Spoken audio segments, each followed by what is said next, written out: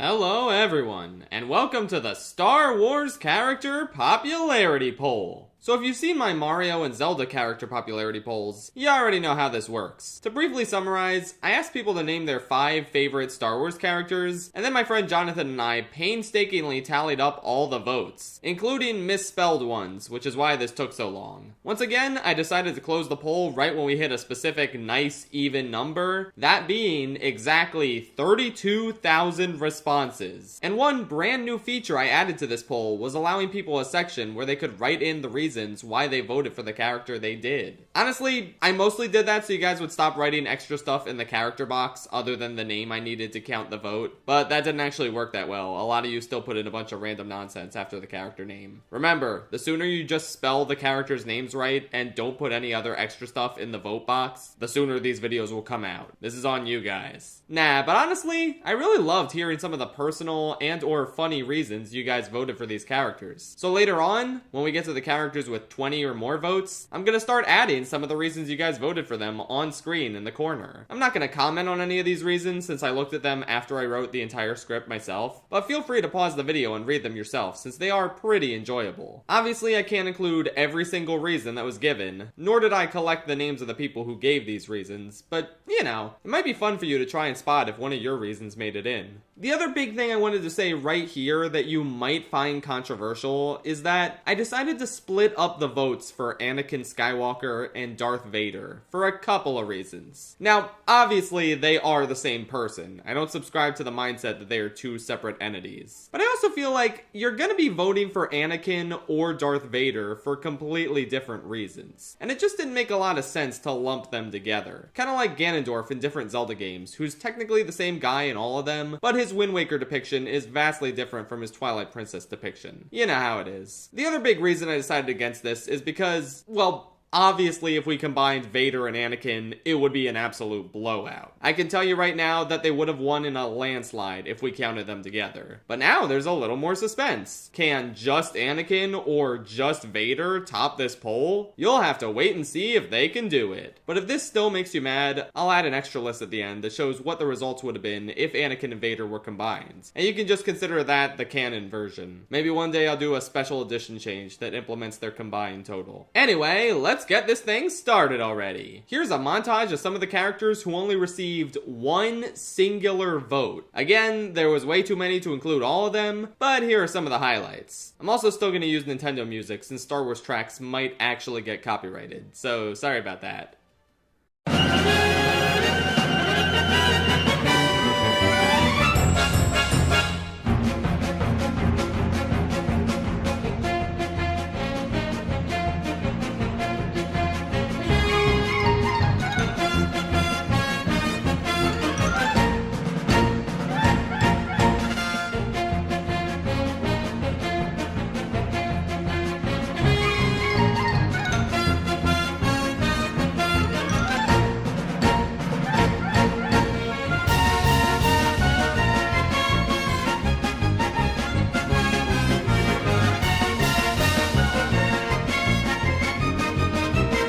I fucking love Star Wars!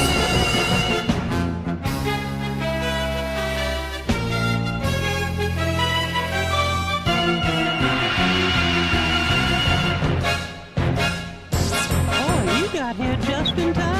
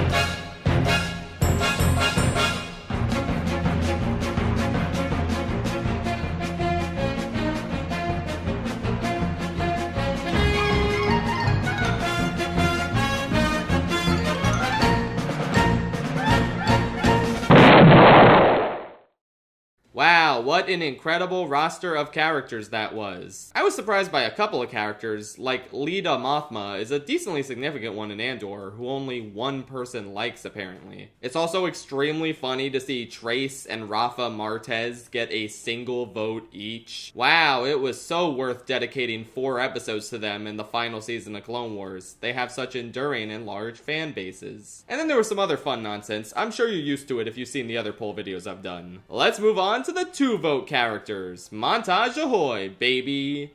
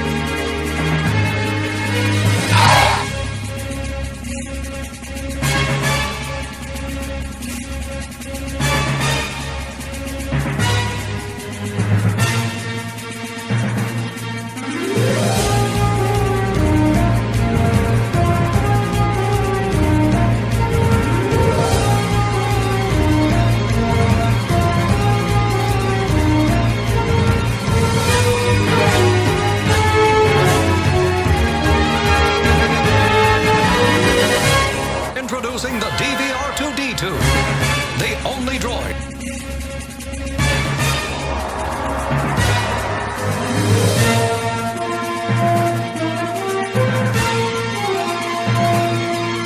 Sit roast.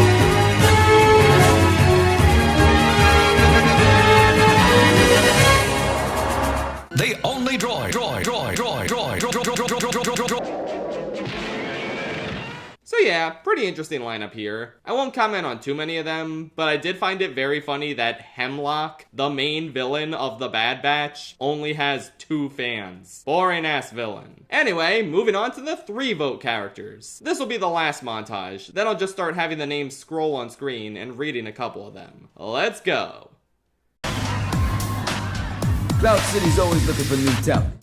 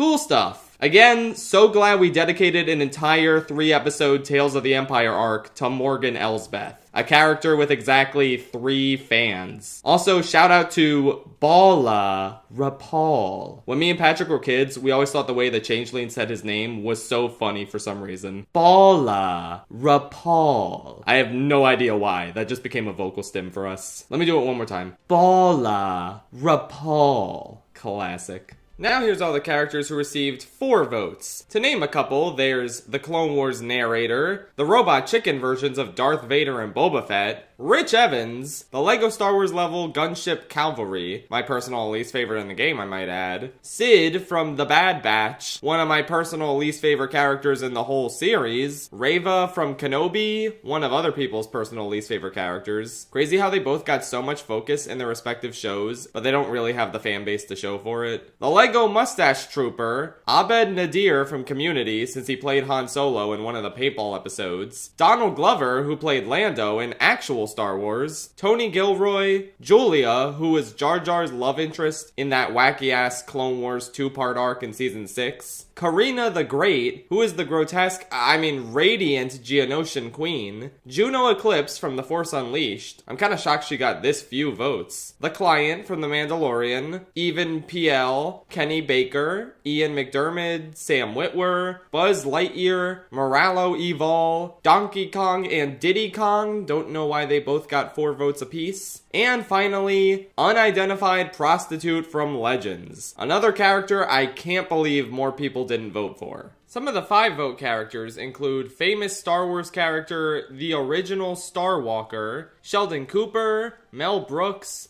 Duel of the Fates, Ben Burt, Cut LaQuaine, Kelleran Beck, and X-Wing, Ajan Kolar, Baba Joe, Malhanik, Jaro Tapal, FN-1824, who is the Stormtrooper in Force Awakens played by Daniel Craig, AZI-3, who's one of my favorite droids in the series. I love his shenanigans with 5s in Clone Wars, as well as his Bad Batch appearances, Sly Moore, Droid Bait, Jeremy Allen White, famous for his role as Rada the Hutt in The Mandalorian and Grogu, Boosh, Chancellor Valorum, Bazooka Trooper from LEGO Indiana Jones, who is the best character to play as. Too bad he's a Nazi. Jim Jam Bonks, Rick Oley. I remember as a kid, I had this Star Wars magazine covering the 10th anniversary of Phantom Menace, and they interviewed the guy who played Rick Oley. The feature was called The Man Who Taught Vader to Fly. I don't know, it was kind of fun hearing about the experience of a relative background actor in one of the movies. We also got Wandering Wookiee from LEGO Star Wars The Skywalker Saga. He's kind of the equivalent of Captain Toad in Mario Odyssey, where you gotta find him in every level. Fun character. We got King Katunko, Linus Mosk, Minok,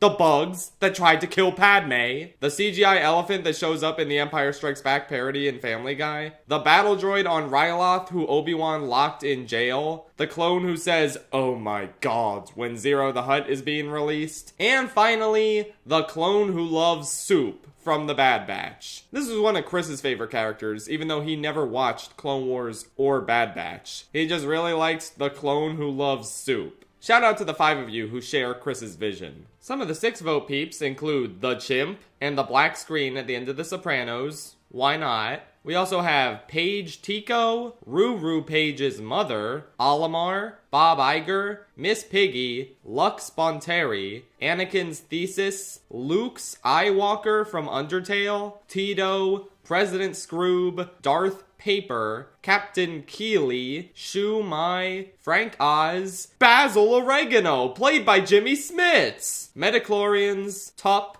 Manny Both Hands, a Praetorian Guard, a Buzz Droid, Lego Kathleen Kennedy, the Master Codebreaker, Emperor Pickletine, Lego Star Wars The Complete Saga, just the game itself, and the Red M&M. With 7 votes, we have non-Lego Kathleen Kennedy, Morley, the weird talking snake who helps Savage Press find Darth Maul, Grief Karga, Ratio Tile from Backstroke of the West, The Reek, Natalie Portman, Lama Sue, Rush Clovis, Klieg Lars, Commander Pons, Lego Watto, Lego IG-88, Lego Aldar Bedo, Wooher, who I only remember the name of because of Lego Star Wars, but these votes are for non-Lego Wooher, Moff Jared, Wallace as Palpatine, Vanessa Doofenshmirtz, and the battle droid and Jedi Survivor on the cliff, who talks about how his life can't get any better. And then Cal kills him. Oops! Now for the 8-vote gang, starting with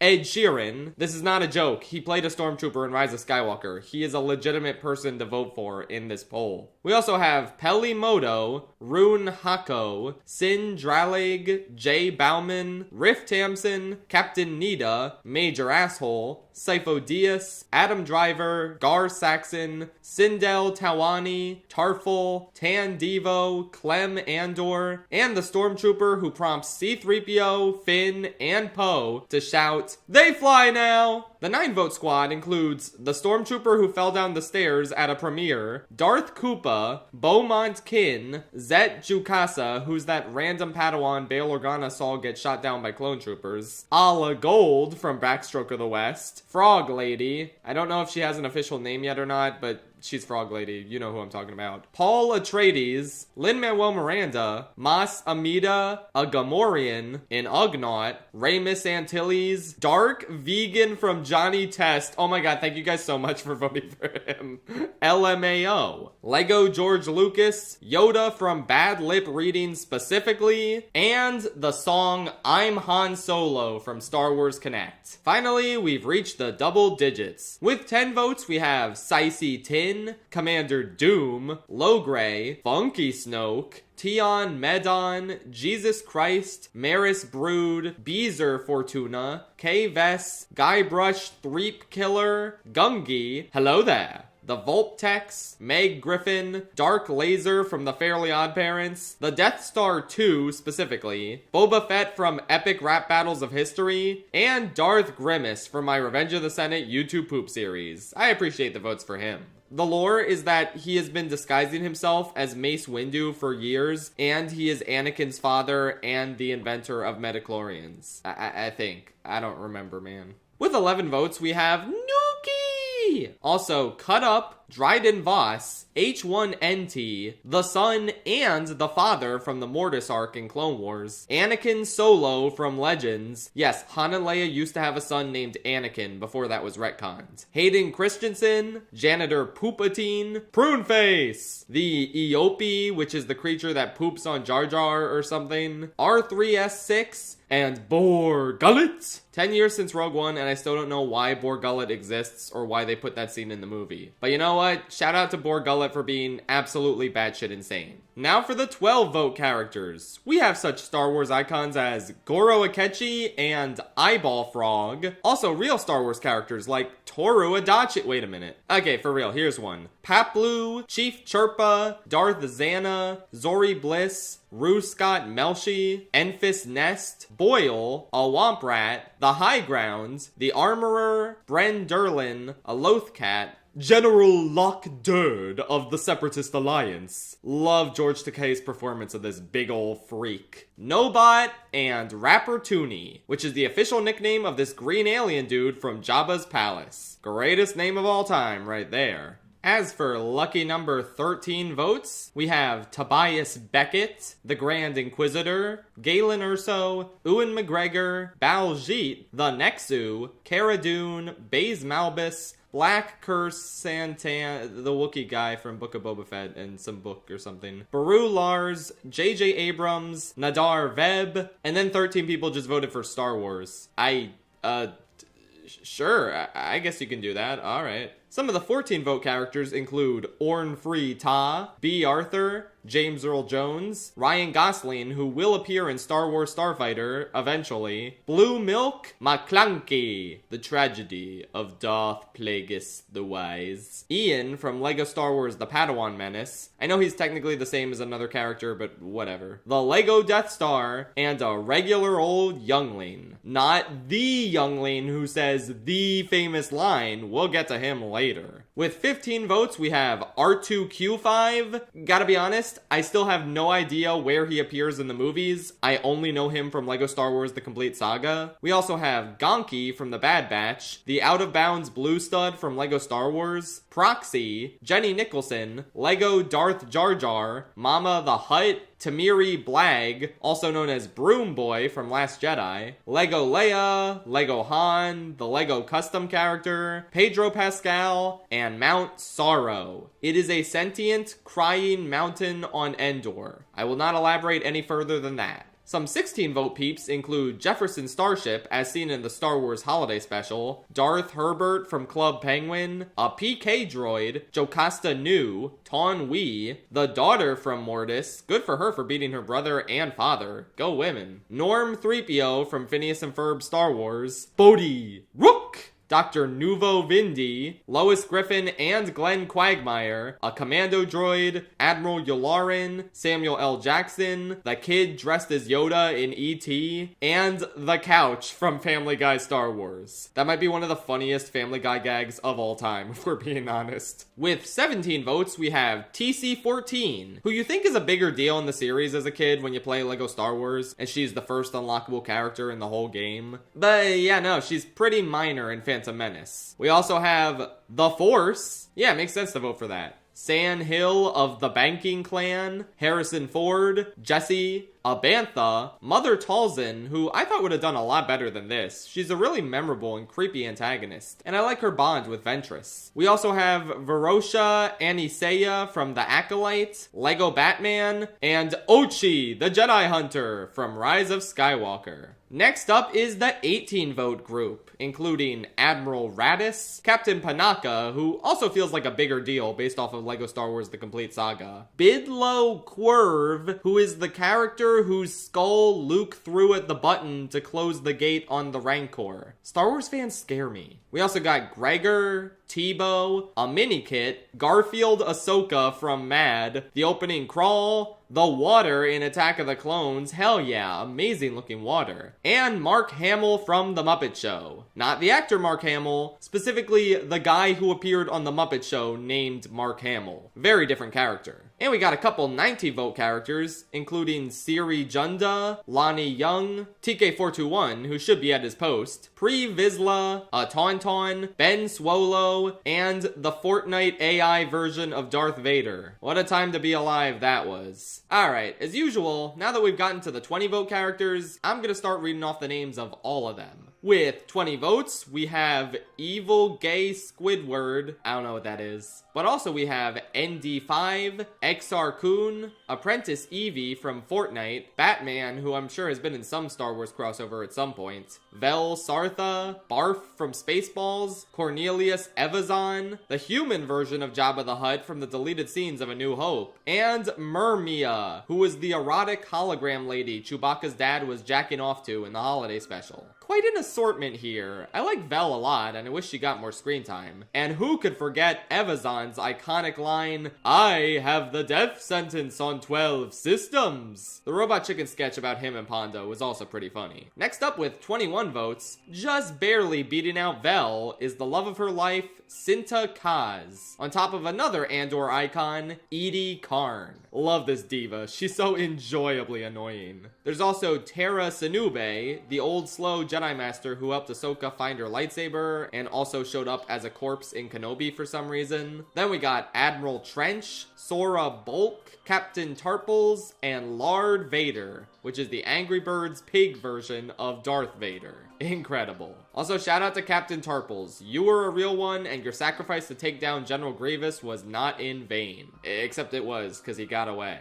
Yusa in big doo-doo this time. Next up, with 22 votes, we have Jedi Master Soon Bates. Yes, I sure do love that Master Bates. We also have Roan Novachez, Canderous Ordo, Moff Gideon, Gip Bipple, Jonesy from Fortnite, a Lego Battle Droid, and the Wilhelm Scream. Out of all these characters, the one that sticks out to me the most is Moff Gideon. You know, there was a time where I would have called him one of the best Star Wars villains. That time has long since passed. It's actually kind of incredible how much they fumbled the ball with him, as each progressive season of The Mandalorian went on. And now I guess he's dead. What was his plan again? To make Force-sensitive clones of himself, which then got killed before they could even do anything?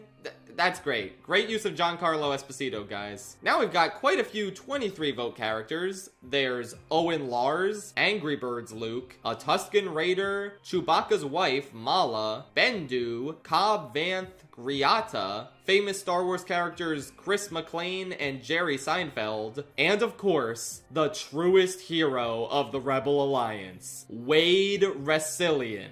Never forget his sacrifice in the Kenobi show. It was the saddest moment I've ever seen in my life. It definitely didn't mean absolutely nothing because this character definitely had more than 30 seconds of screen time. Okay, to be fair to Kenobi though, it did actually have a pretty good portrayal of Owen Lars. I don't think I've ever been as interested in his character as I was in that show.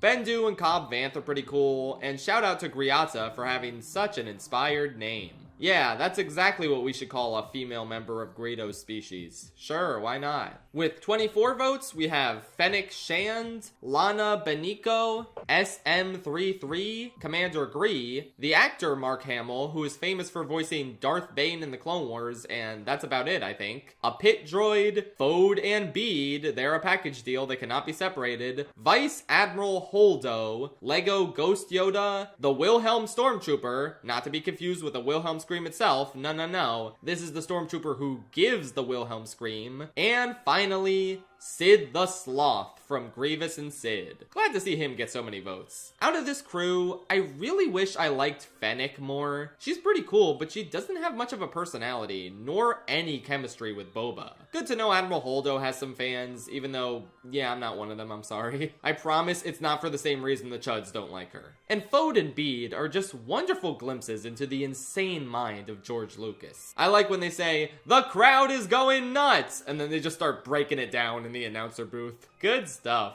And with 25 votes, we have C-3PO's red arm from The Force Awakens, 9, which is just this one battle droid commander from the Battle of Naboo, Maz Kanata, Hor, Gonkatine, 000, Barack Obama, Wookiee team leader from Fortnite, and Kira. Kira's another potentially cool character who I hope we see more of maybe in the new Darth Maul show. Though, much like the rest of Solo: A Star Wars Story, she didn't leave too much of an impression. Maz Kanata also didn't do very well for someone who's decently memorable and been around in all 3 of the sequels. Shout out to Hor, I'm not going to elaborate on him, and Gonkatine was a pretty fun addition to LEGO Star Wars The Skywalker Saga. Next up is a pretty small 26-vote crowd, which includes LEGO Qui-Gon Jinn. I know Chris would be so happy to see this. We also have Lego General Grievous, Mars Guo, Darth Kakadika, who I believe is just a donkey in-joke, and yet he's equally as popular as our last 26 voter, Supreme Leader Snoke. Wow, that's really embarrassing. They really fumbled a half-decent design and good Andy Serkis performance on what ultimately just ended up being a placeholder villain. Literally, The Rise of Skywalker confirms he's just a placeholder for Palpatine. On some level, I kind of respect how Rian Johnson deemed him to be a boring, rehashy character and just killed him off. But that would have required the final installment of the trilogy to really establish Kylo Ren as the true big bad. And why would we do that when we could do a half-assed redemption arc and bring back the cooler big bad you liked from the other 2 trilogies? It leaves Snoke as a character who has practically nothing to offer anyone. Whether you love or hate The Last Jedi, I don't think you're coming out of it thinking Snoke was a worthwhile villain. Either because he was just a stepping stone for Kylo's development as a villain, or because he was a wasted character with no backstory. At least until The Rise of Skywalker gave him one, I guess. His death scene was pretty funny though. What an idiot! Alright, now for a lot of 27 voters. We actually have a decently cool tie here. At least,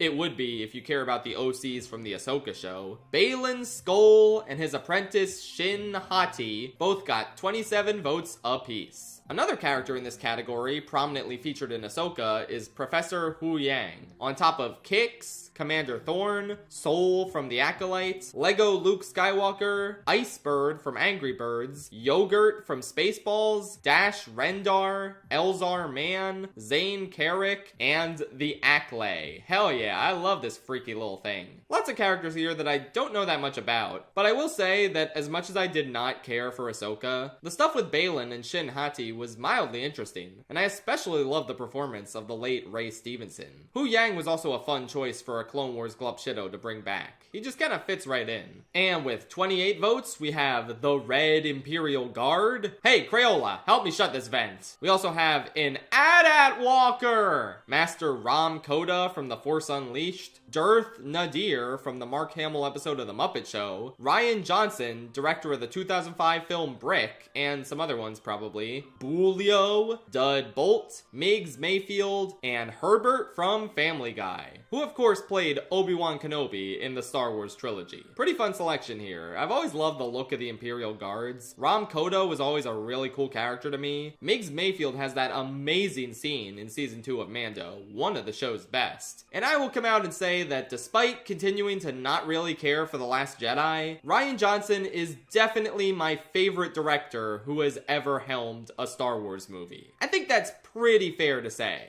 I'll always be down to see any new movie of his, and I really do respect a lot of the swings he took with The Last Jedi. I just wish I enjoyed more than 1/3 of it. Moving on to the 29 vote crowd, we once again have a strong showing from Gerard Way of My Chemical Romance. I guess that's just gonna happen with every one of these polls. Okay. There's also Atin Rand, Jack Black, the actor, not to be confused with his character in The Mandalorian, Avar Chris, BB9E, Spike Spiegel. I also don't know why he's here, but you know what? Sure. And finally, Amethea Tope, who is the character Jenny Nicholson roleplayed as during her time at the Star Wars Hotel. And breaking into the 30 vote crowd, we have Am from Visions. I really wish there was a whole story arc for her that built up to that awesome fight scene she has. There's also General Veers, Rowan Freemaker, Captain Kirk. Yep, not surprised he showed up sooner or later. The emoji version of Jar Jar Binks. The epic rap battles of history version of Darth Vader. And finally, Kuil. I have spoken. With 31 votes, we have James Morgan. Is this referring to the Star Trek character or the guy in real life who worked as a mold maker on Attack of the Clones? Who can say? We also have the Exogorth, which is the name of the giant space slug in Empire Strikes Back. I never knew that before doing this. I thought it was just the space slug. We have the Star Wars Detours version of Darth Vader, famous for his line, "Yo dudes, the Empire is pretty chill. Maybe you should join it or something." There's also Mace Windu's purple lightsaber, completely valid to vote for that. There's Tara Baca, who is the Angry Birds version of Chewbacca. There's Isabella Garcia Shapiro, famous for playing the Han Solo role in the Phineas and Ferb Star Wars special. A pretty inspired choice in all honesty. And finally, a couple of famous bounty hunters, Dengar and Aura Singh. I have to admit, I expected Aura to do a bit better. She was an expanded universe favorite when I was growing up, but I guess she hasn't really been brought back since Clone Wars ended. It probably doesn't help that they established in Solo, a Star Wars story, that Woody Harrelson killed her, or else you know Dave Filoni will be throwing her into the Mandoverse. And Dengar is pretty fun to me because of his robot chicken portrayal. Want a guy disintegrated? Get me integrated. That's Dengar's motto. Now we only have 3 characters with 32 votes, and for the first time, they're probably ones that you at home actually all know. We have Lego Palpatine, Lego R2-D2, and Shmi Skywalker, who is not Lego. Now for the 33 vote crowd, we have Skuva Stev, Fortune Wookiee from Origami Yoda, Jason Solo, who's one of the Legends children of Han and Leia, who fell to the dark side, sort of the proto Kylo Ren in a lot of ways. Then there's Commander Bly, Mr. Plinkett, Waxer, and Water. Just the concept of water. You know what? That's fair. I don't know if you noticed, but there's some amazing looking water in this series. With 34 votes, we have Luigi. Guys, the Mario poll was 2 years ago. Give it up. But we also have Jason's sister, Jaina Solo from Legends. On top of Chuck, Ham Solo from Angry Birds, the Zillow Beast, General Kalani, and Alder Beto. It really feels like there's an endless supply of Glup Shittos from the Mos Espa pod race. Next up, with the 35 vote quintet, we have Neil, who's really adorable and might be the only thing that gets me to watch Skeleton Crew, Brasso, Rio Chuchi, Cleveland Brown, who portrayed R2-D2 in Family Guy Star Wars, and Sister, who was a canon transgender clone trooper from a recent novel. That's pretty neat. Among the 36 vote crowd, we have a Magna Guard, Cylon Jiggy, who isn't a real character. We'll talk about that later. The Wampa, Luminara Unduli, Oppo Rancisis, and then Hatsune Miku and Sonic the Hedgehog are thrown in here for good measure. Out of all these, I'm a little surprised Luminara didn't do better. She's been a prominent member of the Jedi Council for as long as I can remember, but I guess she doesn't have as many cool moments as some of the other council members. And a lot of people probably didn't care for her wait-and-see approach in the Clone Wars, when Ahsoka and Barriss might have died and Anakin was the only one of their masters who really seemed to care about their safety. Oh well, I still like Luminara. And now we've finally reached the first character to have a number all to themselves. It's a real one, with 37 votes. Shout out to Boga. I love seeing Obi-Wan ride around on this giant weird-ass lizard thingy, and the noises it makes just tickle my brain. I don't know, good character. I probably still have the 2005 Burger King plushie toy of it. Oh, look at that! Another solo character for a certain number of votes. The only 38 vote character is the Super Battle Droid. This one's a little surprising to me. I really like this thing's design, and I think it's decently intimidating. But I guess it's not quite as iconic as the B1 Battle Droid or the Droideka. Still, only 38 votes? That seems a little low. Okay, you may have thought we were slowing down, but for some reason, we're having a party in the 39 vote house. The characters with this number of votes include Mario. Alright, seriously guys, give it up. Go home. Also, Reith Silas, Eli Vanto, Commander Fox, Meeber Gascon. Oh wow, what a great character. I don't hate him at all. Therm Scissor Punch, which is the best name I've ever heard in my life. Dio from The Rise of Skywalker. Matt, the radar technician from the SNL Adam Driver episodes. And Colonel Dyer, who's the officer in the base on Endor that Han Solo throws something at and he falls over the railing. I really like this guy because he's played by longtime Star Wars sound designer Ben Burtt, and he attempted to mimic the Wilhelm scream when he falls over the railing, since he's actually the one who put it in the previous movies. I like that, and I like Matt the radar technician. He's funny. I'm glad you guys like Meeber Gascon. I'm so happy for you. Okay, now we're starting to slow down again with the 40 vote characters. The only ones we have to cover here are Darth Talon from Legends, who's always had a really cool design, Gascano, another wacky-ass pod racer, and finally, L337. I didn't know anyone even still remembered her, let alone liked her character enough to vote for her.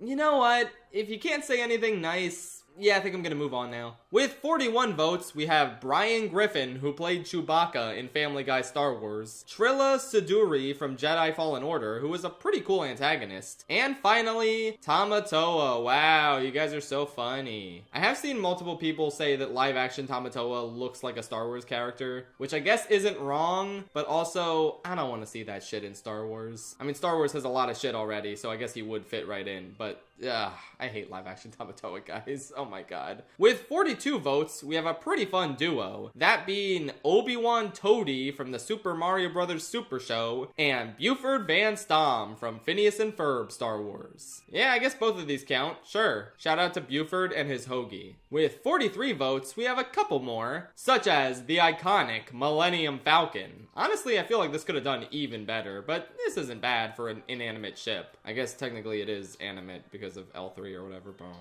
Anyway, Sidon Ithano, Scorch, Bombardier, who is of course the character Jack Black plays in The Mandalorian. What a stupid, pointless, cool and inspired addition.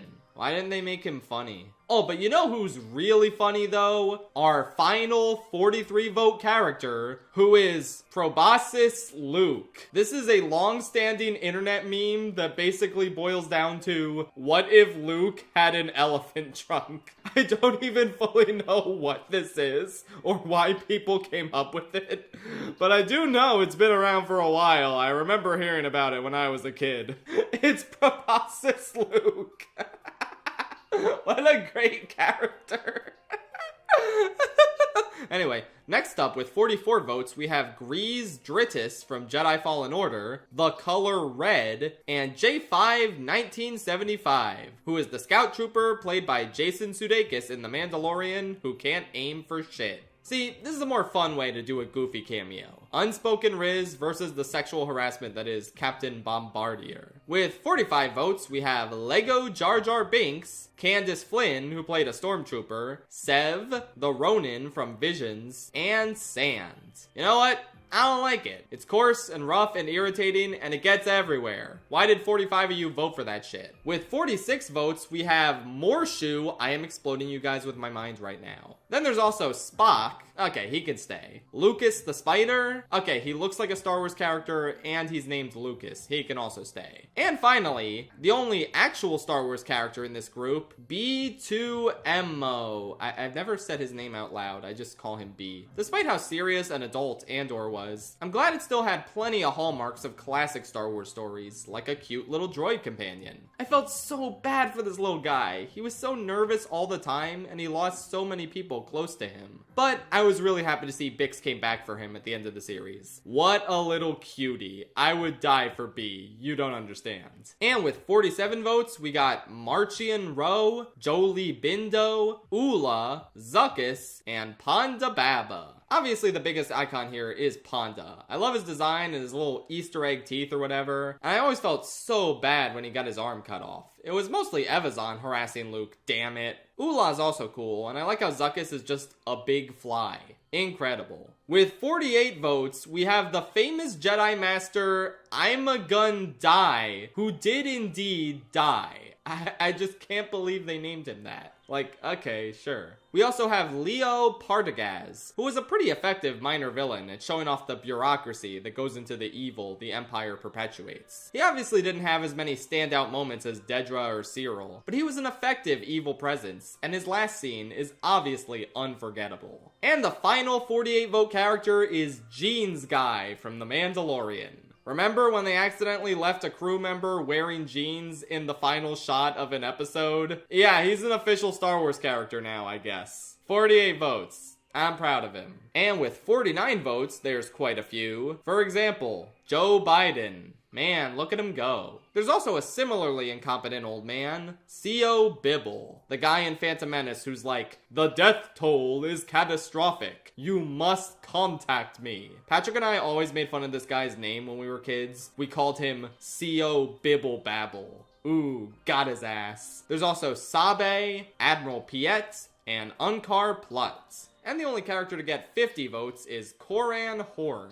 a Force-sensitive pilot from Legends who flies for Rogue Squadron. He was re-added to canon thanks to a miniatures game, I believe, but most of the cool stuff people like him for hasn't been re-established yet. Maybe someday. Now with 51 votes, we have characters like Commander Wolf, Garandan Ez Zavor, which is apparently the name of the Imperial spy from A New Hope. You know what? Sure. We also have Soars Bandim. Do you recognize that name? Well, if not, maybe you'll recognize his famous line of dialogue. Master Skywalker, there are too many of them. What are we going to do? Yes, it's that one youngling Anakin killed. Most people did not vote for him by name, but yeah, now you know what it is. I thought he was gonna be the funniest 51 vote character, but we have one more to talk about. Bigger Luke. This is a character that exists in a fan theory that there is a second bigger Luke in A New Hope who appears in certain shots, since a lot of people don't think his height compared to the other characters perfectly lines up all the time. This is probably the silliest Star Wars theory in existence, and I absolutely love hearing about it whenever it comes up. Much like Proboscis Luke, this one has been around forever, and I just can't help but crack up whenever I think about it. It's bigger Luke. What is this? What would this theory even prove? What's the conspiracy here? It's just bigger Luke.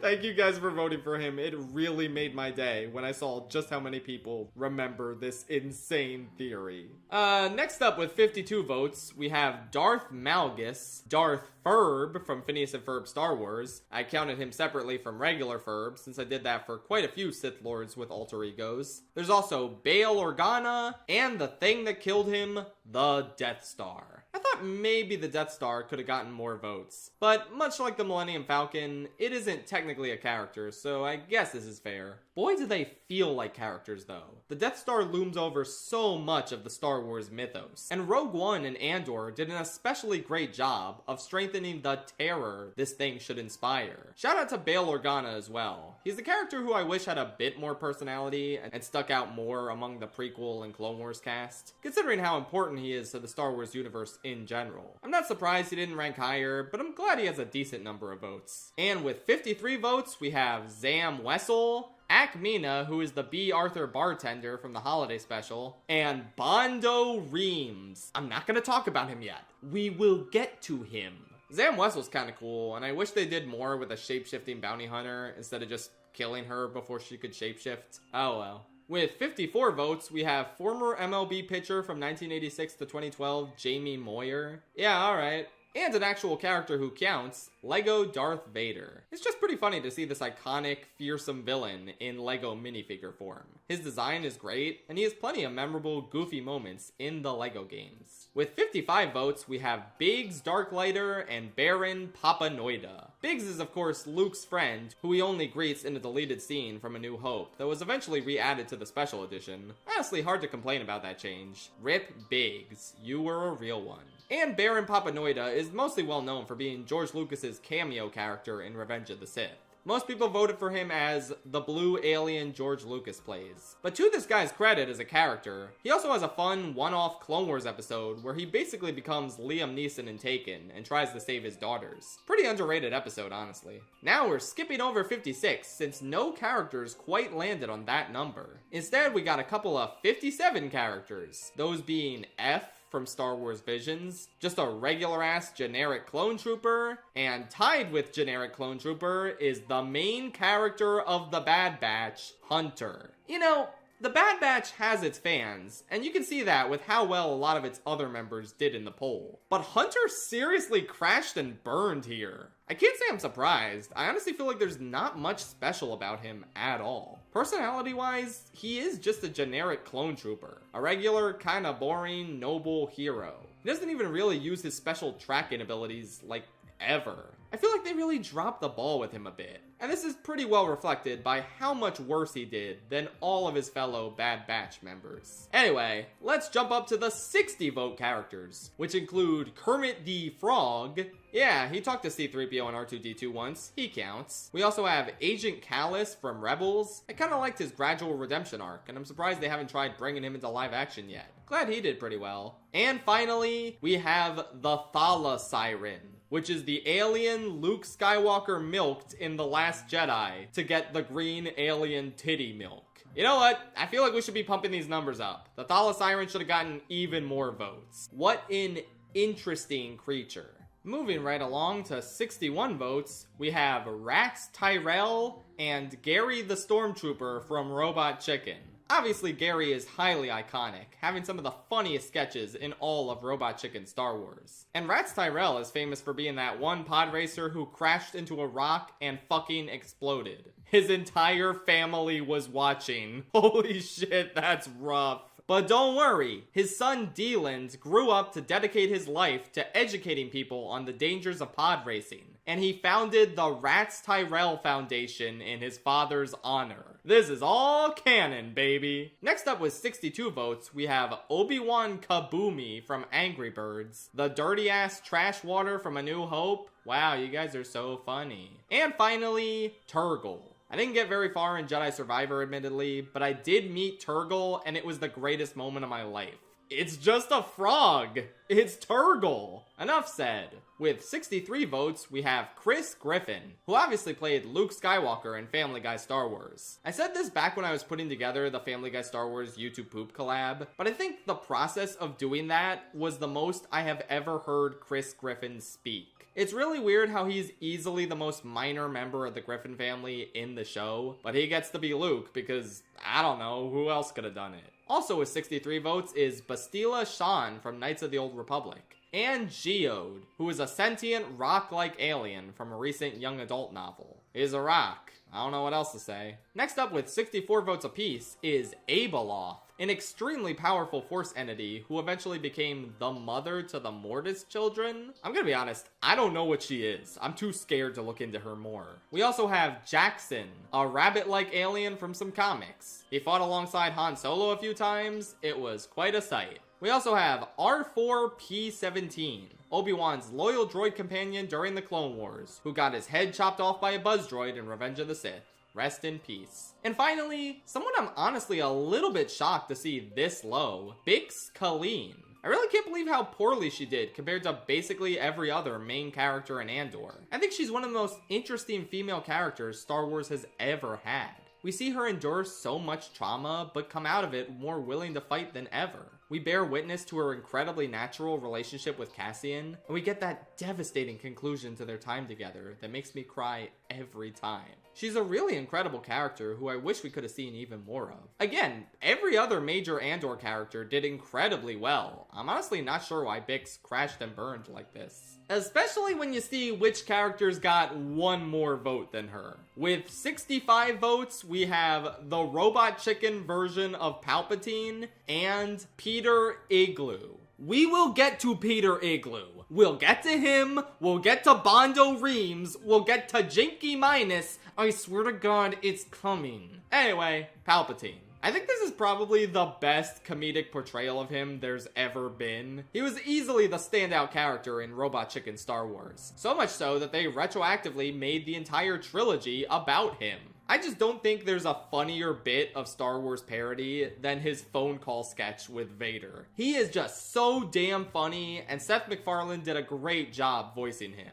Over Bix, though, not sure I agree with that. Now for the one character we will be executing Order 66 for. The only one to get 66 votes is Poggle the Lesser. Yeah, I mean, he's kinda cool, I suppose. He's never really been my favorite Separatist leader, but I like the lore they add in Clone Wars about how he's just subservient to this horrific giant queen lady. The way she calls him young Poggle. Like, I didn't know he was young. Damn.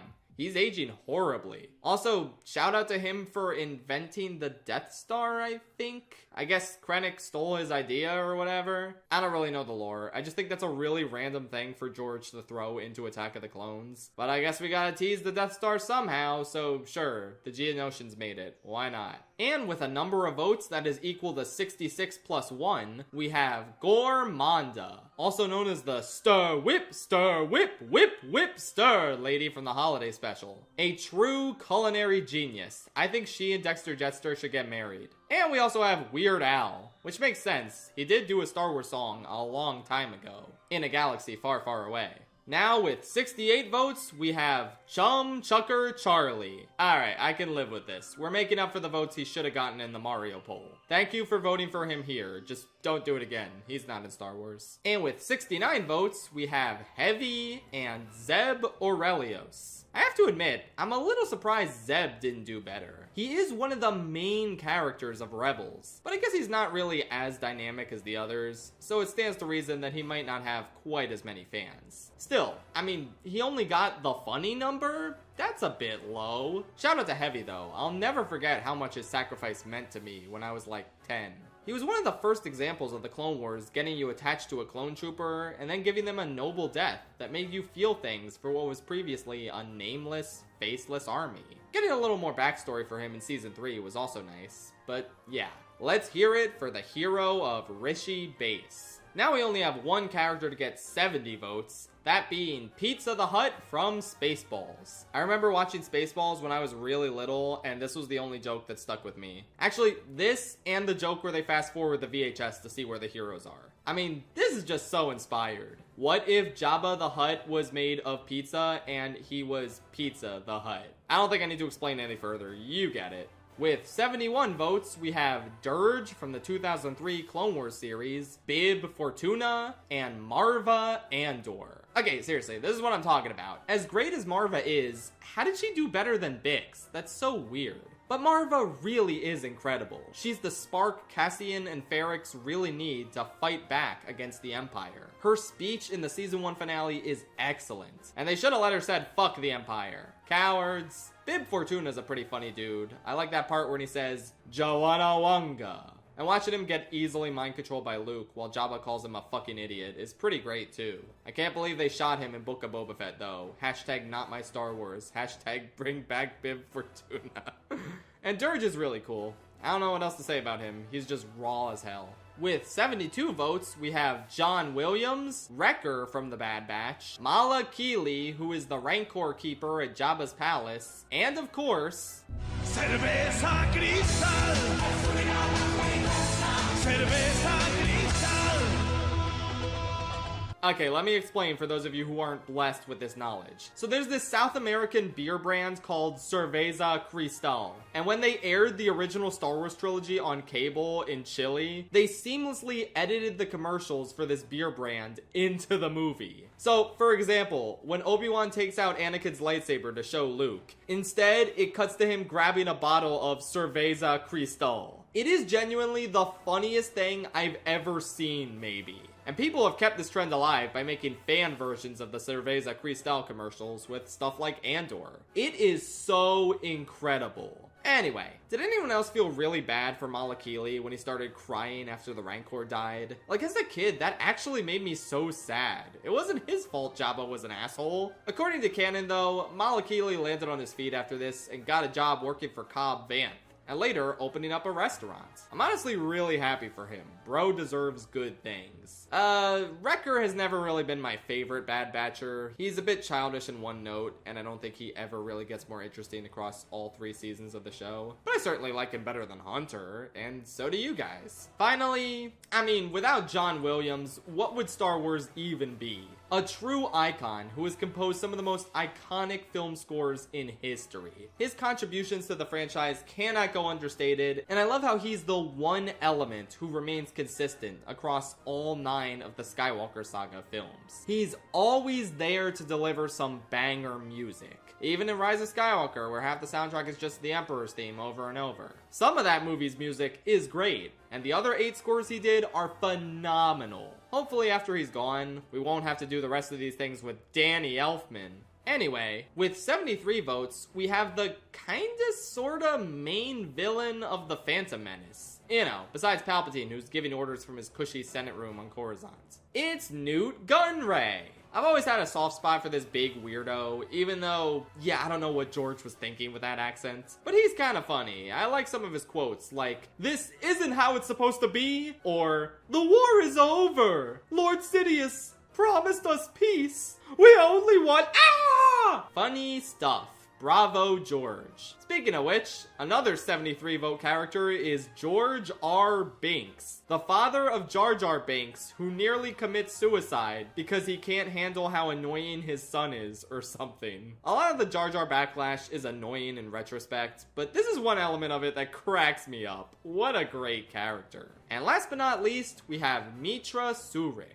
I wish I had more to say about the KOTOR characters. Next up with 74 votes is Lobot, Mr. Bones, and Pong Krell. Oh, hell nah. Why did 74 of you sickos vote for Pong Krell? I hate this fucking dude. He's honestly a great villain and one of the best arcs in all of Clone Wars. He was made to be despised, and they pulled it off with flying colors, to the point where it's actually making me kind of angry seeing how many votes he got. Fuck this dude, I hope he dies. Oh wait, he did. Yay! Lobot is a quintessential classic Glup Shitto. He's never named in the movie or anything. He's just Lando's random cyborg assistant. But he's an icon. I love Lobot. We all love Lobot. Give it up for Lobot, ladies and germs. And Mr. Bones is a super cool reprogrammed sadistic battle droid who was around during the sequel era. We even got him in LEGO Star Wars The Skywalker Saga. I really wish we could see more of him. He's only really shown up in novels and comics within canon. Just give us more Mr. Bones, damn it. I know you want to, Dave Filoni. I know you're foaming at the mouth thinking of the next glub shitto to put in The Mandalorian versus Max Rebo Dawn of Justice. Put in Mr. Bones. It's gonna be epic. Anyway, with 75 votes, we have Regular Ferb, a different character than Darth Ferb.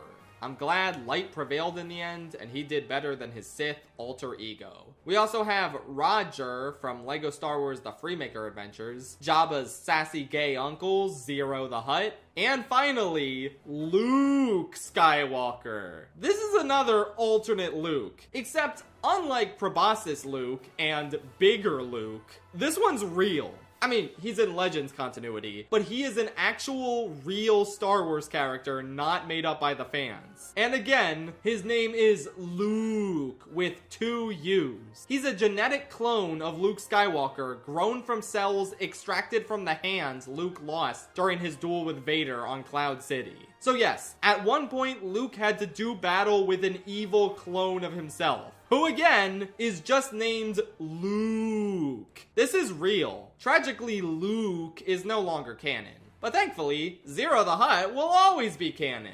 I thought this guy was the dumbest character ever when I was 10 and I saw him in the Clone Wars movie. I said, why does Jabba have an uncle who speaks English when Jabba doesn't even speak English? I think I was cooking with that. Honestly though, Zero really grew on me as the series went on. Who could forget his iconic line, "It's so bright out here. Why couldn't we have done this at night when it's cooler?" He's just so camp that I adore him, honestly. He didn't deserve to go out like that. Fuck Sice Noodles for killing my boy. Oh well, Zero will always live on in our hearts. No characters got 76 votes, but moving up to 77, we have Quinlan Voss, the Rancor, and Itchy, Chewbacca's dad who was jacking off to porn in the Star Wars Holiday Special. That's real. That actually happened. The Rancor's pretty sick. He obviously makes for a really intimidating monster set piece in Return of the Jedi. A true stop-motion marvel. And Quinlan Voss is pretty cool. Though I don't think the one episode of Clone Wars he appeared in allowed him to make that much of an impression on me. I'm really intrigued about the storyline about him falling in love with Ventress. Though I guess we'll never see it on screen. Oh well. Still, it was nice to hear that he made it out of Order 66 and started saving other Jedi in the Kenobi show. And the only character with 78 votes is IG-11, the fun, quirky, Taika Waititi-fied version of IG-88. He has some pretty impactful moments in Season 1, and he does allow Mando to get over his prejudice against droids. Plus, it's fun to constantly see him get rebuilt and reprogrammed over and over again across the series. I'm pretty sure he was a mech suit for Grogu in one episode, and then he got destroyed again. I don't really remember. But overall, he's a pretty fun addition to the show.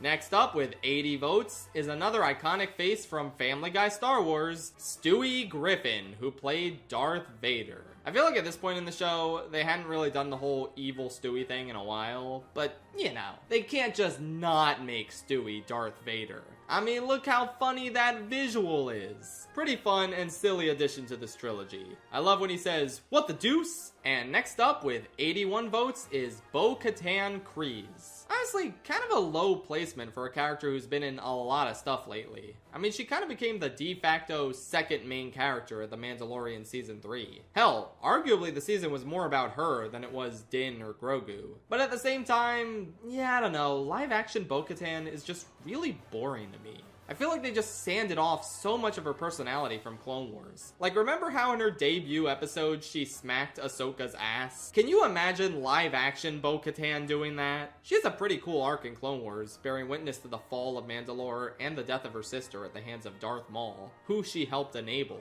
And it's nice to see her go from a villain to an unambiguous hero, teaming up with Ahsoka in the final arc.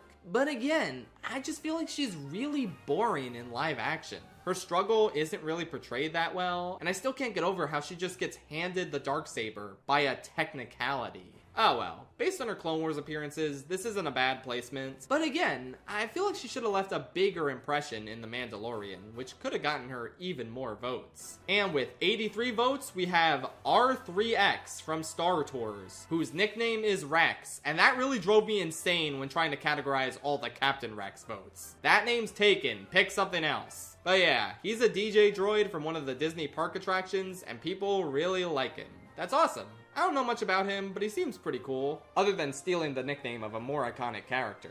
And tied with 84 votes, we have Omega and Lego Gonk Droid. I like that a lot of people specified Lego Gonk Droid instead of just regular Gonk Droid. Since honestly, I don't think the fandom for Gonk Droid would be nearly as large without his iconic Lego Star Wars The Complete Saga appearance. Why is there a Super Gonk extra? What practical use is there to give this slow trash can droid super speed and a jump?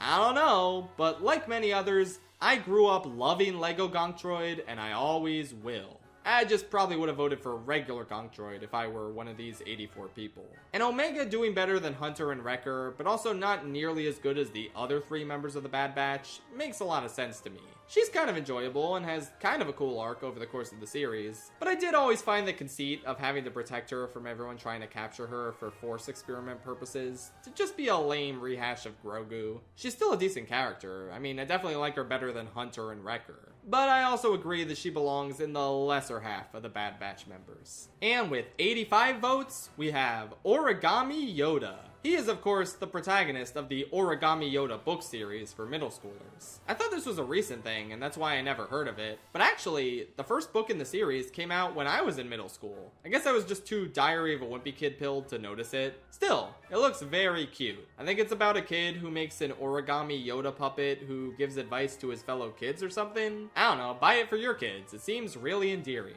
Next up with 87 votes apiece is Rose Tico, Khmer, and the Sarlacc. The Sarlacc is just one of those iconic sci-fi monsters that you never really forget. Like, why is there a big vagina in the desert anyway? Why did George Lucas give it a CGI tongue in the special edition? The world may never know. But yeah, I can definitely understand it getting this many votes. And you know what? I'm actually happy there's this many people who like Rose. She's nice. I think her lovably dorky personality from her first scene could have been shown off more throughout the rest of the film. And in general, I just think she doesn't have that much chemistry with Finn. I don't know why we couldn't just have Finn and Poe interacting in this movie instead. But you know what? She absolutely does not deserve the hate she got. Holdo, okay, sure, maybe. But literally, what is wrong with Rose aside from a couple of minor issues? I don't love her character or anything, but I don't see how you could vehemently hate her.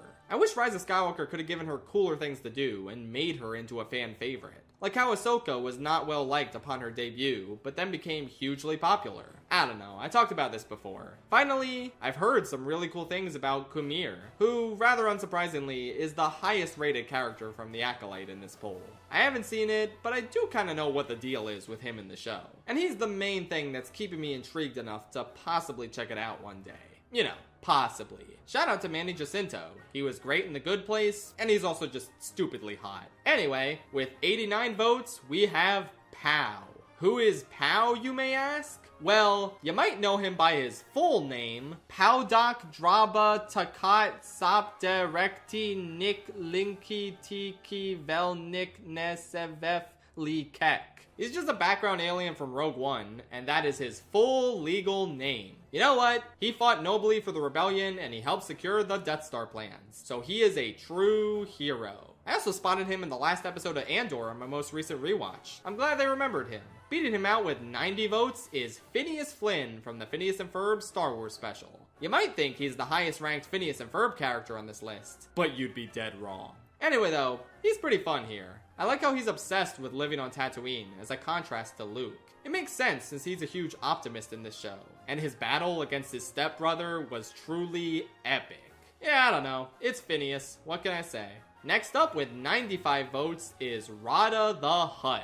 I want to say a lot of these votes came from the announcement that he'll be in The Mandalorian and Grogu, played by Jeremy Allen White for some reason. Once again, I have to apologize to the Martin Scorsese alien. I'm sure he would have gotten at least this many votes if he existed when I held the poll. But yeah, Rado was a fascinating character to say the least. What if Jabba the Hutt had a son and we centered an entire theatrical Star Wars film around rescuing Jabba the Hutt's son during the Clone Wars? You know, I don't think this plotline was good enough to put in theaters. I know, I'm shocked too that I have to say that. Even as a kid, I thought the stinky jokes were kinda stinky. But, you know, he's a dumb, stupid baby Hutt, and that's kinda funny in its own right. I am actually kinda glad to see him back in The Mandalorian and Grogu, because it's a bit less glup shit-o-y than usual. Like, we only ever knew him as a baby. So if Mando needs to interact with a Hutt character, I don't know, why not see what Rada's up to after his father's death? He's a gladiator, apparently? Sure, why not? I still don't know why Jeremy Allen White is voicing him, but you know what? I guess we'll find out soon enough. And with 96 votes, we have a tie between Lop and the old psychic lady with the evil eye who reads fortunes and knows everything before it happens. Thanks for typing all that out, 96 people who voted for this character. Lop, meanwhile, is a bunny girl from one of the Vision shorts. And it's been a while since I saw these, but I do remember her story about having to do battle with her adoptive sister being decently compelling. She honestly did pretty well for herself for a one-off character from a single Visions short. So it's nice to see she has a pretty decent fan base to this day. And the last characters who did not crack 100 votes, with 97 votes apiece, we have a regular-ass Stormtrooper and... oh, come on, we couldn't have had 2 more people vote for him? 99. That's actually pissing me off. Like, that's... We were so close to having the coolest numerical result ever. Oh well, you know him, you love him. 99 is one of the greatest clones in history, and his sacrifice was one of the most moving moments in all of Clone Wars. I like how his legacy lives on with the Bad Batch being Clone Force 99. And in general, he still remains a fan favorite Clone Wars character to this day. Again, not fan favorite enough to get the number he deserved to have. That's rough.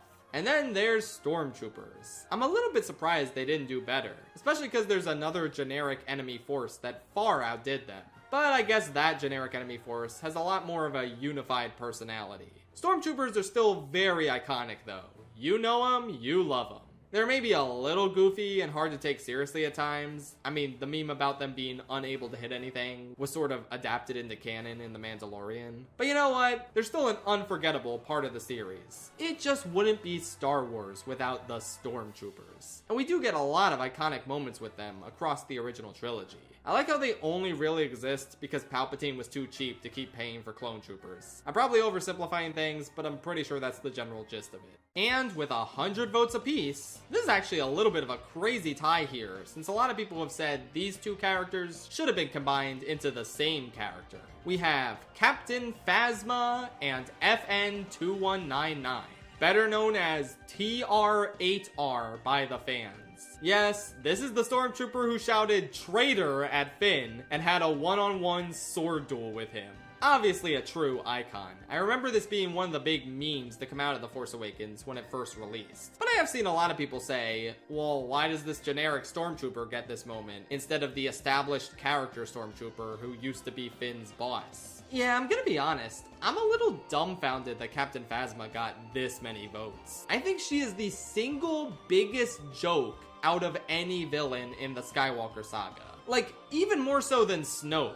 What does she even do? She gets thrown in a garbage chute in Force Awakens after she makes a cowardly decision to lower the shields on Starkiller Base to save her own hide. And then she shows up in Last Jedi for like 5 minutes and then gets blown up. She barely does anything. She really should have gotten the sword duel at least. I don't know why it was some rando who was really pissed at Finn for some reason. Honestly, I don't think I can abide by Phasma having the same number of votes as TR8R. He deserved more than she did. I mean, I guess it's neat that Gwendolyn Christie got to be in Star Wars, and Phasma's armor looks really cool. That is the extent of my positive feelings on Captain Phasma. I don't care if I get branded a traitor for saying this. And with 103 votes, next up is a character so iconic we don't even know their name. It is the clone who punched a droid. Gotta be honest, I don't know if this is referring to the clone in the background of Revenge of the Sith who punched a droid on Utapau, or the clone in the 2008 Clone Wars movie who punched a droid which really hurt and then he got shot immediately. Some people specified that it was for the former though. I don't think we got too many votes for the latter clone. Either way, it was impossible to really separate these, so these 103 votes are going to a clone who punched a droid.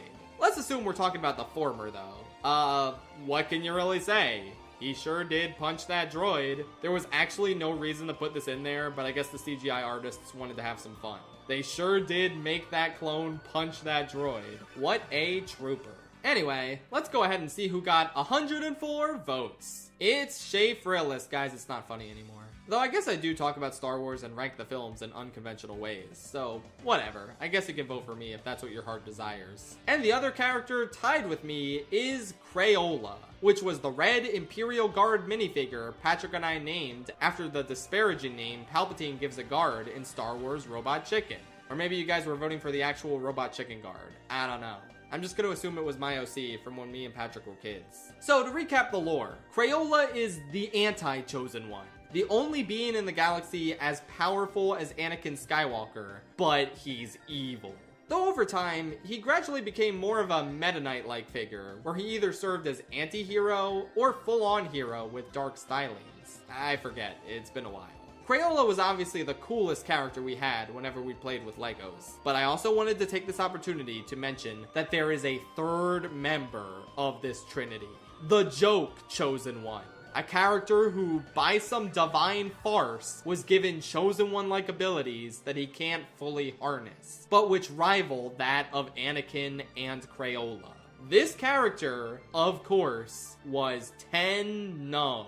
Literally, he was our butt monkey whenever we played with Legos. We had all sorts of stupid shit happen to him, and he got hurt all the time because he sucked. He sort of became like the Spot in Across the Spider-Verse, an utter joke character who grew into a ginormous, multi-dimensional threat. And I wanted to mention him because, perhaps very fitting in terms of his joke status, Ten Nub ended up getting a whopping 0 votes in this poll. Not a single person voted for Ten Nub.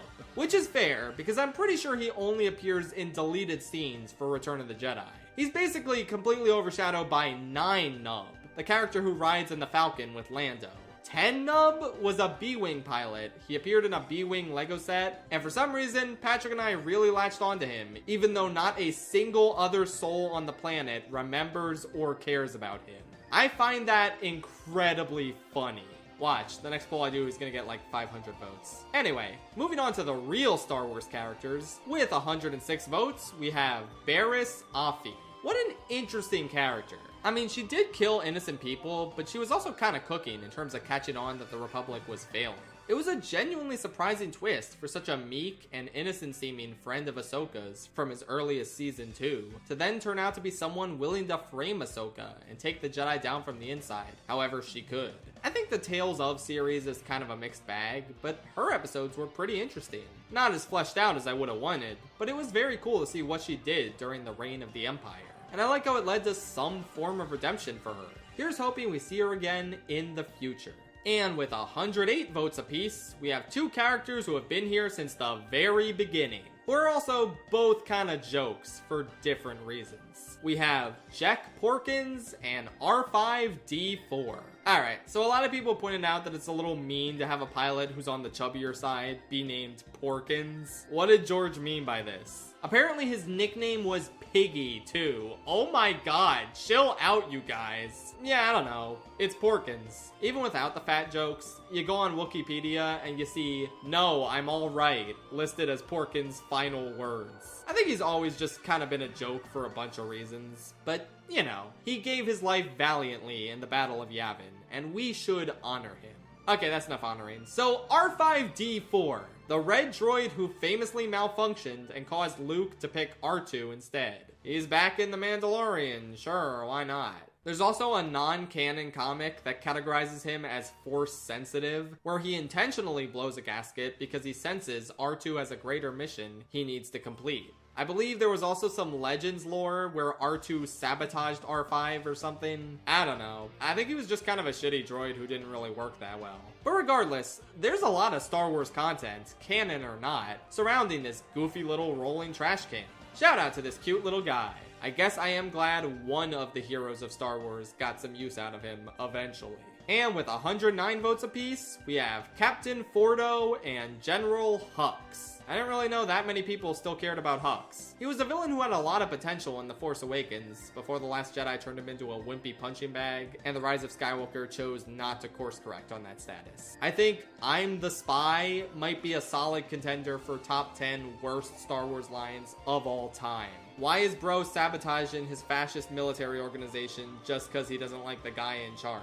I guess he doesn't really have a great way to take out a space wizard who can read minds. But still, it seems like his heart really wasn't in this whole taking over the galaxy thing. And Fordo is just a really cool and capable captain from the Clone Wars 2003 series. I haven't seen it in a while, and he didn't make too much of an impression on me, but he's just an awesome clone captain serving under Obi-Wan. Not much more I can really say. He's just rad. With 111 votes, we now come to Marfalump. I'm just gonna go ahead and read the beginning of his Wikipedia article. Marfalump was a four-armed alien male who was adopted by a human family who lived in Iowa on the planet Earth. He loved Star Wars and the soda Pepsi. Yeah, this was a character created for a tie-in campaign for The Phantom Menace and Pepsi, appearing in 3 commercials that promoted both.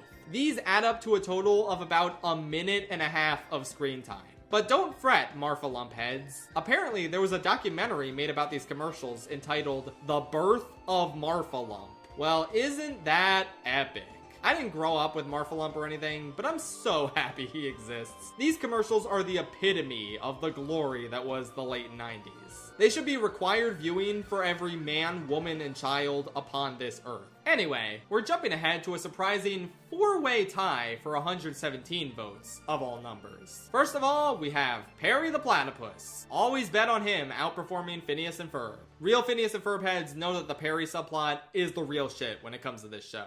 But obviously, he didn't rank the best out of the Phineas and Ferb characters. I think it's pretty obvious who did. Anyway, Perry is tied with Joe Yowza, who is, of course, the fuzzy CGI alien in the Return of the Jedi Special Edition who sings Uluwe chuka chika ja ja chui chika ja ja oh oh ah. And when he sings that, he gets right up against the camera and you can see the spit coming out of his mouth. You know, some people aren't a fan of his musical stylings. It says on Wikipedia that there were many people who disliked Yowza's voice and dreamed of silencing him brutally.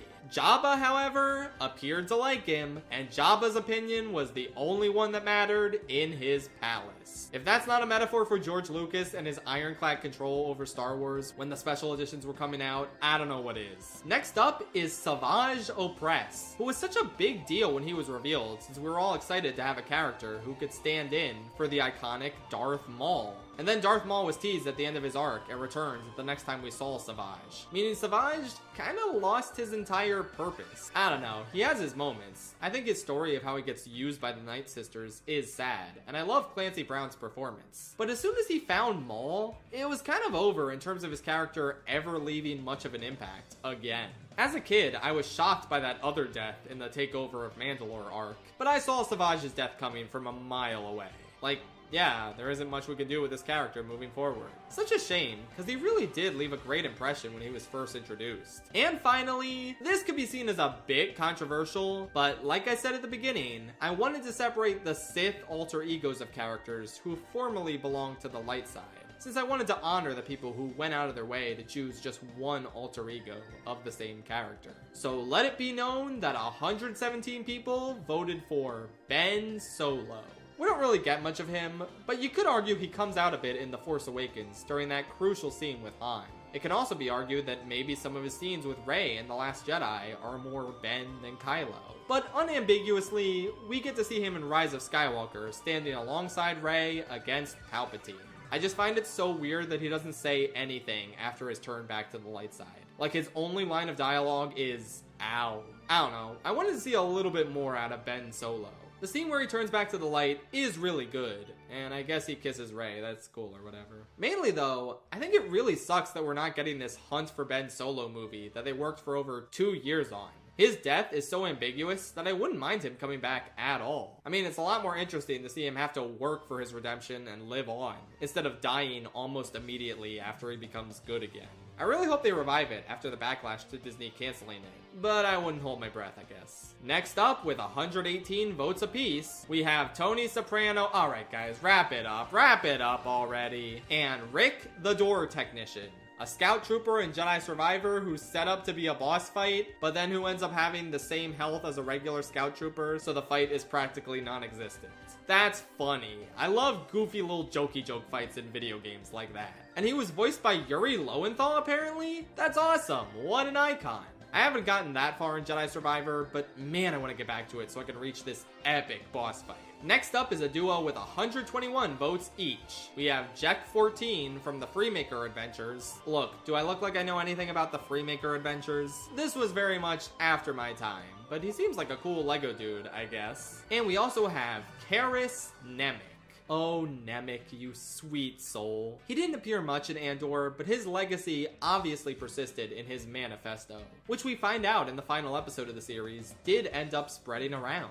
It's one of the most well-written things in all of Star Wars. Like, it's honestly inspiring the way he describes tyranny and how it will always fall. He's a guy who is so firmly devoted to his cause, making for a great contrast with Cassian at this stage of the show. And his death is so brutal because it's just such a random, unfortunate occurrence. Not even a noble sacrifice or anything. It was so upsetting to see him cut down in his prime because he was easily the most likable and noble of the Aldhani crew.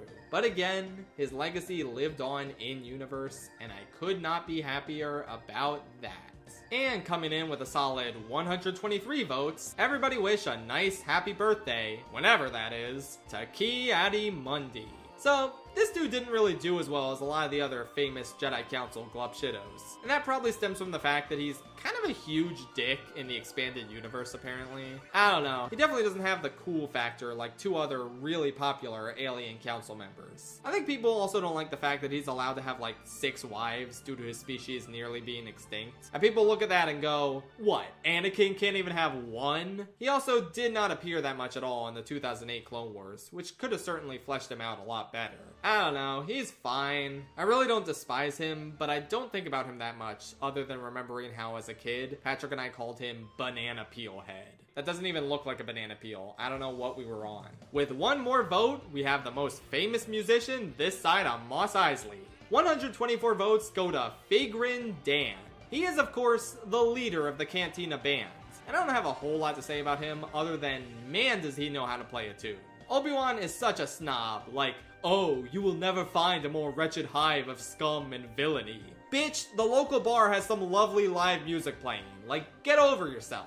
Alright, let's go one vote at a time and see who has 125 votes. It is Darth Bane. He's a legendary Sith Lord from the expanded universe that mostly comes from Legends, but Clone Wars thankfully re-added him into the canon in a guest appearance in Season 6 when Yoda travels to the homeworld of the Sith. He's even voiced by Mark Hamill there, which I thought was really cool. It's nice for Mark Hamill's successful career as a voice actor post-Star Wars to come full circle with him getting a cool voice role in Clone Wars. I wish I knew more about Darth Bane in Legends, but you know how it is, I'm a fake fan. With one more vote than this evil Dark Lord of the Sith, we have a Jawa. 126 people voted for a Jawa. You know what? Valid. Jawas are such funny little dudes. It's a very cute, low-budget solution for an alien race to just be a bunch of little guys with hoods and glowing eyes. Their voices are super cute. I like how the Mandalorian establishes they love eating this weird egg. It really fits right in for them. Yeah, who doesn't like the Jawas? They're so silly. And one last character for a bit that came in with one more vote than the previous one. Technically, this is a Legends version of a character who very much has a ton of canon appearances, and will appear later on the list in canon form. I typically didn't want to separate the Legends versions of characters, especially because barely any of them got any votes that weren't just for their canon version, but I thought this was appropriate to make an exception for, because not only is 127 a lot of votes, but also the Legends version of this character is straight up completely different from the canon version. So with that said, coming in with 127 votes is the 2003 Clone Wars version of General Grievous. I mean, yeah, you guys are completely valid for specifying him over the regular version. I like normal Grievous, but he is a cowardly, sniveling, Saturday morning cartoon villain. Whereas 2003 Grievous is a fucking monster. Genndy was allowed to go absolutely nuts with his depiction of Grievous, since the canon version hadn't been established yet. So he interpreted this character as a demonic, ruthless, Jedi-killing machine who cannot be stopped. And then you see him in Revenge of the Sith, and he's kind of a big dope, which the 2008 Clone Wars continue to perpetuate. Again, canon Grievous has his charms, but god, 2003 Grievous is so damn cool, and it sucks that we'll never see this version of the character again. Oh well. Next up with 130 votes is a character who I'm honestly very surprised didn't do better. I thought he was one of the most iconic and evil villains in the series, but I guess he just doesn't have that many fans. This spot goes to Grand Moff Tarkin. Again, it's really interesting how he ranked this low, considering how he's more or less the main villain of the original Star Wars. Vader is just kind of his lackey in that one. I mean, Tarkin is the one who decides to blow up Alderaan. He's the one calling the shots, all the way up until his hubris gets the best of him and leads to his death in the Death Star explosion. But before that, there's so much expanded universe content showcasing his ruthlessness and cunning ascension within the Empire. From him stealing Krennic's life work right from under his nose, to the sheer callousness of the Tarkin massacre on Gorman, to even all the way back in Clone Wars when he leads the charge against Ahsoka in court, despite her saving his life during the Citadel arc. I mean, this guy is just soulless. And that excellent Peter Cushing performance in the original film goes a long way in crystallizing his villainous appeal. We don't talk about the Rogue One CGI deepfake. Yeah, I guess I thought he was more popular, but I guess in a series with far more colorful villains in terms of their abilities and designs, there probably isn't a whole lot of votes to spare for just an extremely evil, normal dude. Still, I'm happy to see him get some recognition here. And coming in at 131 with one more vote than Tarkin, we have a regular Ewok. Yep, that's an Ewok. I said it before and I'll say it again. We're so far removed from Jar Jar hate that I forgot there was ever even Ewok hate. I just think the Ewoks as a concept are so funny. I like seeing them almost eat the heroes, and it's also so fun seeing them come together to beat Palpatine's best troops. Maybe they slow the movie down a bit too much, but for the most part, they're such a fun and memorable addition to the Star Wars saga. And they got their own spin-off movies and cartoons for babies, so clearly everyone loves them, right? There's no debate. And moving along to a character with 135 votes, we have Chirrut Imwe from Rogue One. Yeah, I definitely remember Chirrut being one of the standout heroes from this movie for a lot of people. I mean, he's just so cool conceptually. This blind warrior who's attuned to the Force without being a Jedi. His catchphrase, "I am one with the Force and the Force is with me," is so cool. He has that super fun fight scene against the Stormtroopers when he's first introduced, and he's just an enjoyable member of the cast overall. I wouldn't mind seeing more of the adventures of him and Baze Malbus in the future. I feel like those guys could definitely be fleshed out more than what was afforded by the limited screen time they had in Rogue One.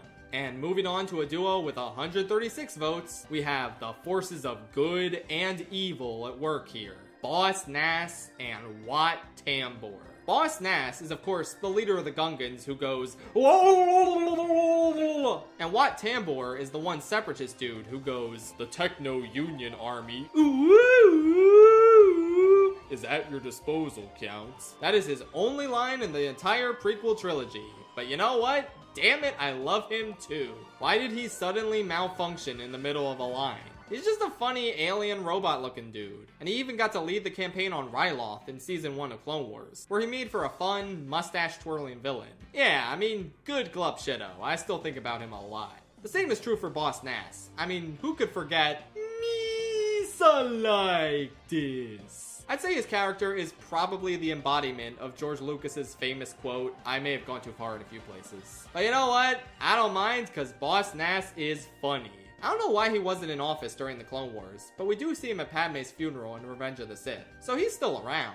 And special mention must go to that weird-ass blue orb he lifts in the air and shouts, "Peace!" Another truly iconic moment. Now for a duo with 137 votes each, we have the eternally undying Shock T and Lando's Death Star Destruction buddy, 9nub. Oh, so 137 of you could vote for 9nub, but nobody cares about 10nub. He's just an old fool. Whatever.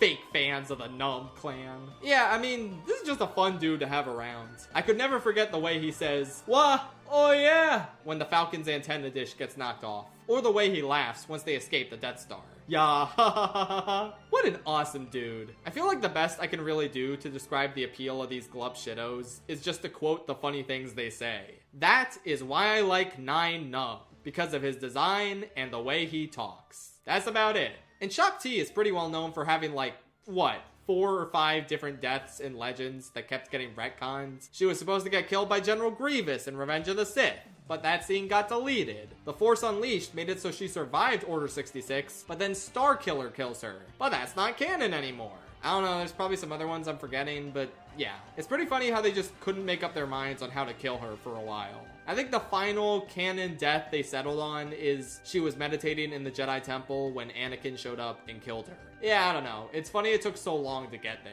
She's a pretty cool Jedi Master who doesn't have a lot to do in canon visual Star Wars media. She had some nice moments supporting Domino Squad during the Clone Wars, but she didn't really appear that much throughout the show. I like her, but I do wish we got to see her more. And she's mostly this popular for how extensively they use her in Legends. Next up is another tie with 138 votes. We have Coleman Trebor and the Beach Trooper from LEGO Star Wars The Complete Saga. What a funny ass joke character. This is the sort of thing you just don't get anywhere else but in a LEGO game. I love walking in on these dudes chilling in a hot tub in the Death Star level, and I feel really bad having to kill them. Oh well. I'm also really glad one of them is playable. I mean, I just love saving the galaxy as this diva. Speaking of which, oh, Coleman Trebor.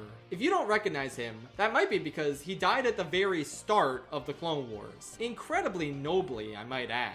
He's that one Jedi in the Battle of Geonosis who jumped up to where Dooku was and tried to fight him, only to get shot down by Jango Fett. Even as a kid, I was like, wow, that guy is smart. Why doesn't all the Jedis do that? And this extreme act of bravery has not gone unnoticed by the fandom. They've really made him into a glup shitto icon, which is completely deserved. Bro was the only one in that battle who really knew what he was doing. He just didn't quite have the fighting skills to back up his smart tactical decision.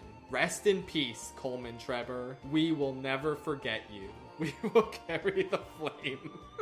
Anyway, coming in with 139 votes is Duchess Satine Kryze. This is one of the characters Jess actually voted for. She is, of course, Obi-Wan's former love interest from the Clone Wars. Ooh, spicy. Plus, she serves as the ruler of Mandalore until her untimely death at the hands of Darth Maul. She's definitely one of my favorite brand new characters from Clone Wars. It's fascinating to see her remain so steadfast in her conviction to pacifism, even as this conviction gets challenged by so many people, including her sister. I like seeing her serve as a companion to Padme, as the two get a lot done together. But of course, nothing compares to the rich history and lingering feelings she still has with Obi-Wan. The two are genuinely so sweet together.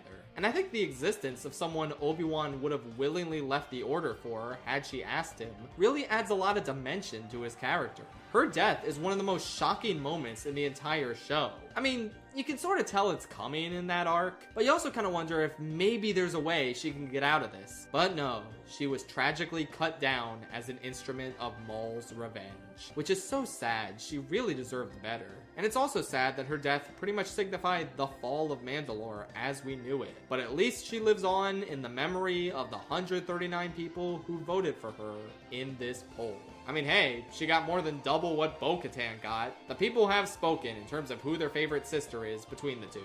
And with 140 votes, we have Jinky Minus. I will get to him. alright? We're not gonna talk about all that shit yet. We will discuss him and all his buddies in a bit. Just sit tight, we will get to him. With 142 votes, we have a tie between a Porg and Shaggy. What a duo. Shaggy is, of course, the Jedi from the 2003 Clone Wars who looks like Shaggy from Scooby-Doo. And yes, Shaggy is his real name. When are we gonna make him canon again? His name fits in better than I'm a gun die. Yeah, I don't know. I could definitely see why he got this many votes. I mean, what a goofy idea, just straight up putting Shaggy in Star Wars and not even trying to hide that fact. That's just awesome. He truly was taken from us too soon in the battle against General Grievous. Rest in peace. And then there's the Porgs. You know, I remember when they were first shown off in the trailer and they were one of the most talked about elements of Last Jedi before its release. Now, I'm not even sure the Porgs make the top 100 most discussed things about The Last Jedi.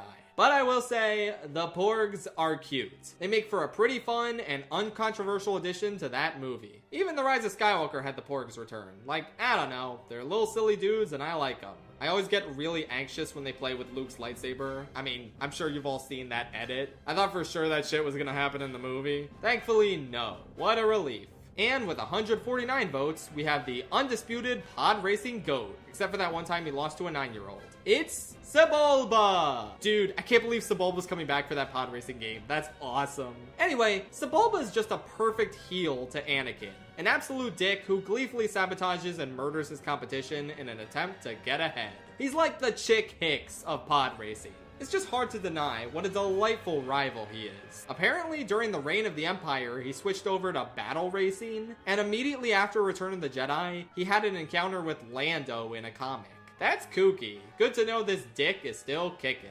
Next up with 146 votes, we have BD-1 from the Jedi Fallen Order duology. What an awesome little droid companion. I love how compact he is. I love his little goggle-like eyes. It's great seeing how customizable he is. He can heal you and scan the environment and do all sorts of fun things. He's just the best. I don't have a ton to say. It's been a while since I played the first game, but I just remember being really endeared by BD-1. He's awesome. And trading one tiny droid in for another, with 149 votes, we have the Mouse Droid. A very minor element of the series. These things are mostly known for that one scene in A New Hope, when Chewie scares one and it turns around and runs away. Very cute and funny. But they also show up a lot in little cameos across Clone Wars, Bad Batch, Andor, Rebels, and The Mandalorian. Plus a shit ton of comics. I mean, these things are everywhere. They roll around and repair things. That's basically all there is to it. I love the little dudes, and I salute the work they do. It's a shame Luke had to kill the mouse droid in A New Hope when he blew up the Death Star. But hey, maybe he shouldn't have been working for the Empire. I know he was programmed to, but that's no excuse. Anyway, next up is a particularly silly species of alien who some of you might not even know about. We have 150 votes for the Ahsogians.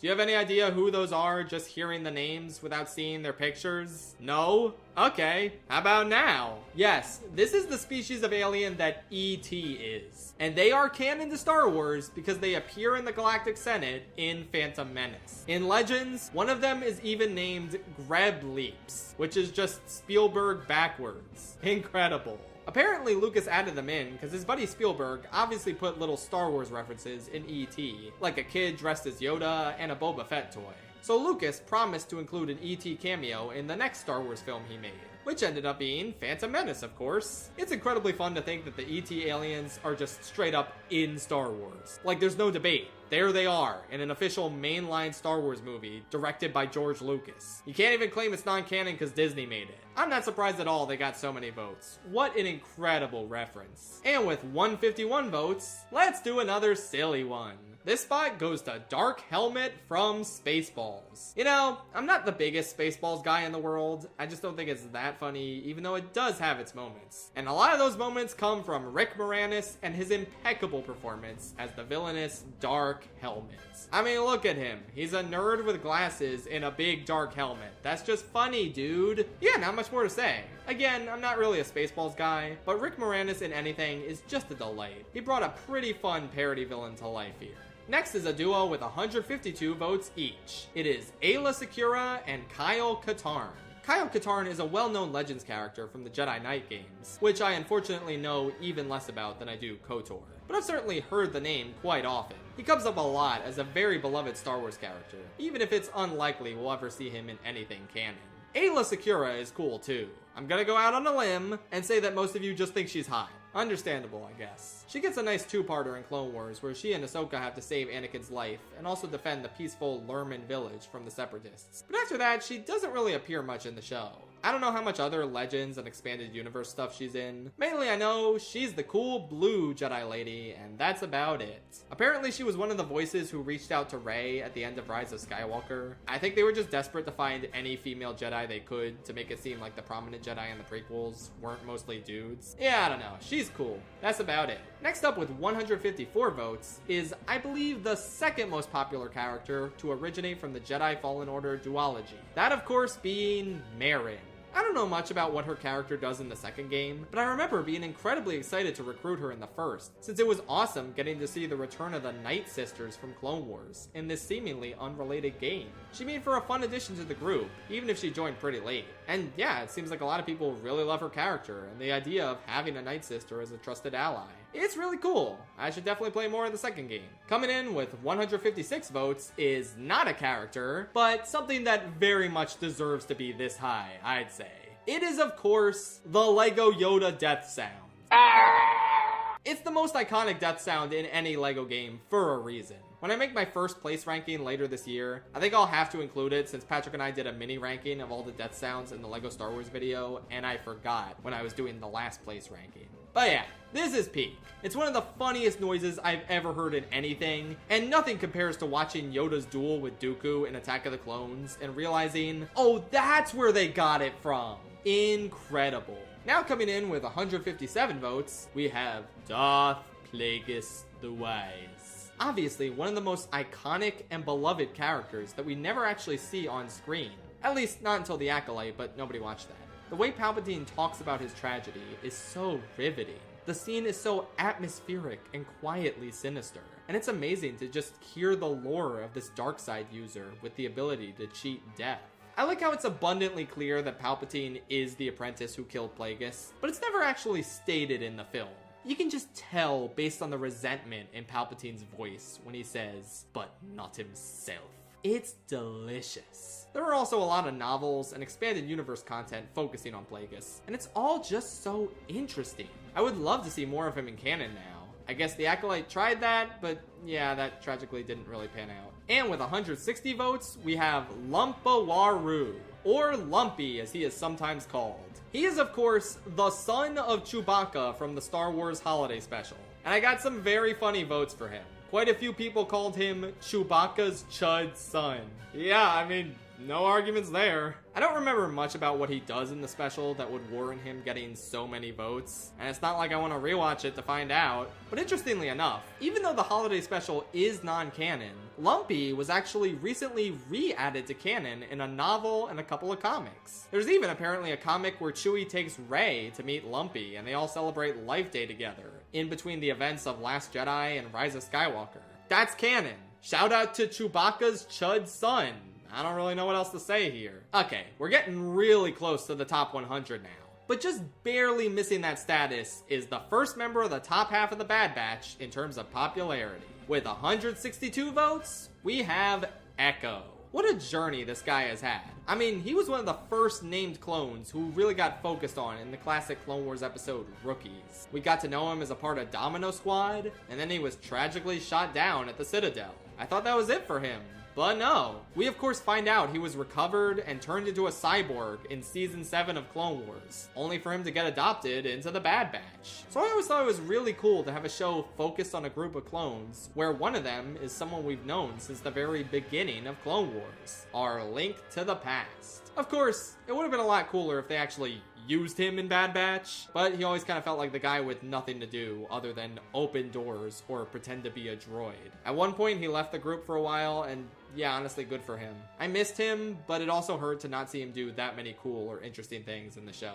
I don't know, he always felt a little out of place in the Bad Batch since he didn't have that extensive history the rest of them had together. He's still a cool and memorable clone though, and I'm glad he got this much recognition. And now for the final character who did not make the top 100. Just barely missing out in 101st place with 167 votes, we have Yaddle. I find Yaddle's whole existence to be kinda random. Like, what if there was a girl Yoda and she was just in the background and never did anything? I guess it was cool to see another member of Yoda's species long before Grogu existed. And I like Yaddle in general. She's cool. I like how she has hair. Where the hell is Yoda's hair? Bro is so old. One other thing I like about Yaddle was finally getting to see her in action on screen in Tales of the Jedi, where she tries in vain to stop Dooku from turning to the dark side in a pretty cool episode. I like how it also confirms that Yaddle talks completely normally and Yoda just talks backwards for no reason. That's so silly. Yeah, there isn't a ton to say since she dies shortly after Phantom Menace. We just don't get that much of her, but it is cool conceptually to just have girl Yoda existing. Pretty fun character. Alright folks, we have officially reached the top 100. These are the most beloved Star Wars characters in the galaxy, even though many of them are not canon. Honestly, between this and the Mario and Zelda polls, I think this might be the most chopped top 100 I've ever had. There are some dumbass characters in here, but also some true legends of this galaxy who absolutely deserve this status. We actually almost had a tie for 100th place between Yaddle and this next character, who I eventually found one extra vote for that was misspelled. So, in 100th place with 168 votes, it's Saw Gerrera. This character has recently exploded in recent years with how many projects he's appeared in. He also exploded literally, I think, when they blew up the city in Jeddah. But regardless, before then, he's been a really fascinating character. Someone who obviously originated in Clone Wars as a freedom fighter who worked alongside Anakin, Obi-Wan, and Ahsoka to free his planet. And then who was brought into live action in Rogue One since they wanted to use at least one character George Lucas created in their main cast. I always thought that was a super cool deep cut. Even if the Onderon arc was never one of my favorites in Clone Wars, I thought it was a little dull. But the main thing to talk about with Saul is his new Forrest Whitaker era depiction as the most extreme rebel fighting the Empire. It is pretty cool to see him pop up everywhere. Though I will say, I think I like the idea of Saul's character more than the execution. Maybe saying this is an indication that I'm weak and will not survive the winter, but I just find him so weird. The fact that he has a mind-reading slug named Boar Gullet, or the fact that he's addicted to huffing Rhydonium. This might just be a me problem, but I always kind of struggle to take him seriously. Sometimes I'll see people on Twitter say, oh, if you don't like Saul, you love fascists. And it's like, no, I think it's valid to find him a little bit odd. But to be fair, he does say that revolution is not for the sane. I don't dislike him, and I think it's fascinating to see an incredibly extreme freedom fighter who sort of lost his mind in the process. I especially like comparing and contrasting him to Luthen. It's interesting to see how much more hands-on he is. Oh, and I should also say, I don't blame him for the tech situation in Bad Batch. I think it was still worth a try to potentially take out a ton of high-ranking Imperial officials. Overall, I love the idea behind the character, but I only kinda like the execution. I just see this guy and I think, Boar Gullets! I'm sorry. And in 99th place with 172 votes, we have Dr. Aphra. Now I've heard this name pop up quite a bit in the fandom, but I tragically haven't read her comics, and I don't know that much about her. So I kinda peeked into the reasons people voted for her to get some ideas on what to talk about here. I know, that's cheating, but I haven't read her comics yet. I really should though, she sounds super cool. Basically, she's a criminal archaeologist briefly employed by Vader in a recent comic series about him. And she was such a breakout hit that she got her own spin-off comic series. People have described her as a messy, disaster lesbian version of Indiana Jones. And you know what? That sounds awesome. God, I need to give her comics a read sometime. She's notable for being one of the most prominent LGBTQ characters in Star Wars, and she actually gets a lot of focus, unlike those background lesbians from Rise of Skywalker. So yeah, she seems awesome. They're still using her in comics to this day, ever since her debut in 2015. And maybe one day we'll see her in visual media, who knows? Now for another character I tragically don't know much about, so I had to read the reasons you guys voted for him.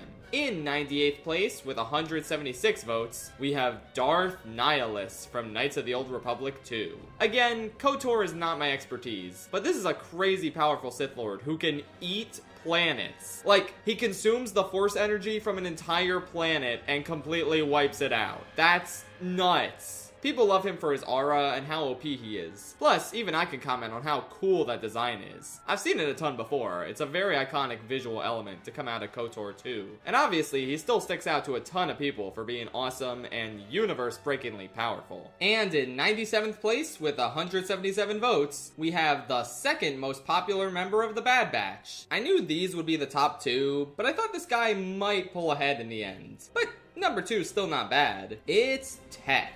Yeah, I think everyone respects the noble sacrifice he had. It's one of the show's best moments for sure. I also really liked earlier in the season when he had a heart-to-heart with Omega. And in general, he's always been a very funny member of the team with some great one-liners. I thought it was obvious. And of course, I think the best decision the show made was not bringing him back in season 3. I am so glad we just let that sacrifice exist and remain potent. Pretty fun and likable member of the Bad Batch. Though, I don't know if I have that much more to say about him. He's just cool. And now we have a tie for 95th place between a very random duo.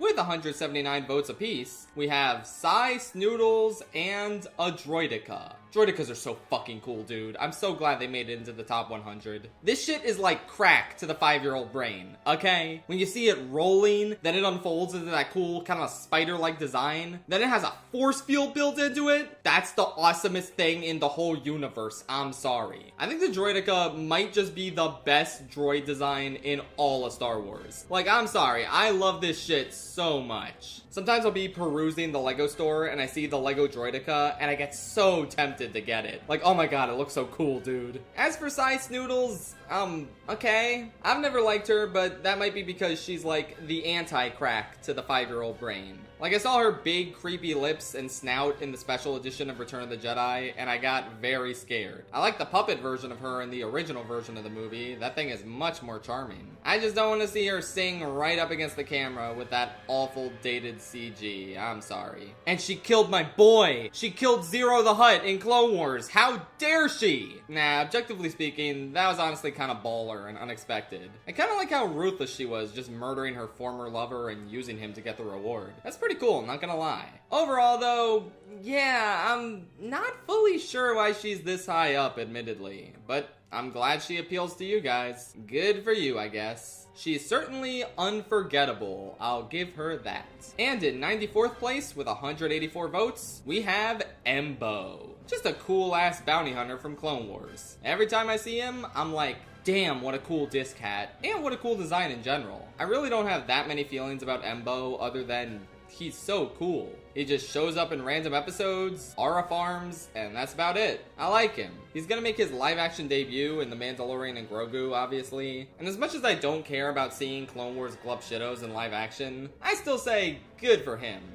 I don't know, that's about it. And with 186 votes in 93rd place, we have our first complete random fucking nonsense character in the top 100. But with that said, they are from a real Star Wars product. They may not be canon, but they did exist in Star Wars at one point. I am of course referring to the iconic monster who only appears in a single episode of the Ewoks cartoon. It is Ploob. Let me read you his entire Wikipedia article. Ploob was a monster employed at Horville's Hut of Horrors. He looks like a small green ball with a long tube-like nose and hair along his spine. That's it. I don't even think he's important to the one episode he appears in. It's Ploob. I believe he's so popular because he became a meme in the Doug Doug community where they had a debate over whether his name was Ploob or Poob. I certainly got a lot of votes for both that I combined into Ploob because, sorry to spoil the debate, but yeah, it's Ploob. It's definitely Ploob. Take it from me,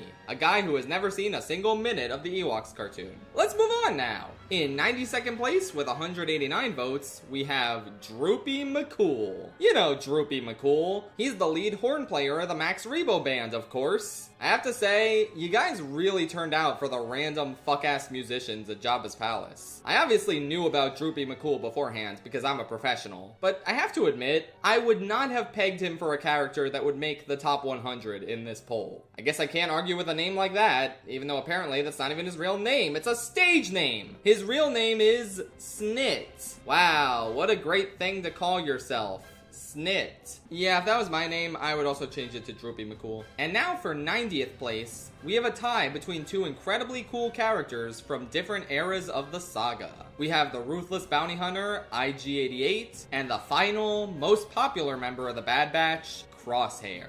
Yeah, I thought Tech might have been able to pull ahead, but ultimately, this result isn't surprising. Crosshair is definitely my pick for the most interesting member of the Bad Batch. I mean, not only is he incredibly intimidating just in the way he speaks, but it was also a fascinating choice to have one of the members remain with the Empire, and slowly come to realize that the Empire didn't really care about him. That one solo episode he has is one of the best in the entire show. Honestly, pretty much any scenes that follow him are among the show's best. I'm not a huge Bad Batch fan by any means, but his storyline throughout was just really fascinating, and I love how his arc concluded. And IG-88 is just a cool-ass bounty hunting droid. He obviously only appears in one damn scene of the original trilogy, but he remains an icon nonetheless. Shout out to him and Forlom for being some of the best characters in LEGO Star Wars The Complete Saga. I mean, they can open Protocol Droid and Astromech panels on top of Bounty Hunter panels and having thermal detonators. You just can't top that. Okay, I guess the ghost characters are pretty cool too, but still. IG-88 has also had some cool canon comic appearances. Apparently, he lasted all the way up until the sequel trilogy, since he kept getting rebuilt every time he was destroyed. Pretty cool character. Moving on to 89th place with 199 votes, we have another one of the iconic bounty hunters from Empire Strikes Back, who stand around and are a farm in that movie. It's Bosk.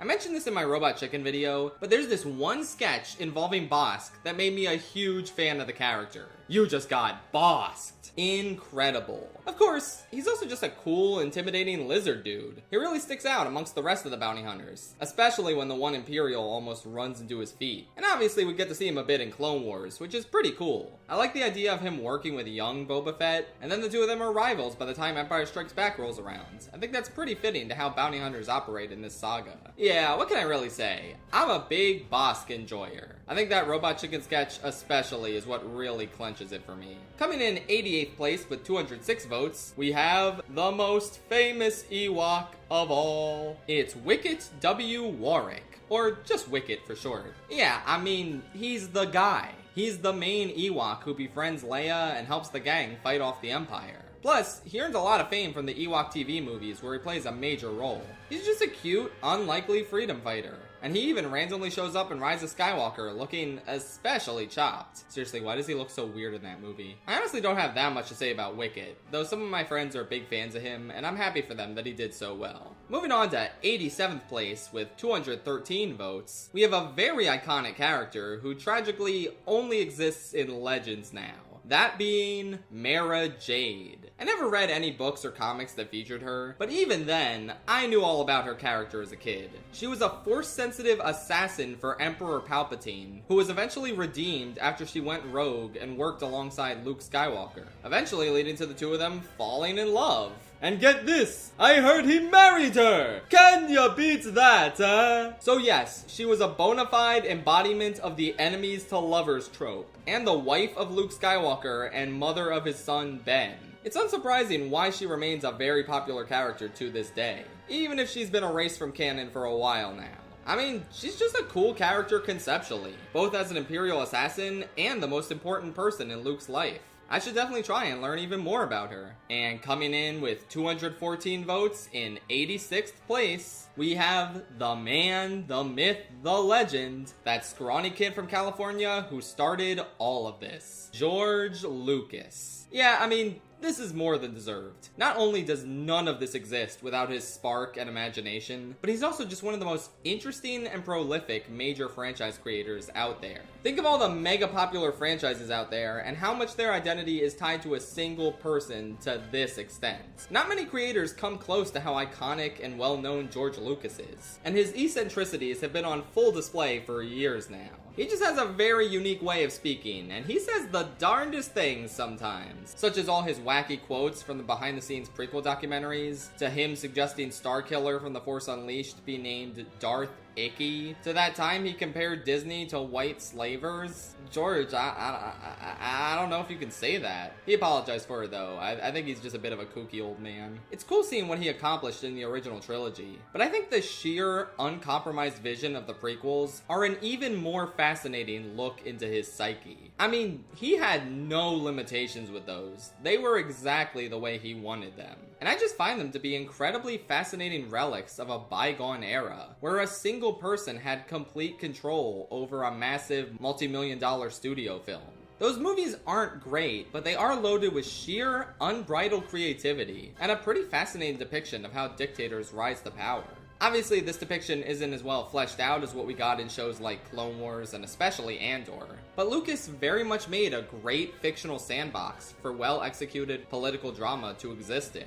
Obviously, I do think the franchise really lost something without him at the helm. Aside from Andor, I don't think anything Disney has put out has really pushed the franchise forward in the same way the prequels and Clone Wars did. And that is not me saying the prequels are amazing movies or anything, but they are the most interesting era of Star Wars. And I think that's largely because Lucas had unlimited power to bring his ideas to life. He's not a great writer, I'm not going to claim that, but man is he an incredible ideas guy. I think Clone Wars, where he had the help of Filoni and his team before Filoni went off the deep end creatively, was the perfect example of how great George Lucas's ideas can be when brought to life. I'm also reading the George Lucas biography by Brian J. Jones, so it was fascinating learning about his childhood, his passion for cars, and how he butted heads with his father a lot. I'm not that far in, but I'm really excited to read more of it. Sorry for rambling a bit in this part, but if anyone deserves a ramble in this poll, it's probably George Lucas. Okay, moving on to 85th place with 227 votes. Give it up for Red 2 himself,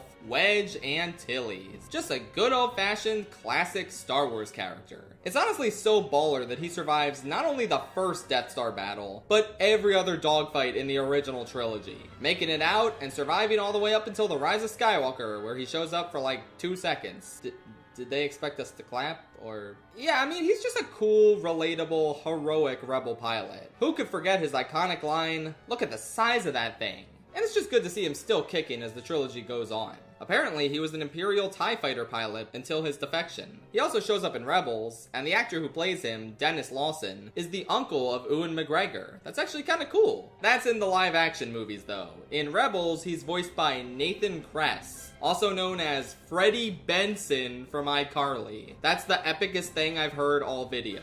Now for a character with 230 votes in 84th place, it is the most popular character played by Andy Serkis, rest in hell Snoke. This spot goes to Kino Loy. For such a relatively minor character in the grand scheme of Andor, this guy obviously struck a huge chord with a ton of people, myself included. The fact that he was so dedicated to keeping his head low in the prison and waiting for his eventual release, only to realize it was never coming, and instead rousing his fellow prisoners with his incredible one-way out speech. And I don't think it's a coincidence he does all this right before we see Luthen's big monologue, because much like Luthen, Kino Loy burned his life for a sunrise he knew he'd never see, because he can't swim. Bro, are you serious? That was so devastating, but such a defining moment for his character. It was absolutely beautiful to see him forego his own life to lead everyone else to freedom. And it was amazing seeing Cassian inspire him to the extent that he did. I don't know. I'm just glad Andy Serkis got this amazing moment to shine in Star Wars, considering how much his previous character sucked. And moving right along to another Andor character who received 232 votes, in 83rd place, we have Dedra Meero. What an interesting antagonist, dude. You find yourself almost tempted to root for her a bit in Season 1, as she rises through the ranks and proves herself to her superiors. But then you're brought back down to earth by remembering that she is indeed an evil fascist. She's just so compelling, though. From the way her ambitions far exceed what's expected of her, the way she manipulates Cyril and takes control of every situation. I especially love that scene in Season 2 where she makes demands of Cyril's mom and outlines how often she'll see her own son. It's like she can never turn it off. And the way the fascist government she got so cozy with eats her alive in the end, since she oversteps her boundaries and fails to get intel out of Luthen. That scene she shares with him is so rich, so dripping with malice on both of their ends. Seeing such a confident and assured character act so terrified when Krennic is interrogating her is also crazy, and her final fate could not have been more perfect. One of the absolute best new characters to come out of Andor. It's just so fascinating seeing how she operates and how her ambition was her undoing in the end.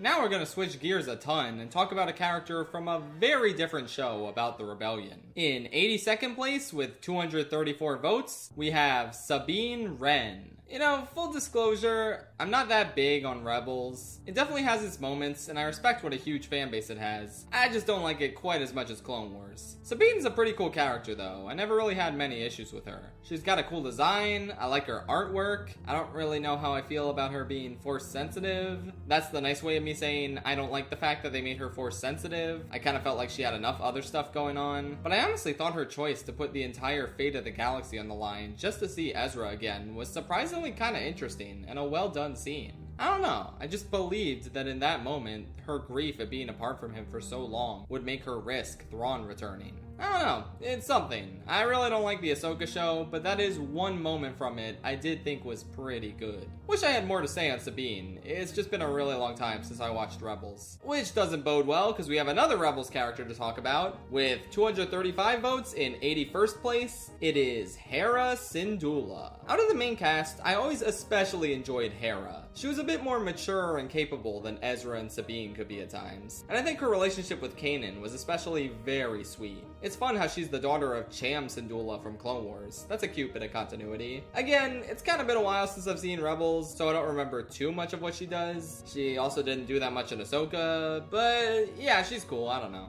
Okay, this is a pretty crazy tie right here. I honestly didn't even notice for a second that these characters had the same amount of votes, because it just seems so ludicrous. I double checked everything and couldn't find a single tie-breaking vote for either of them, so I guess this is deadass happening, huh? In 79th place, with 243 votes each, we have Jyn Erso and director Orson Krennic, the main hero and main villain of Rogue One, who also don't meet each other until the last 10 minutes of the movie for some reason. I honestly can't believe they tied like this. That's wild. I'm not even a big Rogue One guy, but I loved Krennic in that movie. I mean, Ben Mendelsohn just perfectly brings to life this conniving madman, hell-bent on bringing his Death Star project to fruition. Seeing him get the project stolen from him right under his nose by creepy CGI deepfake Tarkin, and seeing him get hoisted by his own petard as the Death Star laser fires directly at his face. Oh, it's all so juicy. Speaking of which, he's just a juicy, petty, gay asshole kind of villain. It's so fun to see his odd little mannerisms and seething resentment for Galen Erso shine through in their interactions. And his star burns even brighter thanks to Andor, where he has plenty of iconic moments, like the unscripted finger he sticks on Dedra's head, or spiders are not the most unique thing in Gorman.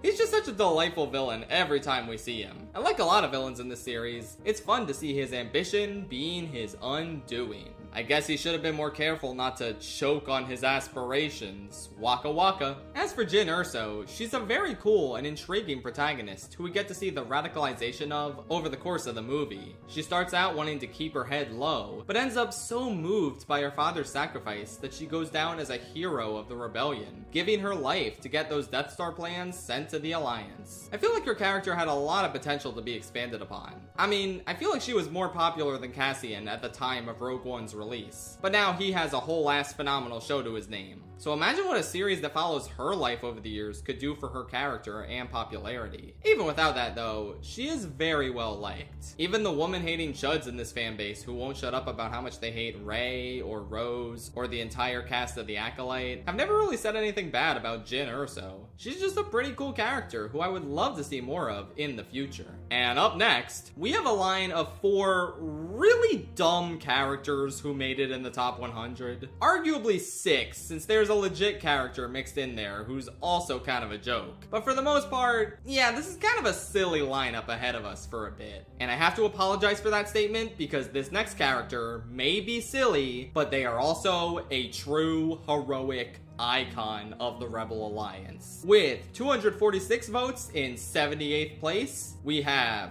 Rebel Friend. This is, of course, the playable character from the first level of A New Hope in the original LEGO Star Wars games, who is just a rebel, but your friend.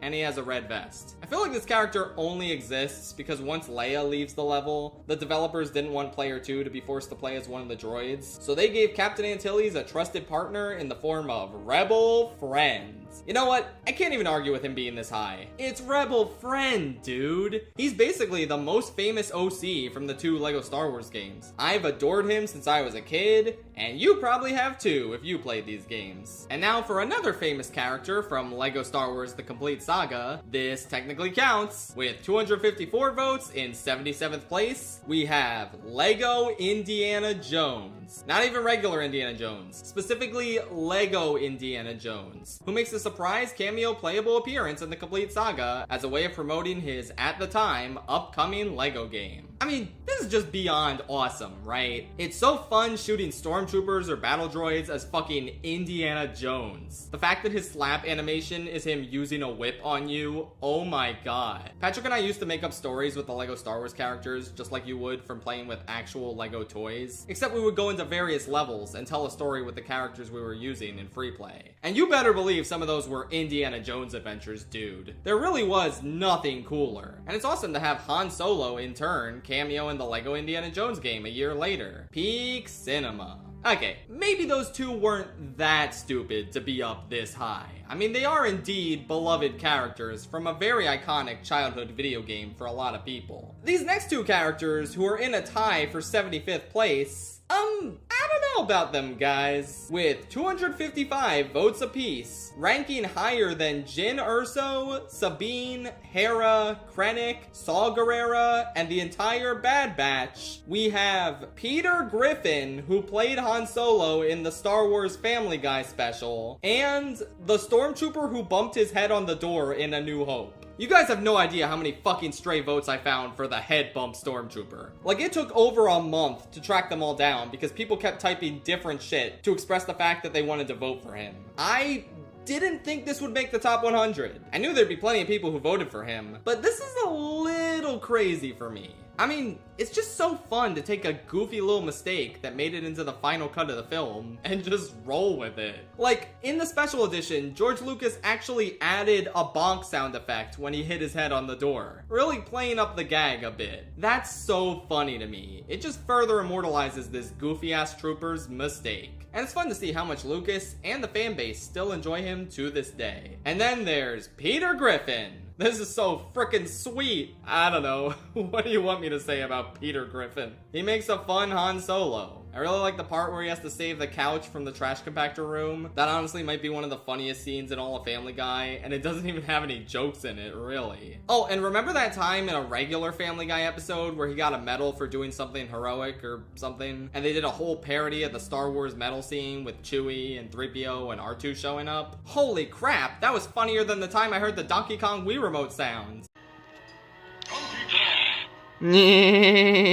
Anyway, remember how I was talking about a character who's legit in Star Wars, but also kind of a joke? That would be our 74th ranked combatant with 258 votes. It's Greedo McClunky. He's quite the dude. Shows up for like 2 minutes, gets shot, and then becomes the basis for an entire culture war once George Lucas digitally alters the scene to have him be the one to shoot Han first. Because we can't just have Han be a bad guy who shoots people before he gets shot at. Now can we? It's not like that's his entire arc of becoming more heroic and noble over the course of the trilogy, and establishing him as a cold-blooded killer early on is a great basis to build that character arc off of. Yeah, I'm not gonna lie, the whole Han and Greedo thing seems a bit like an inconsequential argument, but I kinda get it. Han killing Greedo is the coolest fucking thing ever, and the special edition version of the scene truly looks awful. Not to mention McClunky. Why does he say McClunky? I don't know. It's so funny too that this was added after George sold the rights to Disney. Like, you'd think at that point he was definitely done messing with the original trilogy, but apparently that was in addition to a new version he was gonna release in theaters or something before the Disney buyout. It's George's revenge. He put another flaw in the middle of his movie, and he just told the whole galaxy how to light it. Anyway, I guess I haven't really said that much about Greedo in this segment, but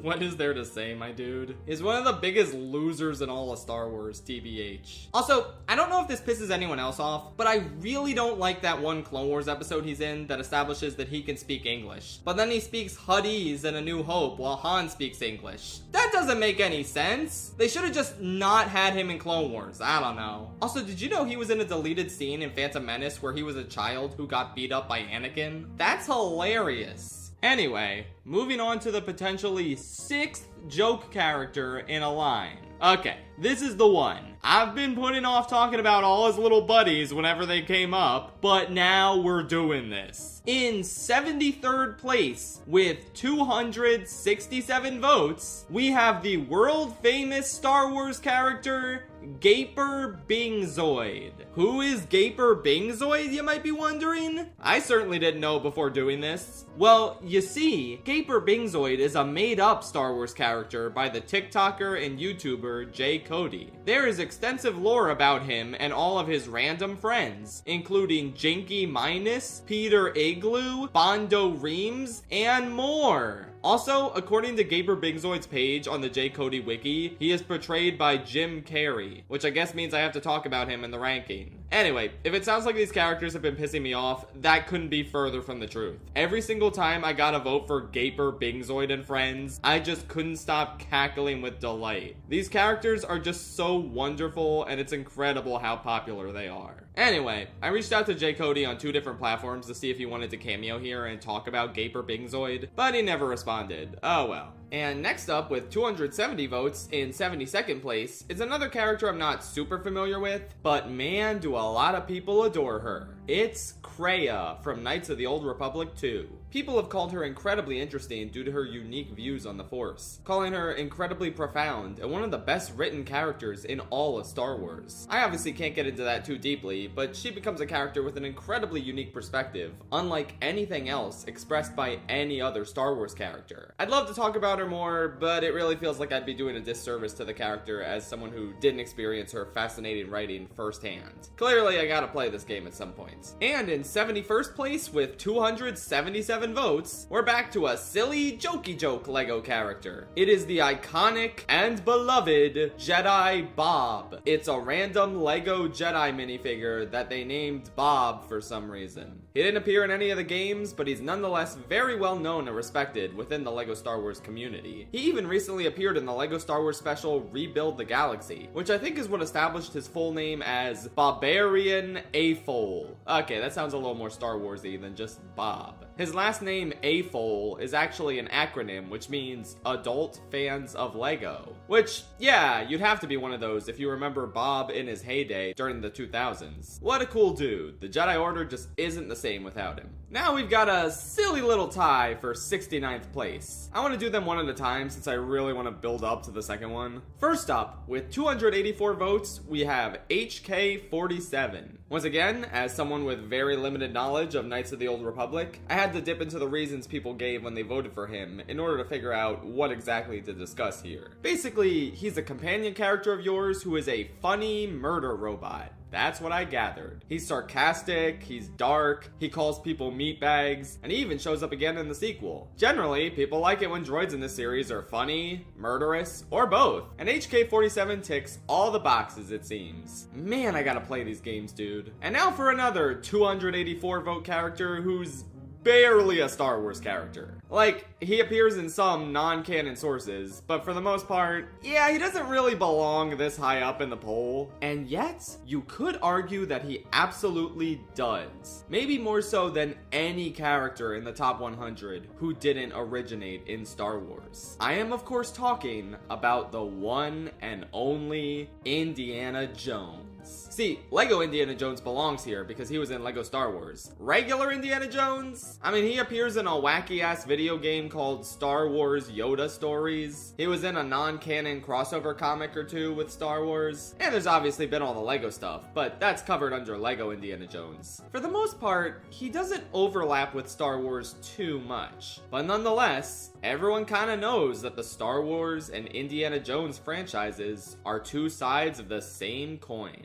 It's the two major George Lucas works, and the two most famous Harrison Ford roles there's ever been. Even though Star Wars is far more popular, the chances are still very high that if you like Star Wars, you'll like Indiana Jones too. The character is a pop culture icon, who Harrison Ford himself also much prefers over Han Solo. I don't really know how much I can talk about Indy as a character here, since, again, this is a Star Wars poll and he barely qualifies as a Star Wars character. But growing up, I always just thought it was so cool how interlinked these franchises were. I'm actually writing this specific part the day after the SAG Awards, and I watched Harrison Ford's speech there where he gives this very sincere thank you to George Lucas and Steven Spielberg for the career he ended up having. And that just left me really touched, you know? It's all thanks in equal measure to the scruffy looking nerf herder and the guy with the whip and the fedora. Next up in 68th place with 288 votes, this is a character who really should have had a funnier number placement to his name. And we had two great options on either side of 68. Anyway, it's Admiral Ackbar! I have to admit, this was a lot lower than I was anticipating for him. Admiral Ackbar is pretty well known for having one of the oldest Star Wars internet memes out there. That being, "It's a trap!" I know it seems quaint compared to the 50 prequel quotes that are memes now, but "It's a trap" was all the rage back in the day. That was kinda all this character had, aside from just the funny factor of being a big fish man. I mean, you just don't forget Admiral Ackbar, no matter what. Even if he didn't do a whole lot in the original trilogy, he's the funny fish man. Hell yeah, I'll drink some Admiral Ackbar cereal milk to that. He also appeared in the Clone Wars arc, which was kinda cool. And then he got that random-ass unceremonious death in Last Jedi. I'm not really that upset about it. I mean, it's kind of the last thing I think about when it comes to that movie. What's really upsetting is that the entire character of Admiral Raddus in Rogue One was created because J.J. Abrams already used Ackbar in The Force Awakens the year prior. And they didn't want to overload us with Ackbar 2 years in a row, so they just made Ackbar 2. I don't know. I would have liked if we just didn't know what happened to him in the sequel trilogy and we got him in Rogue One instead. I think Raddus died in that battle though. Okay, never mind.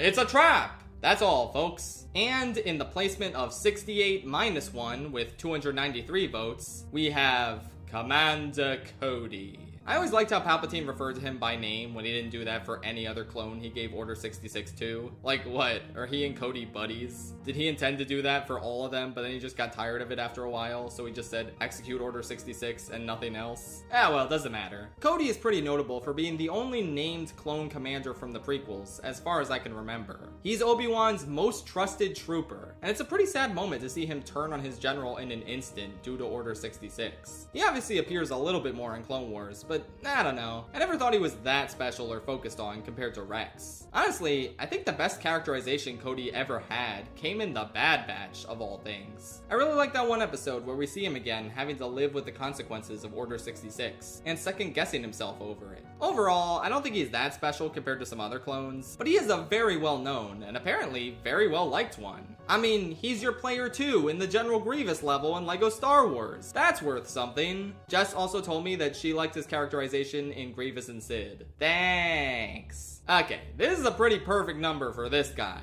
Coming in at 66th place with 308 votes to his name, it is Darth Jar Jar. Now we have to remember, this is completely different from normal Jar Jar, who, mind you, we have not actually seen yet in this poll. This is specifically 300 votes for the evil Sith Lord version of Jar Jar, who is not actually canon. There was a Reddit user who came up with this theory that Jar Jar was a Sith Lord manipulating all the other characters during the prequels, which ended up getting so much traction. Even Ahmed Best tweeted that it feels good when the truth comes out. And in LEGO Star Wars Rebuild the Galaxy, the same special that prominently featured Jedi Bob, we even finally got Darth Jar Jar as, I believe, the main villain of the special. Darth Jar Jar was even added to Fortnite as a skin, and you better believe I was tempted to buy it, but ultimately did not. Yeah, I don't know. This is just such a delightful idea. I mean, it's so dumb, and I don't believe it for a second, but man, is it so funny. Like, what if it's true? What if that was George's original plan before he scrapped it, since the backlash to Jar Jar was so strong back in the day? I don't know. All I can say is, you know, Robot Chicken predicted this. At the end of the third special, like I said in my Robot Chicken Star Wars video, that was the first sighting of Darth Jar Jar in visual media. And look where he is now. in Fortnite. Incredible. Oh, the hits just keep coming. We got another famous character, largely thanks to Robot Chicken Star Wars, I assume. In 65th place with 344 votes, we have Jedi Master Yarael Poof. Oh, so it's a council now? It's not just the two of you? What about you, Dogface? Did you know it was a council now? Yarael Poof is one of the all-time funniest Robot Chicken Star Wars characters, and I feel like that's a large part of the reason why he did so well in this poll. Because we have to remember, this is regular Yarael Poof who got all these votes. People didn't specify the Robot Chicken version. Which is fair, because to me, the Robot Chicken version is just the canon version. We don't even know how he died in canon. All it says on Wikipedia is that he perished on a mission before the Clone Wars started. Yeah, whatever, man. We know he went out to get the pizza and didn't come back until Order 66 was underway. I wish I had more to say about Yarael Poof as he exists in actual canon Star Wars, but legit, what is there to say? He sits in the Jedi Council room in Phantom Menace, and he looks like a Q-tip. Apparently in Legends, he saved all of Coruscant somehow, but that's not canon anymore. That's kinda all there is to be said about Yarael Poof. I mean, I could keep talking about him, but if it's the will of the Council, then I'll go. And coming in 64th place with 353 votes, it's really funny to go from fucking Yarael Poof to straight up one of the most interestingly written television characters I've seen in the past few years. It's Syril Karn. I'm just so in awe of what they did with this character, especially in Season 2 of Andor. He was good in Season 1 in terms of being this dorky, giant loser version of Javert. Actually, I guess that's just Javert, but regardless, seeing him fail spectacularly in this wild goose chase to catch Cassian, lose his job, move back in with his mother, strike out so painfully when trying to rizz up Dedra, oh my god, it was just one humiliation after another. But on some level, you just have to admire his misguided persistence. There's something so compelling about the performance and the writing of this deeply pathetic character that's simply unforgettable. But Season 2 is where he really took off.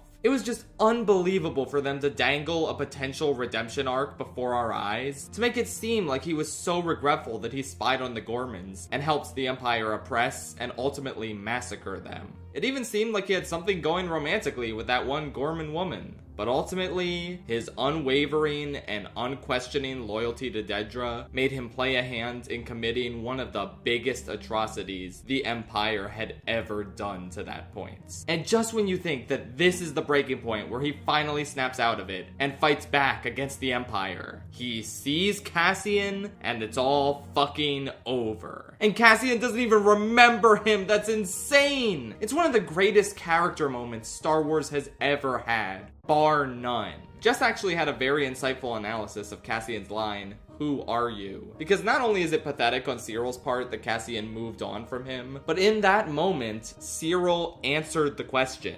Who are you? Not a freedom fighter, not someone who will stand against oppression or injustice, but a pathetic, sniveling man who can't let the past and his own bruised, selfish ego go. I truly have not been able to stop thinking about Syril's death, and especially the circumstances surrounding it. Just what a fantastically written character on all fronts. And now for a character with equally fantastic writing, a true icon of the series. One of the quintessential Star Wars characters who I bet I don't even need to include a picture of. You probably know him by name. In 63rd place with 361 votes, it's Willrow Hood. Don't you just love Willrow Hood? Okay, fine, I'll add a picture. Yes, in case you haven't pieced it together, this is the guy from Empire Strikes Back who's running in the background of Cloud City while holding an ice cream maker. Just a regular ass ice cream maker that they tried to pass off as a futuristic space gadget. Apparently the Star Wars name for it is a Cam Tono canister, and it was also used in The Mandalorian and the Book of Boba Fett, because that is such a Filoni and Favreau thing to do. You can interpret that comment however you want. Back to the man of the hour though. Willrow Hood is one of my personal favorite glub shittos, because it's just such a fun, random thing for the fan base to fixate on. That guy in the background who ran past the frame holding an ice cream maker. There's a ton of canon lore established about him via the comics, and there's a tradition at Star Wars Celebration called the Running of the Hoods, where a bunch of guys guys dress up as Wilro Hood and run around the convention with ice cream makers. Look, if that doesn't make him deserve to be the 63rd most popular Star Wars character, I don't know what does. Also, the identity of the actor who played Wilro Hood wasn't discovered until 2023, when a French YouTuber used facial recognition technology to discover that Hood was played by Egbert Sen,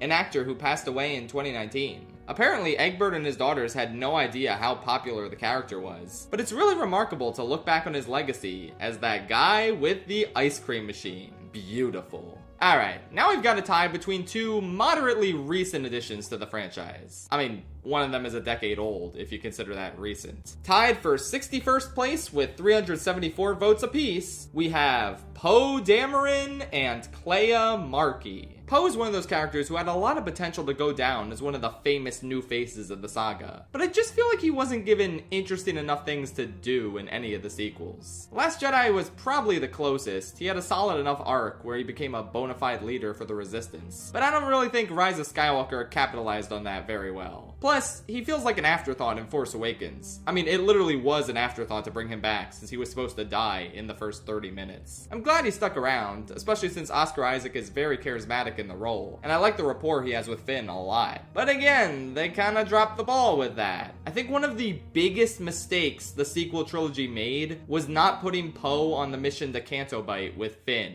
It's crazy how little of that amazing chemistry we get in Last Jedi. And even in Rise of Skywalker when they're together the whole time, they just don't have that many fun interactions. Did J.J. Abrams forget how good Finn and Poe are together? Is he stupid? Don't answer that. This isn't a bad placement by any means, but for one of the three central characters of the sequel trilogy, I feel like he should have done better. Clea, on the other hand, is someone I'm very surprised and pleased to see this high. I don't think I've ever seen a character hit a buzzer beater like this to become one of the best in an entire show in the final 3 episodes. If you told me after season 2, episode 9 of Andor that she would outrank Dedra, Cyril, Bix, and Krennic in a poll like this, I'd ask, why? But it all comes together with that amazing last arc for her. It's beautiful seeing the history she shares with her new father, Luthen, and how she lives to continue the fight after his death. It's so baller the way she single-handedly infiltrates the hospital, and so brave of her to go through with ending Luthen's life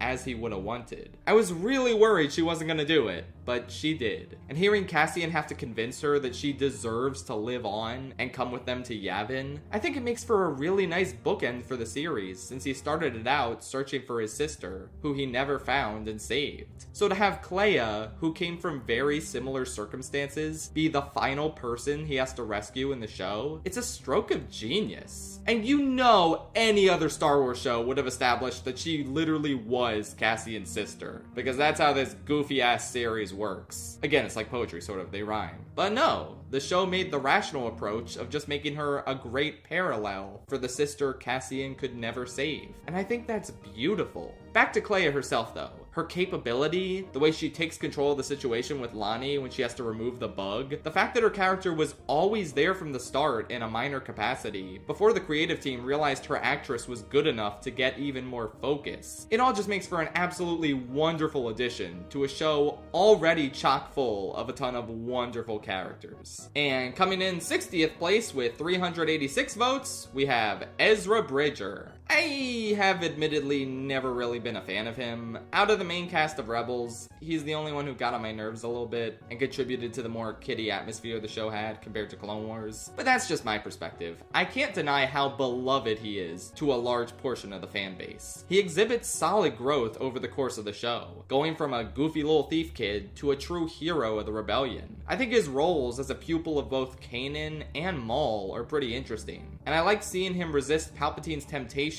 towards the end of the show. And I personally think he was even better in Ahsoka, which is not a sentiment I have about most animation to live action characters in this franchise. But the guy who plays him in Ahsoka is really charismatic and conveys the journey this kid has been on very well. So yeah, he's never been a favorite of mine, but he definitely has his moments, and I respect just how many people love him to this day. Now we've got a little guy who rolled his way into 59th place with 401 votes. It's BB-8. BB-8. Not really that much to say about him. He's just a cute little R2 stand-in because J.J. Abrams hates R2 for some reason. I remember getting a glimpse of BB-8 in that first Force Awakens teaser and just being like, droids are soccer balls now! Droids are soccer balls now? Droids are soccer balls now? Like, it was a really unconventional design, but it works so well. I love how mobile and fast he is, and he gets some really cute moments, like his thumbs up to Finn, or when he shoots coins at one of the Canto bite guards. I really like that part when they're hiding in the Falcon, and BB-8 just falls on top of Finn. Like, he's so big. Adorable. And then I don't remember a single thing he did in Rise of Skywalker, but, you know, what else is new? He's obviously no R2, but I did like having a new droid to accompany the new generation of heroes, and I think this is a pretty logical placement for him. Pretty darn high, but obviously not quite as high as other modern and classic icons of the series. Like our 58th highest ranked character with 402 votes. You know him, you love him, it's the one and only Lego Yoda. Not regular Yoda, specifically Lego Yoda. Not Lego Yoda's death sound, Lego Yoda, the character who makes that death sound. Funny he is. Overdose on ketamine and crash his 2001 Honda Civic, he will. This is kind of a meme pick, but at the same time, I can't be too mad. I think the entity that is Lego Yoda is just too funny to deny being up this high. I love Lego Yoda so much that I even have a Lego Yoda keychain. He's very dirty and one of his hands fell off somewhere. Clearly he's seen better days. Also, Lego Yoda's kind of fun to play as in Lego Star Wars The Complete Saga, especially when you use him in free play in the Count Dooku level and get treated to an unskippable cutscene of him slowly walking to where the fight is. Yeah, okay, I'll admit, I like using the other Jedi better. He's a little too slow for me. Where does Hoverchair from the first Lego Star Wars go? SMH. But yeah, funny dude. I can think of no one more deserving to be the highest ranked Lego character in the poll. Nothing left to say except...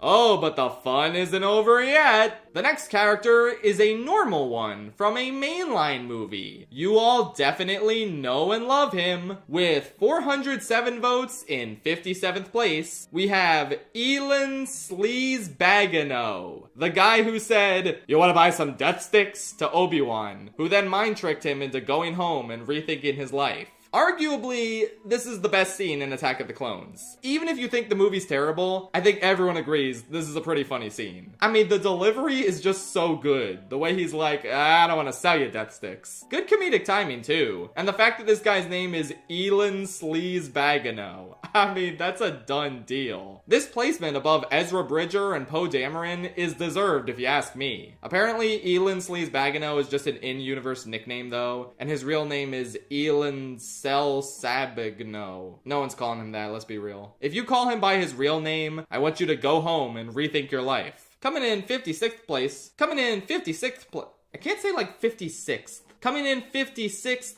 place with 418 votes. We have the resident fucking lunatic of the Ghost Crew, Chopper. It is so damn funny to me that Chopper outranked all but one of the main cast of Rebels. Honestly deserved if you ask me. Rebels isn't really my thing, but you better believe I love Chopper, dude. It's like they took R2's brash, insane tendencies and cranked them up to 12. It's so fun seeing what war crimes this cantankerous little nutjob will get up to every episode. I also love how expressive he can get with his little arms. Just what a fun character, dude. It's been a while since I watched Rebels, so I forget all the details in terms of what he did, but I know it was always some fun chicanery, and that's all that matters. Okay, we've got another wacky pick. One of the highest, God, I want to say joke characters, but this is technically a real character in a Star Wars project. Not a canon one, mind you, but I think we can let that slide because of how funny it is to see them up this high. With 427 votes in 55th place, we have the inventor of the Death Star, Inator, Heinz Darthenschmerz. Obviously, he was going to be the highest ranked Phineas and Ferb Star Wars character. It couldn't have been more obvious going into this. I have no need to do a Phineas and Ferb character poll because obviously Doofenshmirtz would win in a landslide. Maybe I'll do one to see where the other characters rank. I don't know. Back to Darthenshmirtz. You know, he got a lot more votes than Orson Krennic. I think that means he is the official canon creator of the Death Star. The people have spoken. I like a bunch of his jokes. His rapport with Norm 3PO is fun. The Sithinator song is an absolute bop. It's fun seeing what a loser he remains in the Empire despite designing their ultimate weapon. What can I say? Whenever I think about Darthenshmirtz, I'm blown away, much like Alderaan. And in 54th place with 438 votes, we have not a single character, but an enemy faction who all kinda act the same. So it makes sense they got this many votes as a collective. We have that iconic, regular-ass, generic bad guy. No, not the Stormtrooper, the Battle Droid. It's just hard not to love the Battle Droids. They all have that distinct, high-pitched, nasally voice, which is such a joy to hear now and again. They're a bunch of funny little goofballs who fit the tone of a Saturday morning cartoon perfectly. Not that Clone Wars aired on Saturday mornings, but you know what I mean. I love seeing their personalities and little quirks come out. Like that one time Anakin's about to kill them and they're like, "Come on, there's 3 of us and only 1 of him. It won't matter." Like, it's such a shame these lovable dopes are forced to be evil by their programming. It's one of the reasons I love the Citadel arc. It's a blast having a squad of reprogrammed battle droids helping the heroes along. It's just so fun having them around. Like, between the 2 main pathetic armies we get in the movies, I vastly prefer battle droids to stormtroopers. Why? Because they're funny. Even though Jedis cut them down like they're butter. They really are pretty useless. In 53rd place is the pride of the Night Sister clan, Asajj Ventress. What an interesting character in terms of the journey she went on. I mean, she's a cool villain in 2003 Clone Wars. She left a pretty strong impression on me as a kid. Then in 2008 Clone Wars, she was a cool enough villain again, being a pretty fun thorn in Anakin, Obi-Wan, and Ahsoka's sides. Then we get thrown for a gigantic loop in what was probably the first big change to the show's status quo, where Dooku is commanded by Sidious to kill Ventress. Once she's left for dead, we suddenly get so much dimension to her character as she tries to find her place in the world. Her reunion with her Night Sister clan, her revenge attempts on Dooku, having to live through the massacre of her people, and getting to see her forge a new path as a bounty hunter. It's really cool seeing her begrudgingly team up with Obi-Wan and Ahsoka, question a lot of her morals, and become somewhat more noble as she saves or spares the lives of innocents. She suffered greatly from being ripped from her home as a child, and it's beautiful to see her try her best to not perpetuate that sort of thing for the sake of making a profit. I really wish we got to see that planned arc where she and Quinlan Vos fell in love.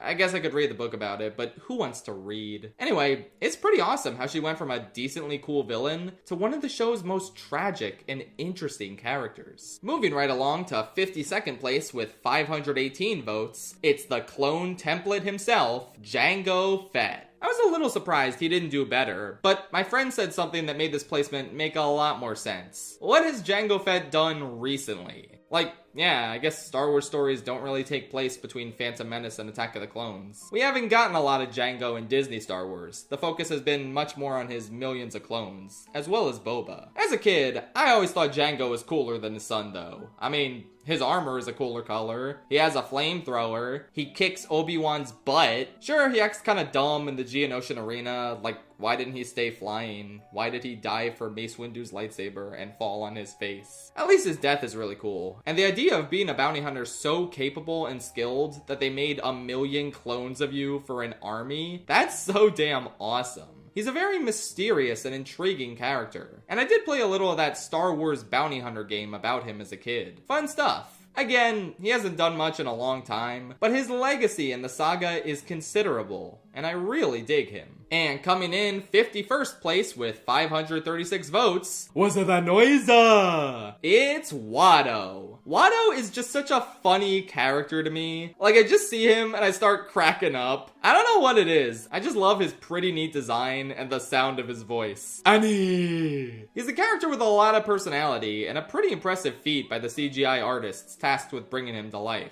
Is he possibly racist or anti-Semitic? I couldn't tell you, man. I think there's a lot of questions you could raise about George Lucas with a lot of the characters he included in Phantom Menace. His mind truly is a bizarre place. But regardless, it's pretty clear that Watto remains a memorable character for a lot of fans to this day. I wanted to call him a memorable Glup Shido, but I don't know, he is pretty important to Phantom Menace, even if your average person on the street doesn't know him. Hard to say if he qualifies or not, but at the very least, he remains decently iconic. I find it really funny that both the Phineas and Ferb and Family Guy Star Wars parodies of A New Hope went out of their way to include references to Watto. See, Watto is the key to all this, because he's a funnier character than we've ever had. Nothing left to say except, a Jedi! What do you know? And making his way into the top 50 with 547 votes is by far the fan favorite character originating from Star Wars Rebels, Kanan Jarrus. This makes perfect sense to me. Kanan is both a great mentor character to Ezra and a compelling character in his own right. His relationship with Hera is written incredibly naturally, and I love seeing how capable he is, even after getting blinded by Maul. Honestly, sometimes I forget he wasn't just blind from the start of the show. Seeing him use the Force to overcome the loss of his sight is a really cool facet of his character, and it's hard to overstate just what an incredible moment his sacrifice is. It gives a relatively kiddie-centric show some real weight and stakes, and I think it even hits a lot harder than Tech's death, because Kanan has so many more moments to shine throughout the show, and feels like a more well-rounded character in general. I really like him. He's up there next to Chopper as one of my favorite characters to come out of Rebels. Moving on to 49th place with 554 votes. Now, some of you might be incredibly shocked by this one. I mean, this character had top 10 potential during his heyday, I feel. But it's undeniable that his star may have faded a bit as the years have gone on, compared to characters who have a bit more substance and staying power. Regardless, this spot goes to Grogu. Back when The Mandalorian was first airing, it genuinely felt like this little guy became the new de facto mascot of Star Wars. People went insane for Grogu, and it's crazy to look back and remember that they completely kept him a secret in the marketing before the show aired. What a wonderful and somewhat out of character show of restraint on Disney's behalf. It made that incredible moment in the first episode where you see the back of his head hit so hard.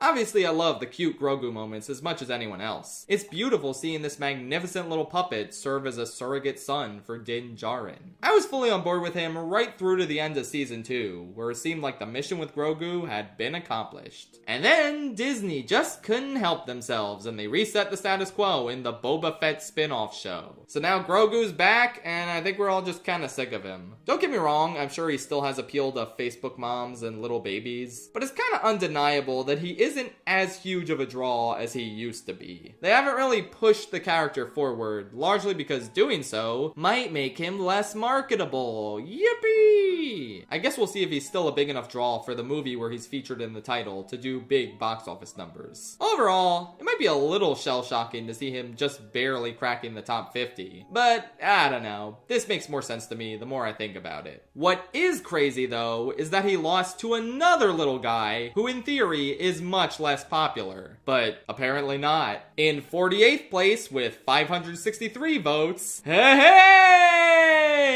It's Babu Frick! Babu Frick is commonly regarded as one of the only good things to come out of The Rise of Skywalker. I mean, he's another adorable little dude who's pretty much impossible to hate. He thankfully doesn't have the same overexposure problem as Grogu, since he's a glup shitto with limited screen time. And yeah, I don't know what else to say. He's just really funny. Droid is ready! He's a great example of the sequel trilogy's commitment to awesome practical puppets, and his species is coming back in The Mandalorian and Grogu. I don't know if he is coming back himself, but knowing Dave Filoni, I wouldn't put it past him. The last thing I want to mention is how he originally didn't show up in the final battle, implying that he died on the planet the First Order blew up. And you actually have Steven Spielberg to thank for confirming that Babu Frick survived, since he was watching a rough cut of The Rise of Skywalker, and he asked J.J. Abrams, what happened to Babu? Thank you, Spielberg. The movie somehow would have been even worse if I didn't know that Babu Frick made it out alive.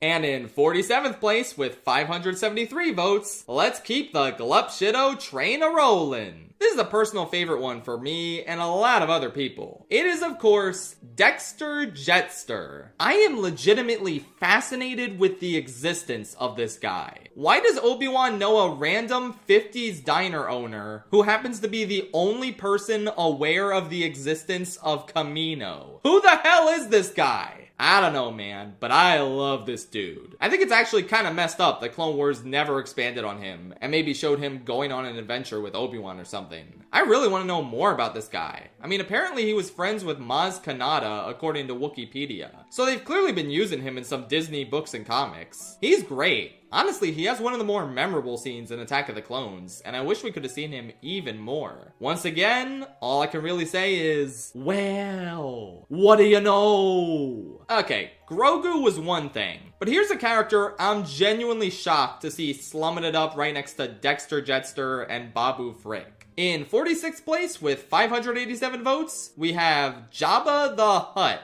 I kind of thought one of the major villains of the original trilogy, and most iconic Star Wars villains in general, was a little more popular than this. I mean, I guess he also hasn't done much recently, kind of like Jango Fett. But still, this is the infamous Jabba we're talking about. He's built up a lot in the first two movies before we finally see him and his palace in all their glory in Return of the Jedi. The puppet is a true feat of engineering, even by the high standards of the team that worked in the original Star Wars trilogy. And I love what a slimy, grotesque freak Jabba is. He's just so despicable, but you can't look away from this disturbing monster.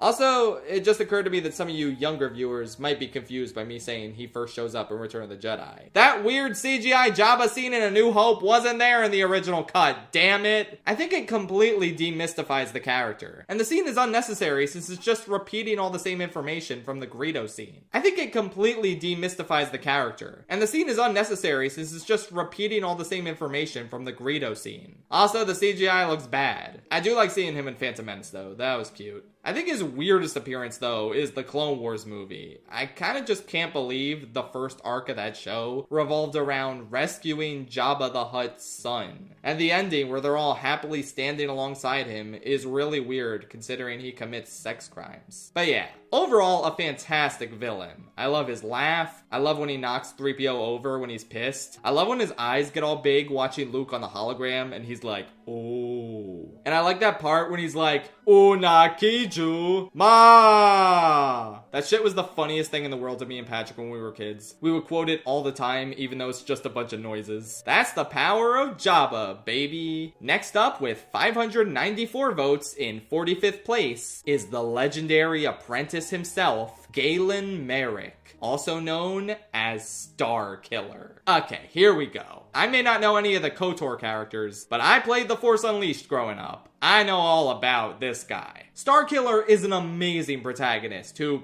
yes, is sort of universe-breakingly OP.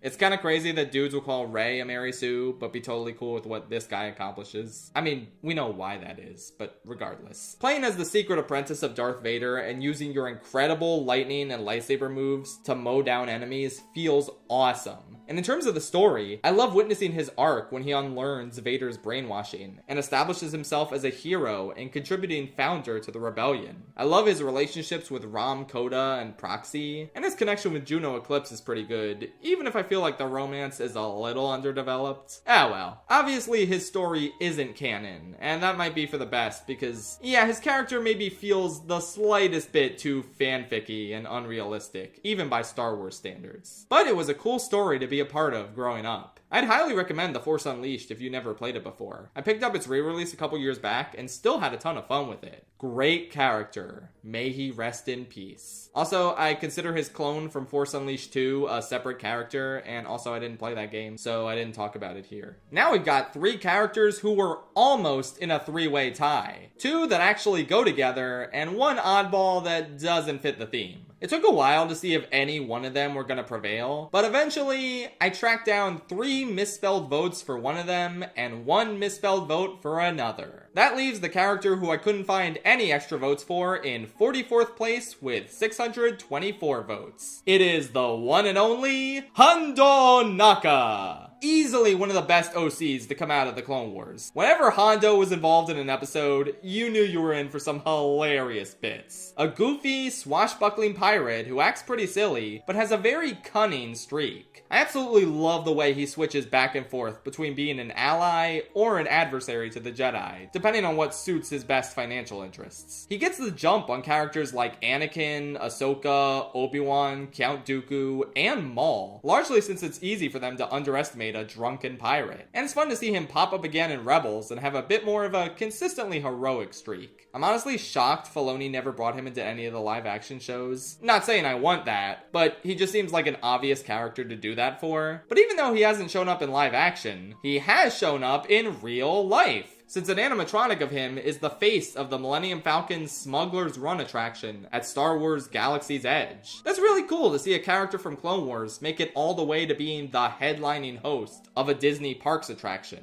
Jess was telling me about seeing him there when her family went to Disney World, and she knows the character from Clone Wars since I showed it to her, but I doubt the rest of her family does. So it's really cool to see him live on and get to make an impression on park goers who might not have seen any of the animated shows. Pretty cool status for the character people have described as the Jack Sparrow of the Star Wars universe. Beating him out with only one more vote, in 43rd place with 625 votes, we have Finn. I personally think Finn is by far the best character out of the three main heroes from the sequel trilogy. And as I've talked about before, hell, as many have talked about before, John Boyega talked about this before, it's pretty unfortunate that Finn got paid dirt in The Last Jedi and The Rise of Skywalker. I genuinely don't know how Last Jedi glazers live with the fact that Finn was largely saddled with the same arc he had in the previous film, and paired with a character he had no chemistry with whatsoever. You guys can like the Rey, Kylo, and Luke stuff all you want. I just don't know if you closed your eyes during the other 2/3 of the movie or what.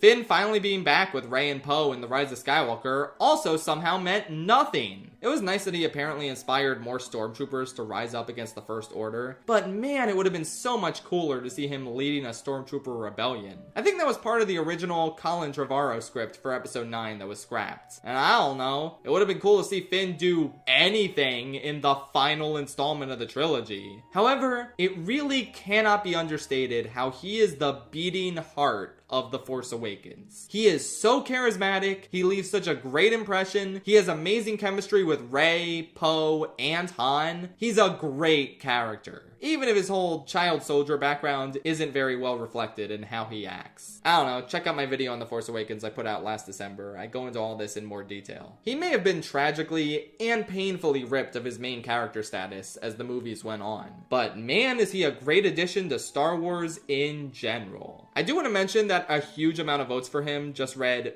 Finn in Episode 7 or Finn before he became a background character. So clearly, I'm not the only one who thinks he deserved better. But edging out Finn by only 2 votes, in 42nd place with a total of 627 votes, we have the main hero of the sequel trilogy, Rey. Honestly, I can't say I'm shocked with this placement. This is about what I expected. Rey got a lot of frankly unnecessary hate for being too overpowered and capable. I'm not gonna act like I don't understand the complaints to some extent, but clearly they were very rooted in misogyny since a lot of those people tend to ignore Anakin and Luke's ridiculous capabilities. I think Rey is about in line with them in terms of her abilities with the Force and her victories versus her losses. I just feel like we don't really see her at a low point too terribly often. Luke is emotionally scarred for life at the end of Empire Strikes Back, but after failing to save Kylo and narrowly escaping with her life, Rey is pretty chill at the end of Last Jedi, which makes her feel a little bit flat as a character. The Palpatine shit is embarrassing, obviously, and you never believe for a second that she's actually going to turn to the dark side. Unlike with Luke, where it was a valid concern during Return of the Jedi, and Anakin, where, well, it happened. But I think it's mean to judge a character by their Rise of Skywalker appearance. Mainly, I like Rey enough in the first 2 movies. She has a great relationship with Finn in Force Awakens, and Daisy Ridley gives a very energetic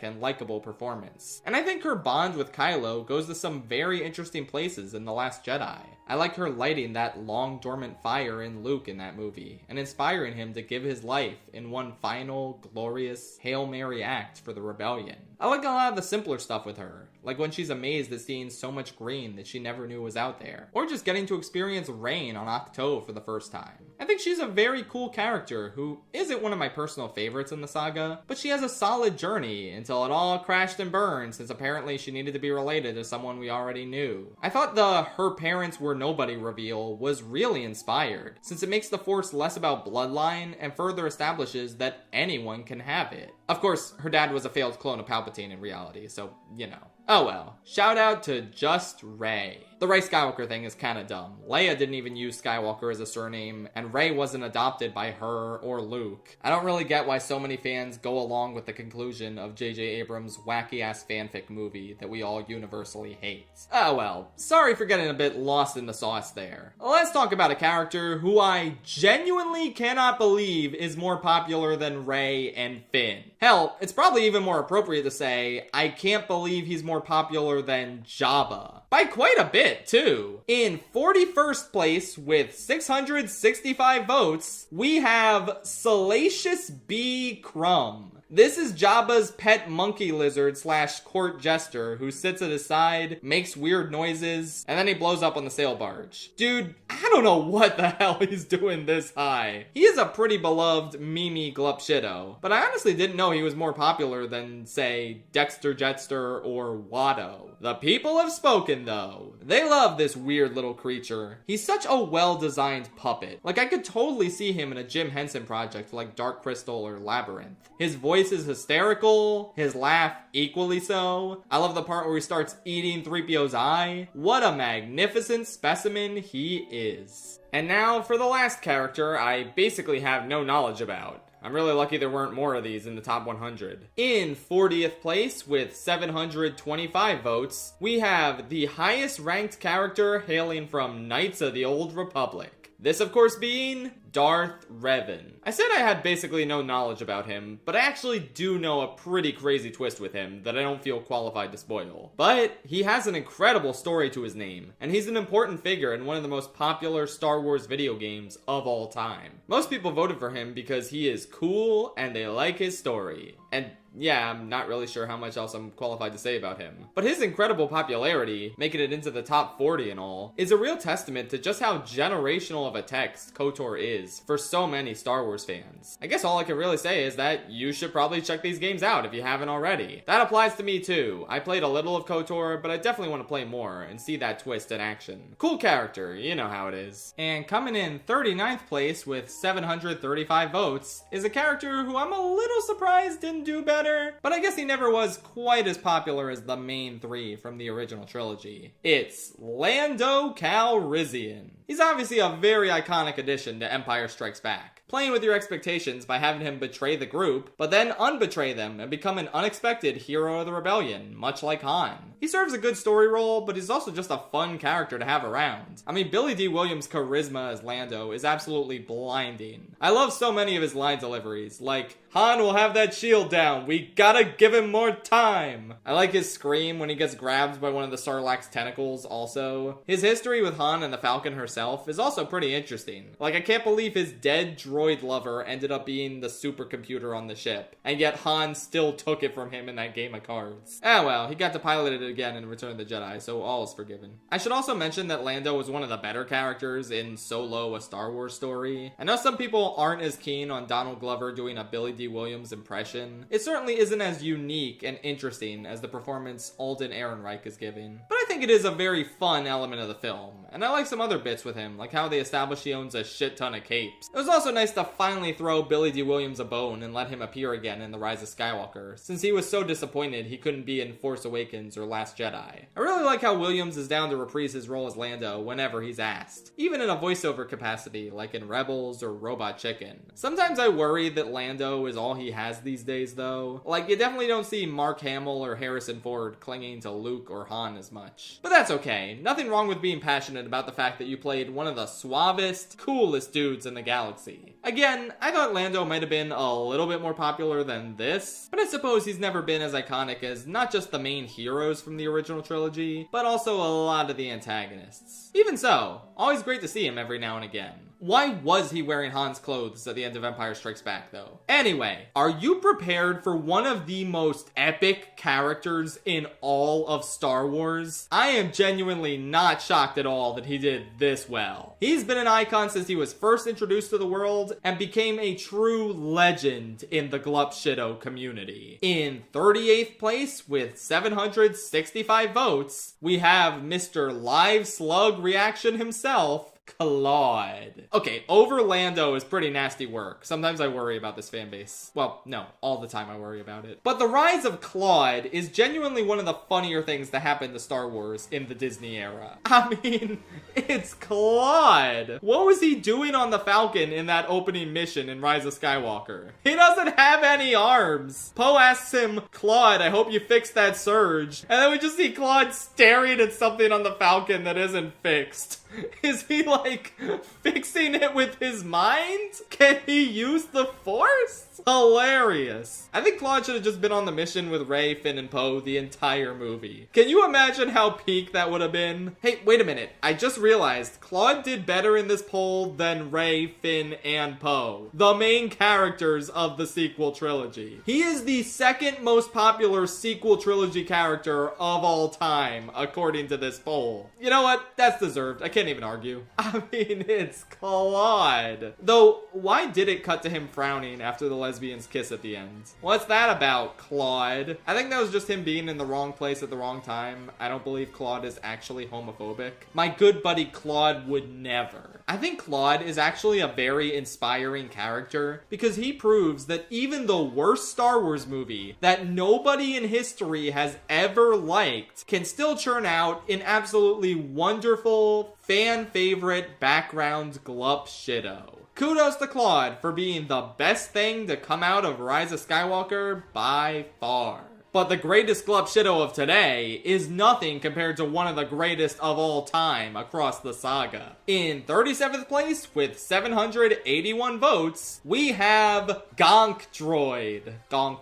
I think most of his popularity has to have come from LEGO Star Wars The Complete Saga, right? I mean, it's funny enough seeing this walking trash can in the background of the movies, but the sheer iconic status he acquired thanks to his unforgettable LEGO appearance is probably why regular non-LEGO Gonk Droid got this many votes. They even gave the Bad Batch their own little Gonk Droid buddy. Like, it's fun seeing the popularity of this dumb little meme droid seep into an actual show, in a way that still feels organic and not like they're winking to the audience at all. Like, Gonk Droids have been around forever in this series. Shout out to that one Gonk Droid who got tortured at Jabba's palace. He was a real one. I don't know what else to say. I like Gonk Droids. If you don't like Gonk Droids, I don't like you. Gonk. Okay, thank God. Now we've got another character with actual good writing to discuss, who isn't just a meme pick. No offense to Claude and Gonk Droid, of course. I love them both dearly. But coming in 36th place with 859 votes is Mon Mothma. Mon is really fascinating to me because they took this character who had 1 minute of screen time in the original trilogy. That's not an exaggeration. She shows up in Return of the Jedi at the Rebel briefing and talks for 1 minute before ceding the meeting over to the giant fish head man.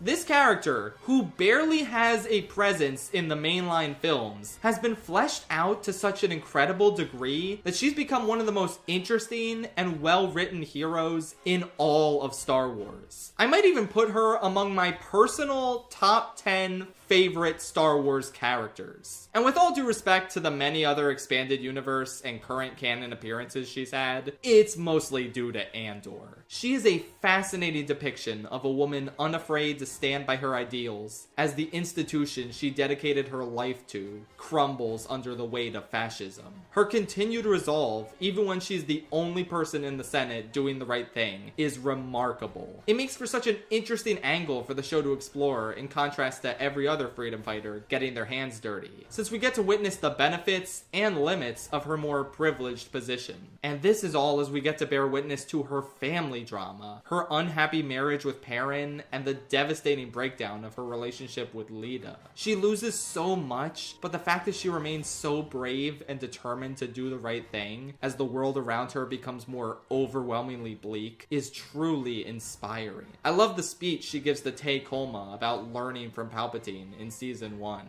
But obviously, nothing compares to that incredible moment where she calls out the genocide on Gorman and officially burns her last bridge in the Senate. It's an incredibly crucial moment for the budding rebellion to have a sitting senator use her platform to shout the truth from the heavens and wake up more of the galaxy. It's one of the bravest things any of the heroes in Star Wars do, and it's the centerpiece for one of the best episodes of Star Wars television to ever exist. beast. She's an absolute inspiration. One of the greatest moral paragons in the entirety of Star Wars, who keeps fighting despite all the personal difficulties that continue to stack up for her. Genevieve O'Reilly gives an incredible performance in this role. And I've said it before, but I think it's so damn cool that she got such a meaty and incredible part in Disney Star Wars because George Lucas cast her in some deleted scenes for Revenge of the Sith.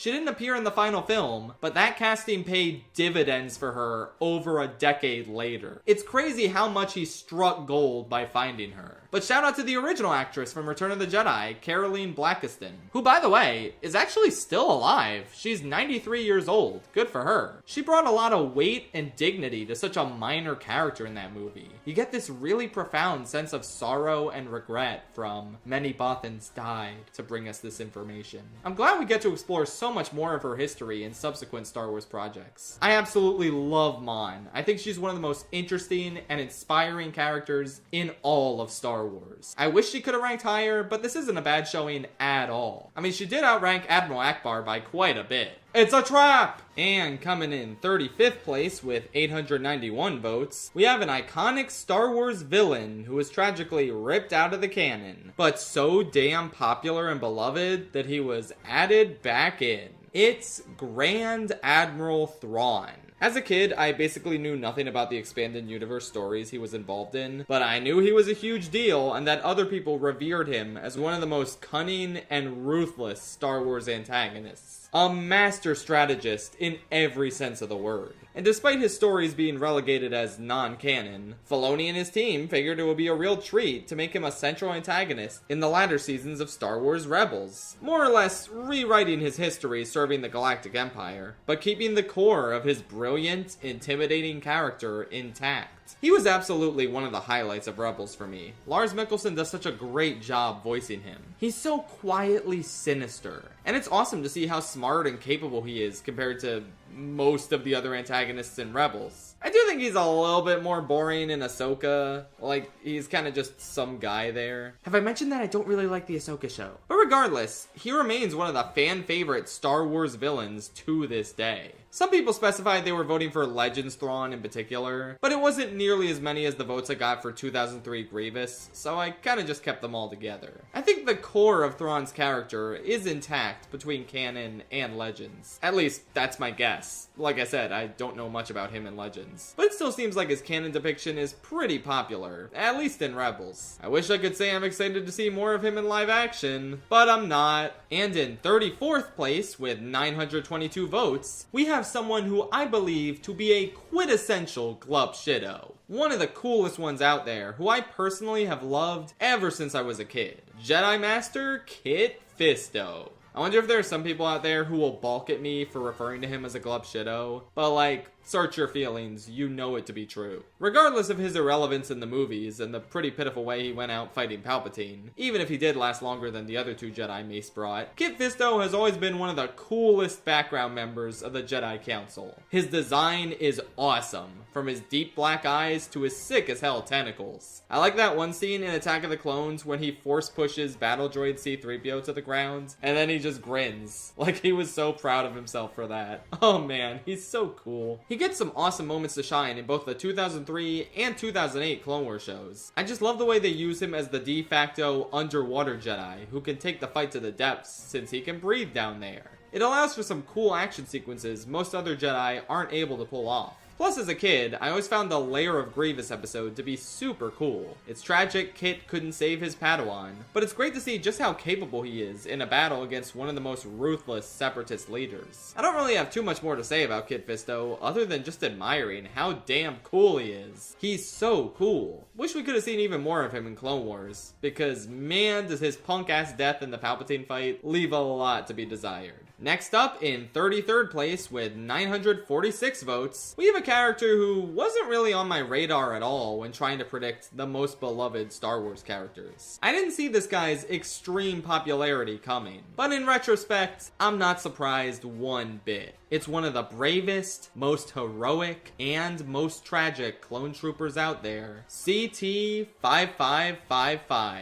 better known as Fives. He pretty much demolished every other clone trooper in the ranking, with one obvious exception we'll get to later. And it's pretty easy to see why. A lot of people obviously have sentimental attachment to him since he's a member of Domino Squad, much like Echo or Heavy. For a while, it seemed like he was the last member standing, before we found out Echo was still alive. But his true crowning moment came during the excellent Season 6 arc, where he almost uncovers the truth behind Order 66. Absolutely phenomenal story, where he goes to insane lengths to avoid everyone trying to silence him and prove that sometimes being a good soldier means not following orders. Crazy. The arc is so potent and inherently tragic because we know it's a losing battle. We know he doesn't get a chance to tell the Jedi the truth. The fact that he makes it all the way to an audience with Palpatine would have been his crowning moment as a servant of the Republic if Palpatine wasn't the fucking guy behind it all. One other thing I like before we get to the big, incredible, tragic moment with him is his banter with AZ. Like, the two of them are such a fun duo who play off each other wonderfully. I love the contrast between Fives expressing his individuality and the importance of having a name instead of a number, and then AZ's over there like, the difference is negligible. Really fun dynamic that helps distract from how dark this conspiracy is, and how broken Fives becomes trying to uncover it. This of course culminates with maybe the saddest clone trooper death in the entire series. Very few things in this show destroy me quite as much as the mission, the nightmares. They're finally over. For being the centerpiece of one of the best stories Clone Wars ever told, it's absolutely unsurprising why Fives is such a beloved character to this day. And now for another beloved Clone Wars character, one of my personal favorites ever since I was a kid. With 964 votes in 32nd place, it's the notorious gunslinger who needs no introduction, Cad Bane. Aside from like Ahsoka, Cad Bane is no doubt my favorite original character to come out of Clone Wars. You know,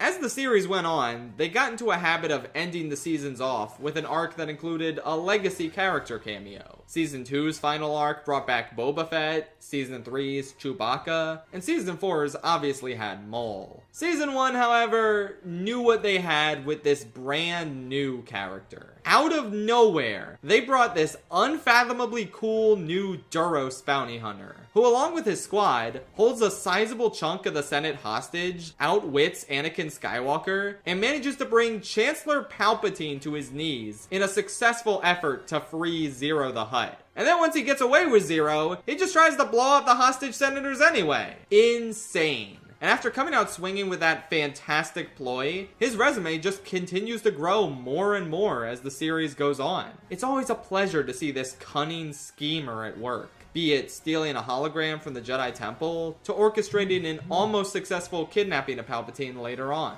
He definitely doesn't always succeed or look cool, like when he gets captured and Jedi mind probed, or when he kidnaps and tortures 3PO to get the Senate plans, only to realize that he got the wrong droid. Honestly though, while I didn't like the fact that he messed up now and again as a kid, I do kind of appreciate it now, because it shows that he's not absolutely untouchable. You need a pathetic moment every now and then to make those successful aura gambles all the more incredible to witness. The same definitely applies to other Star Wars antagonists like Maul, Boba Fett, or even Palpatine. With that said, I was certainly a little bit iffy on Cad Bane's live-action debut in the Book of Boba Fett. Not only does it hinge on his relationship with Boba that we only get to see in a cancelled Clone Wars arc, but also, he's still doing this bounty hunter gig even after the fall of the Empire. Shouldn't he be retired by now? He still has some cool moves and moments in the show, but he feels incredibly wasted there. I haven't seen The Mandalorian and Grogu yet, but I wonder if they should have just saved him for that instead of using Embo, since he's a lot more popular. Though I guess that doesn't really alleviate the whole why is he not retired thing. Bottom line is, he's amazing in his prime during Clone Wars. From his love of big hats to his gravelly, distinct voice, I absolutely love the guy. He's a great reminder of the kind of amazing original characters Filoni used to make, before he just got content with playing with his toys he acquired over the years, and nothing else. And now for the last character to get under 1,000 votes. Just barely. In 31st place with 972 votes, do you want to know the probability of this character being K2SO?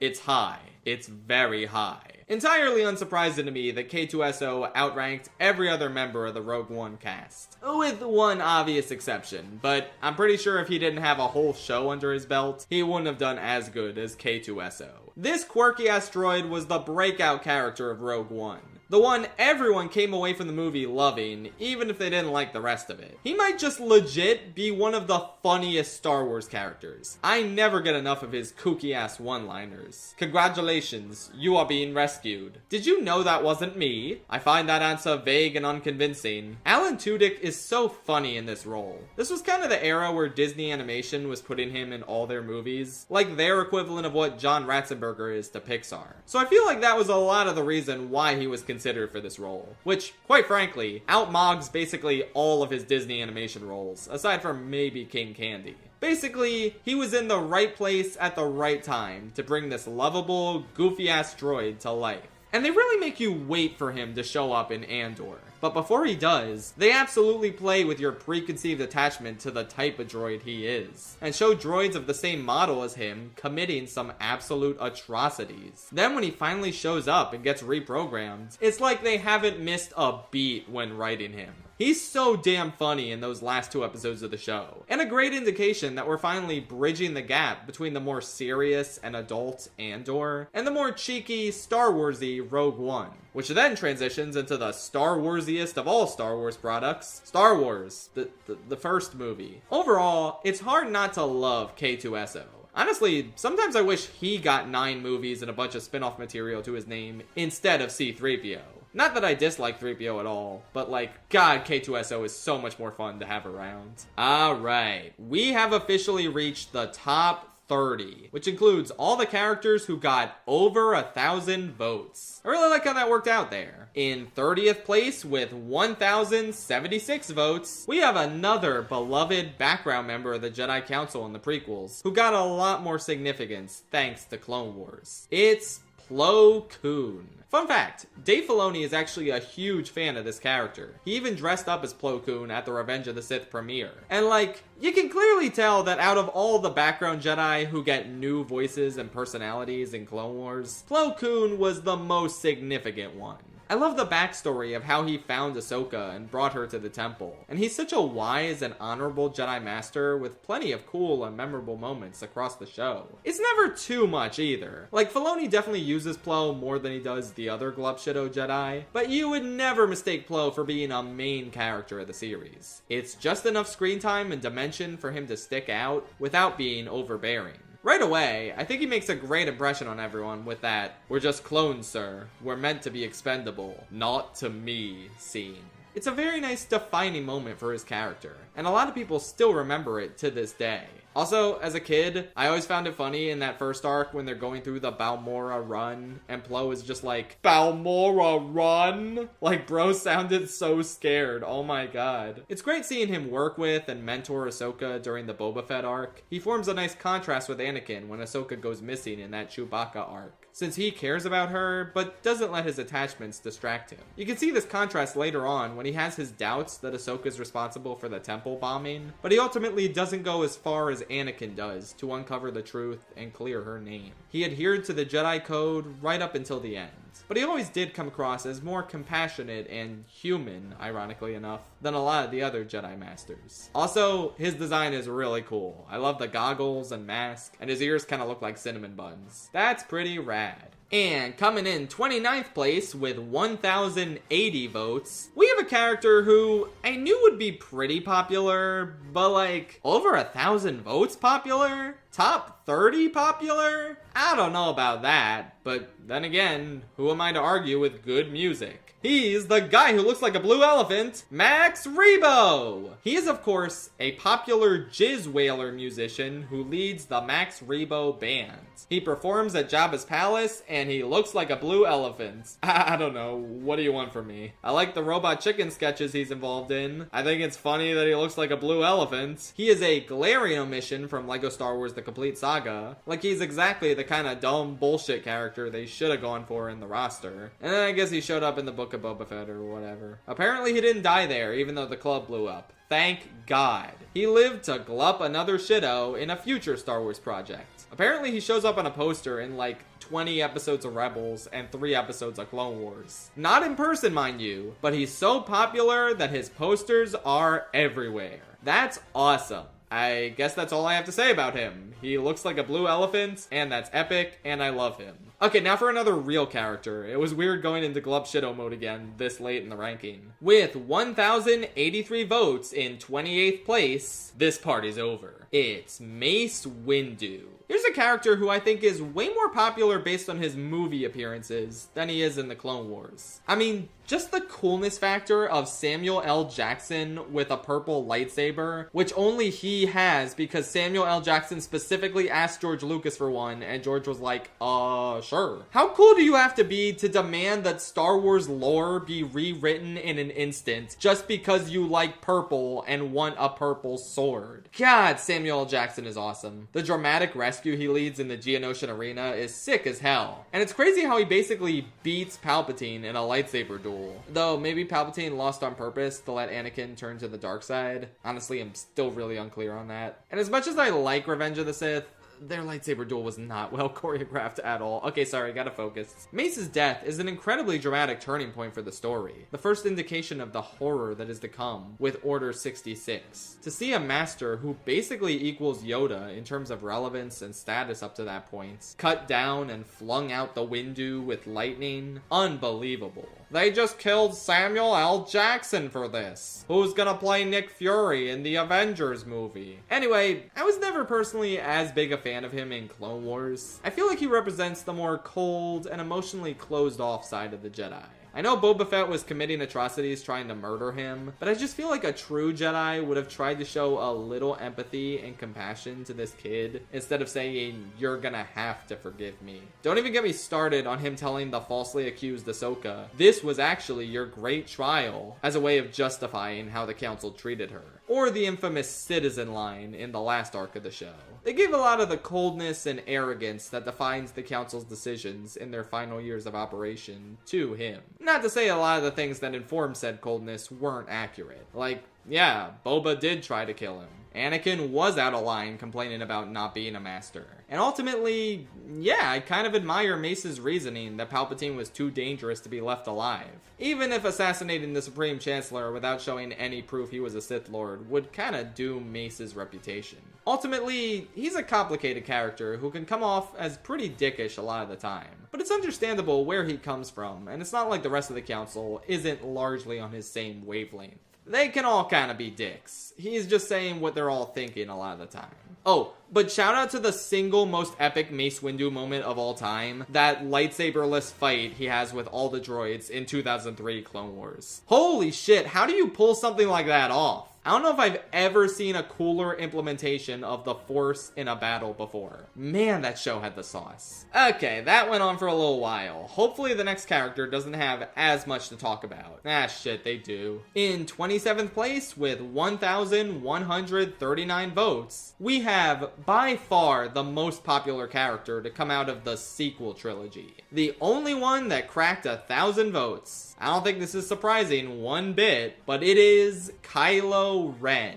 It's been said so often, but even people who don't like the sequel trilogy like Kylo Ren. He is by far one of the most interesting villains in all of Star Wars. Seeing him try and resist the temptation of the light side is absolutely nuts. I'll never forget how impactful it was when he first removed his helmet, because the assumption is that he's gonna look just like Darth Vader underneath the mask. Deformed, disheveled, bald, but no, it's just some kid. Some kid who gets chastised by his master for play acting as a new Vader, despite not nearly being able to live up to Vader's legacy. Adam Driver's performance is so compelling. He portrays the internal conflict and shame masterfully with just his facial expressions. The connection he forms with Rey as the first 2/3 of the trilogy go on is so interesting. The way he manages to outwit and destroy Snoke is so baller, even if it makes Snoke look like even more of a complete idiot, but whatever. And the commitment to the dark side Kylo expresses in the last act of Last Jedi is so engaging. One subversion that the movie attempts that I can actually get behind. I love the venom in his voice when he says shit like, "Did you come back to say you forgive me? To save my soul? And when I kill you, I will have killed the last Jedi." He really establishes himself as a more than effective final boss for the entire trilogy. Except, somehow Palpatine returns. Because I guess we gotta redeem him, because the Reylos need their happy ending, and because that's what we did with Anakin already. I don't know if anyone has ever said this before, but I think the sequel trilogy should have put a plan in place before they started making these movies. We do get a really nice moment in Rise of Skywalker though, where Kylo finally ceases to exist and becomes Ben Solo again, thanks to the encouragement of a memory of Han. It's a really nice reprise of that sinister moment from The Force Awakens, and it's like the only good scene in Rise of Skywalker that doesn't involve Babu Frick or Claude. Overall, looking back on the sequel trilogy, it obviously wasn't great, and it did a huge disservice to most of its characters by the end. But I think, even despite the somewhat tepid idea of redeeming him, Kylo Ren really emerged from the trilogy as an excellent new icon of Star Wars. A character who really stole the show thanks to some pretty solid writing and Adam Driver's committed performance that straddled the line excellently between intimidating and pathetic.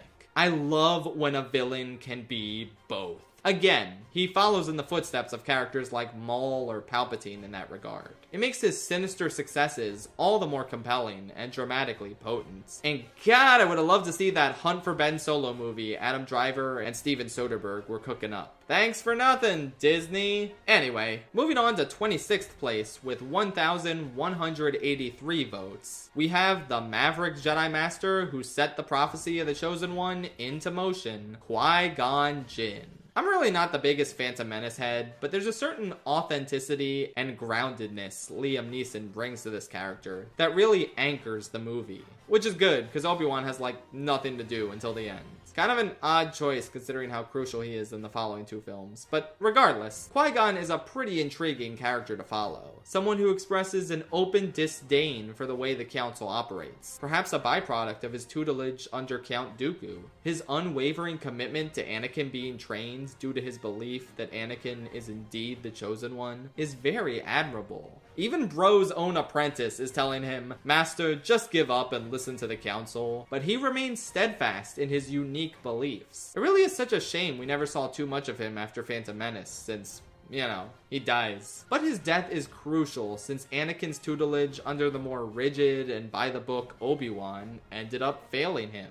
"I have failed you, Anakin! I have failed you!" We can only speculate on what would have happened if Qui-Gon was there to mentor Anakin in the years to come. But it is nice to see him cameo in Clone Wars, even with Liam Neeson returning to voice him. Plus, I'm pretty sure Qui-Gon invented Force ghosts. That's kinda baller. It shows how much more attuned to the Force he was. Probably since he didn't rigidly follow the teachings of the Council as much as other Jedi. And he, of course, got to pass his knowledge on to Yoda and Obi-Wan. Why did Anakin come back as a Force ghost, though? Did Qui-Gon get a chance to do that for him, too? I don't know, don't think about it too much. He's a really cool and unconventional Jedi, who I would love to see more of. I really enjoyed the Tales of the Jedi arc that focused on him and Dooku, and it's criminal that couldn't have been expanded into a full series. Honestly, I just have a lot of problems with the Tales of format in general, but that's neither here nor there. Bottom line is, Qui-Gon is cool. That is all. Moving along to the top 25.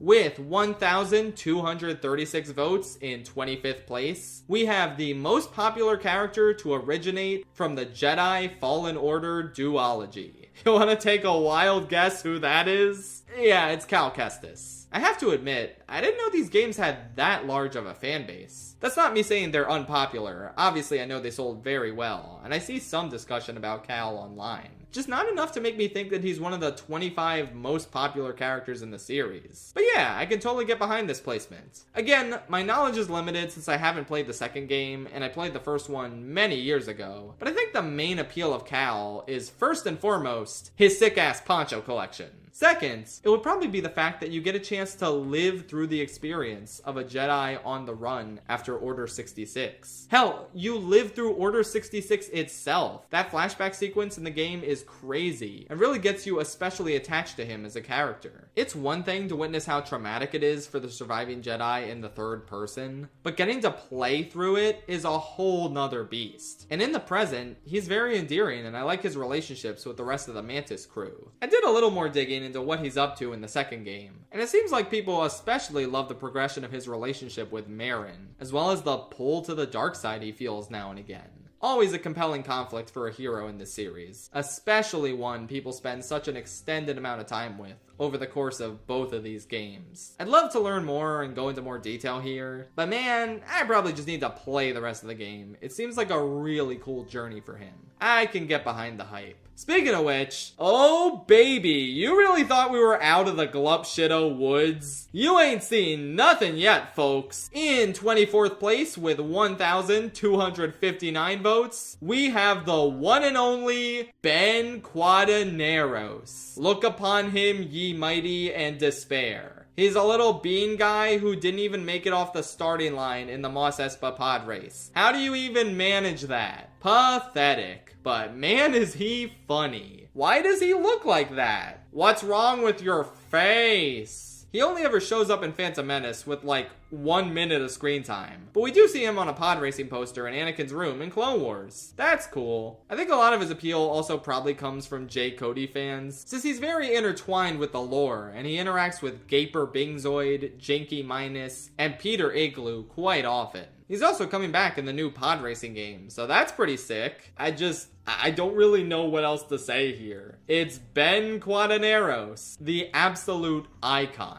You just look at him and you get it. Not much more to say here. Alright, next up we have the final near tie of the ranking. These characters were pretty neck and neck for a while, until one pulled ahead with 4 more votes. And not the one I would have expected, admittedly. So, conceding the battle and accepting 23rd place with 1,334 votes, we have the greatest bounty hunter ever. Or so some say, Boba Fett. Yeah, not a top 20 Star Wars character apparently. I'll admit, that kind of surprised me. I didn't think he'd be top 10, but I thought his legacy was a little bit more potent and would propel him even higher. Boba Fett is of course the original breakout character in Star Wars. Someone whose popularity far exceeded his actual level of screen time, as well as the wildest imaginations of the people who created him. Obviously, we all remember his iconic first appearance in the Star Wars Holiday Special. And then I guess he was also in Empire Strikes Back. He serves a plot function of tracking down the Millennium Falcon, alerting the Empire that it's going to Cloud City, and then taking Han to Jabba the Hutt. That's kind of it. The only real defining attribute he has in Empire is that he is cool as shit. As someone who never really bought into his overall insane popularity, I will concede that he is indeed super cool in Empire. Jedi, not so much, but what are you gonna do? And honestly, I just feel like he never really reached those Empire levels of insane aura again.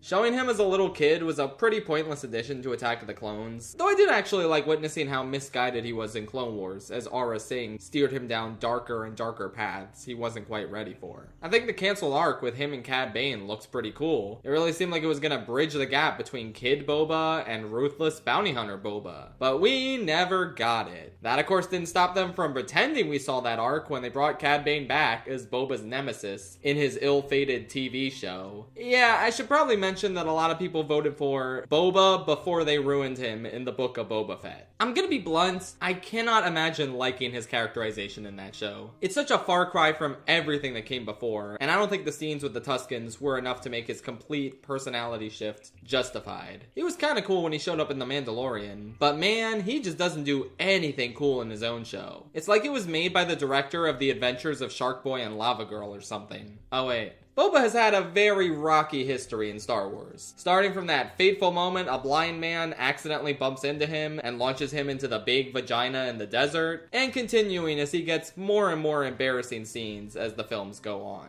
But you really can't deny his impact, and how much people adore him to this day. He came out swinging as one of the most popular additions to The Empire Strikes Back. A movie that never even calls him by his name, mind you. Seriously, watch the actual movie. He's only ever called the Bounty Hunter. And yet, everyone knows his name. His design is so iconic, it inspired an entire culture that includes an incredibly popular new protagonist, who you might have noticed, we have not actually gotten to yet in this poll. The student became the master, it seems. But yeah, silly as it might seem to say, Star Wars owes a lot of its identity to Boba Fett. The first truly iconic bounty hunter in the series that took the world by storm, and who remains a fan favorite to this day. And like I said, I'm a little surprised this guy outranked him, even if it was only by 4 votes. In 22nd place, with 1,338 votes, we have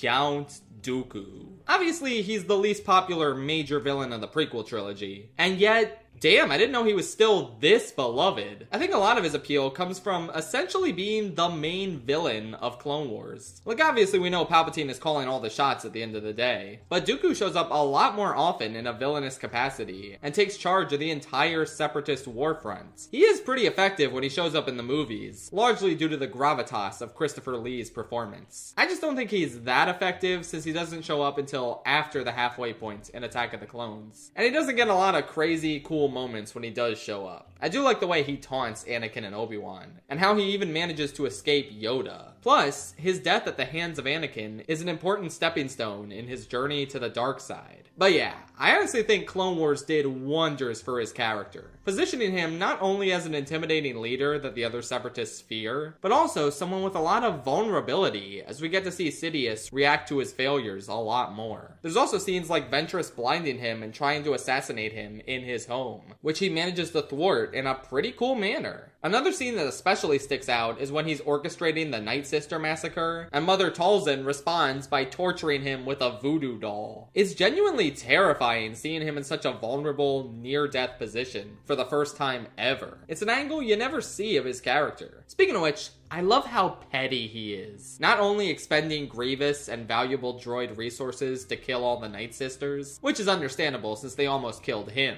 but also doing the same thing to Hondo Ohnaka as a way of getting revenge for Hondo kidnapping him 4 seasons ago. This guy is so damn spiteful and driven by his hatred, despite his calm, calculated outward demeanor. And I think that's such a fun dichotomy for a villain to have. It's also really intriguing seeing him try to sway Obi-Wan into joining forces with him to destroy Sidious. I like how that moment is followed up on in Clone Wars when they find out Dooku and Tyrannus are the same person. And he just says, "I told you everything you needed to know on Geonosis all those years ago. You should have joined me." I also think that Tales of the Jedi 3-parter showing some of his backstory and how he decided to join the dark side was incredibly compelling. Probably the best story the Tales of series ever told. I would love to see more of his time growing disillusioned with the Jedi, as well as more of his time training Qui-Gon. Ah well, we did get plenty of him during Clone Wars, and he was a pretty effective villain there. A smart and capable Separatist leader, and a ruthless and intimidating Sith Lord to boot. I like when he was changed to Anakin and Obi-Wan during that first Hondo arc. It's funny watching the rest of Clone Wars and remembering that canonically happened to them. And now for our final character who did not quite reach the top 20. It was pretty close. He got shut out by 11 votes, but it wasn't nearly as tight of a race as the Dooku versus Boba Fett battle. It was pretty clear who was pulling ahead in this one.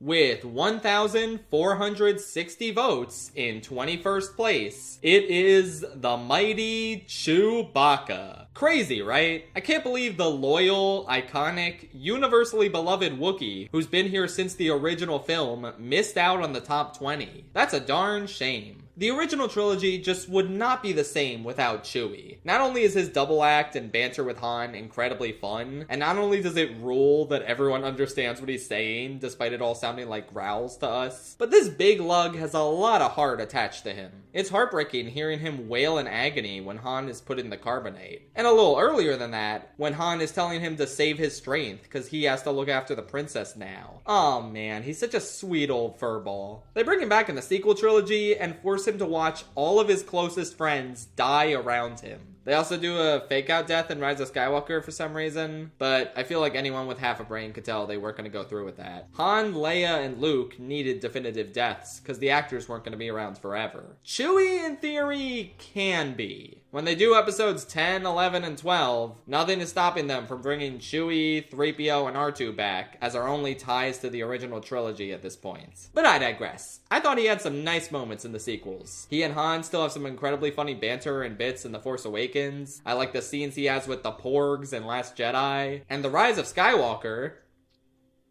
he was also in Revenge of the Sith for some reason. Incredibly pointless, but it's kind of fun watching Yoda ride on his back. I did get a lot more out of him appearing in Clone Wars and befriending Ahsoka, though. That was pretty sweet. He's just all over this damn franchise, and it's easy to see why. Iconic design, iconic growls. He's incredibly endearing, and you never get tired of having him around. It's crazy that they never gave him a medal in A New Hope, and they never did throughout any of the other movies. It never happens. That would be incredibly stupid if they did it after the fact over 30 years later. Ah well, he's great. I hope his relationship with his chud son is still strong. Now, at long last, we have reached the top 20. The true beloved icons from across the saga. Except the sequel trilogy, none of them made it in. Hey, there are at least some Disney Star Wars characters here though, on top of prequels, Clone Wars, and original trilogy representation. Kicking things off in 20th place with 1,471 votes, knocking Chewie out of the top 20 by just 11 votes, we have a very prolific senator. But, to me, she's royalty. It's Padme Amidala. Alright, I'll get this out of the way first. How exactly do you go from queen of an entire planet to just a senator? Padme didn't even need to be the queen of Naboo. She could have just been a handmaiden who ascends to senatorhood. The queen twist is really unnecessary, but I digress. Padme is one of the bravest and most badass women in the entire saga. I don't think you get a ton of that in the prequels. I mean, she kicks ass occasionally in the first two movies, but I feel like her character is so heavily relegated to primarily being a plot device for Anakin's development. I can somewhat get behind all the newfound love for the prequels, but I still don't like the way their relationship is depicted in the movies, and how Padme loses a lot of agency in Revenge of the Sith. But Clone Wars really picks up a lot of the slack here. She is one of the coolest heroes, who constantly goes above and beyond what the other senators do. Investigating things herself, pushing for legislation that often goes against the continued militarized push Palpatine and the rest of the Senate are gunning for. I love that one episode where she gives a speech so powerful and convincing that she sways the entire Senate from backing the new bill to fund millions more clone troopers. And then Palpatine is just silently seething about it in his office with Mas Amida. Like, there's not even anything that evil Sith Lord wizard can do against Padme right now. The wheels of democracy are turning in her favor. I never really liked the Padme Senate episodes as a kid, obviously, but I feel like there's a lot more to appreciate about them now. They're the closest thing Star Wars has as a precursor to the phenomenal political drama in Andor. You can see a lot of the groundwork for what Mon Mothma does in that show being laid out by what Padme does in this Saturday morning cartoon. I also think her relationship with Anakin is pretty sweet in the show, aside from the one Clovis arc in season 6. I kinda can't believe there was any coming back from that for their relationship.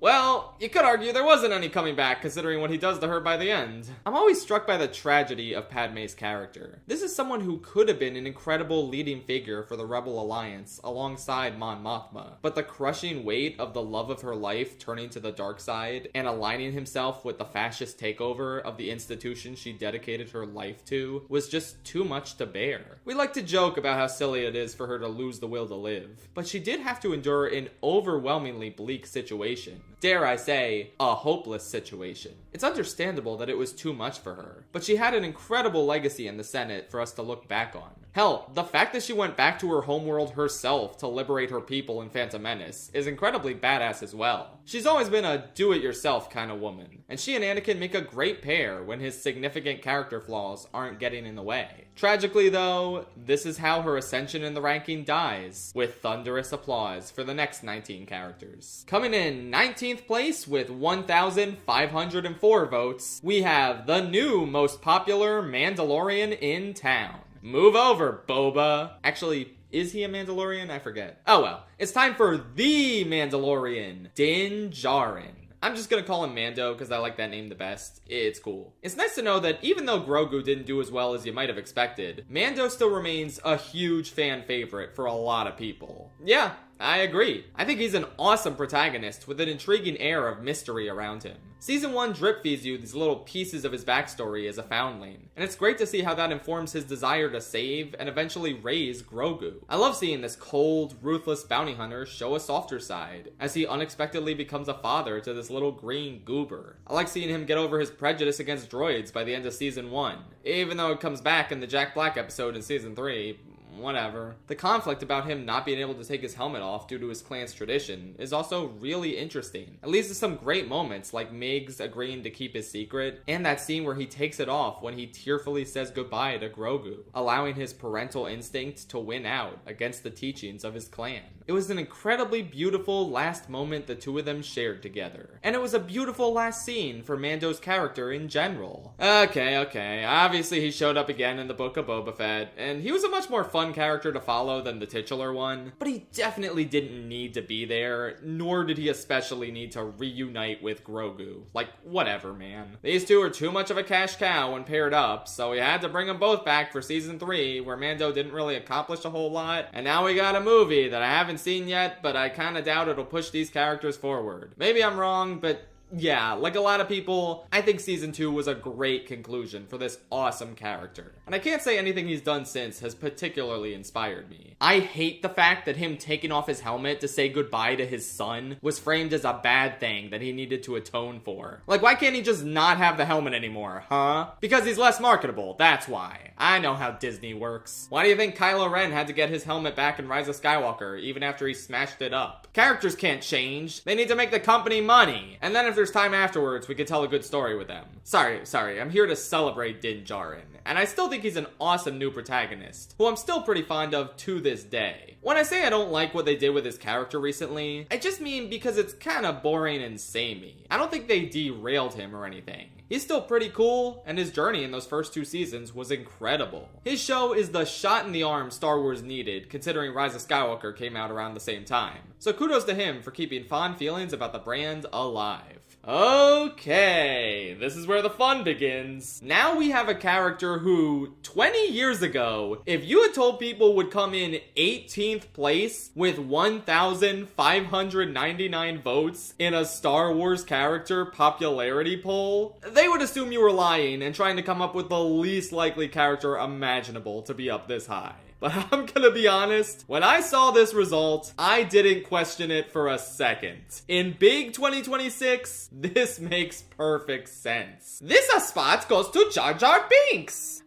I kinda don't even know where to start. Here's a character who sort of became the de facto pop culture punching bag for well over a decade after his debut. The prequels weren't too popular when they came out, but everyone especially hated Jar Jar. He was singled out for dumbing these movies down with his stupid baby humor and stepping in poop and saying Piyusa and all that jazz. George even sort of addressed this criticism since despite pouring so much focus into Jar Jar in Phantom Menace and calling him the key to all this, he significantly cut Jar Jar's role down in the following 2 prequels. We still got a bunch of him in the Clone Wars, maybe more than most people would say necessary, and that's kind of it. Disney has not been brave enough to bring him back in any of their shows or movies. Which, I mean, yeah, I guess that makes sense. Growing up, I didn't like Jar Jar. He was a huge contributing factor to why I never wanted to watch Phantom Menace. Like, I was really out there at the age of 6, thinking that this dumb orange court jester was insulting my intelligence. But then, something shifted. Now I honestly kinda like Jar Jar. I mean, I think it's ironic, but who knows? My review of The Phantom Menace on Letterboxd, which is the most popular review that movie has, is every time I rewatch this movie, Jar Jar becomes more and more unironically funny. Is that a universal experience? Do we all just have Stockholm Syndrome? I swear, at one point I found this guy so annoying, I couldn't even be bothered to own the movie he was prominently in on DVD. My parents got me and my brother episodes 2 through 6 on DVD, and then we said, okay, we're good, we don't need episode 1. I swear, it was because of Jar Jar, but now he's just... I don't know, man. What do I even say? I think he's so appealing because of how earnest he is. Like, there truly is no one else in the saga quite like Jar Jar. He's well-meaning, he's genuine, he's a very pure soul without an ounce of hatred in his heart. And he doesn't belong anywhere. Yes, because he's pretty annoying, but also, don't you just want to give him a hug? Don't you just want to see this perpetual loser who everyone underestimates finally succeed? Whenever the clones are making fun of him, doesn't that make you want to kill them? Doesn't that make you want to say fuck you for doubting him? I just find him and his absurd brand of humor weirdly endearing. He has a super funny way of speaking, and he just says the darndest things. It honestly kind of tickles my brain because of how goofy and out of place he is with the rest of Phantom Menace. He gives that movie a lot of the life that it desperately needs. His design is imaginative. It's really cool how Ahmed Best was always down to reprise the role in just about everything, despite how much heinous shit he took from the fanbase. Things really turned around and got better for him, and he credits the warmer reception to Jar Jar nowadays with just being a byproduct of the kids who grew up loving him and the prequels being the ones who talk about Star Wars the most now. But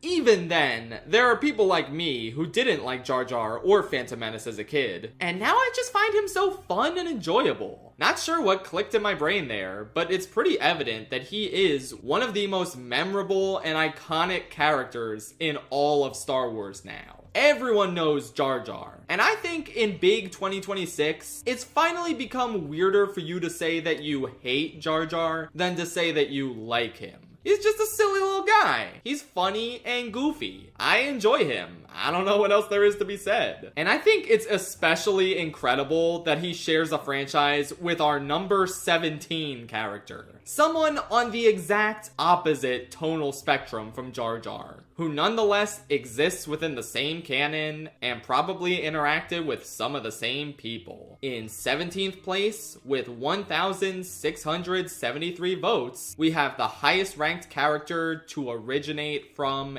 Andor. That, of course, being Luthen Rael. I am absolutely not surprised in the slightest to see him this high. Luthen is, in my opinion, the best written character in Star Wars. He's an absolutely amazing and brilliant spy master who largely carries the entire rebel effort on his back in the years leading up to the Battle of Yavin. The meticulous plans he lays out in Season 1 to strike the Empire in their most vulnerable spots are truly awe-inspiring. He's cool, he's calculating, and he's also not afraid to commit some shockingly heinous actions for the sake of advancing his cause. Everyone is expendable, including himself. And he has no delusions about that fact. We all love the monologue he has in Season 1, where he talks of burning his decency for someone else's future, and burning his life for a sunrise that he knows he'll never see. He's content with falling through the cracks of history, and never getting recognized for his efforts, as long as one day, the Empire falls. His monologue is the single best written scene in all of Star Wars, with the only other scenes that even come remotely close just being other scenes from Andor. And the writing is only one half of the picture, because you also have Stellan Skarsgård's generational performance. He is so committed, so grizzled, and so commanding in every scene he's in.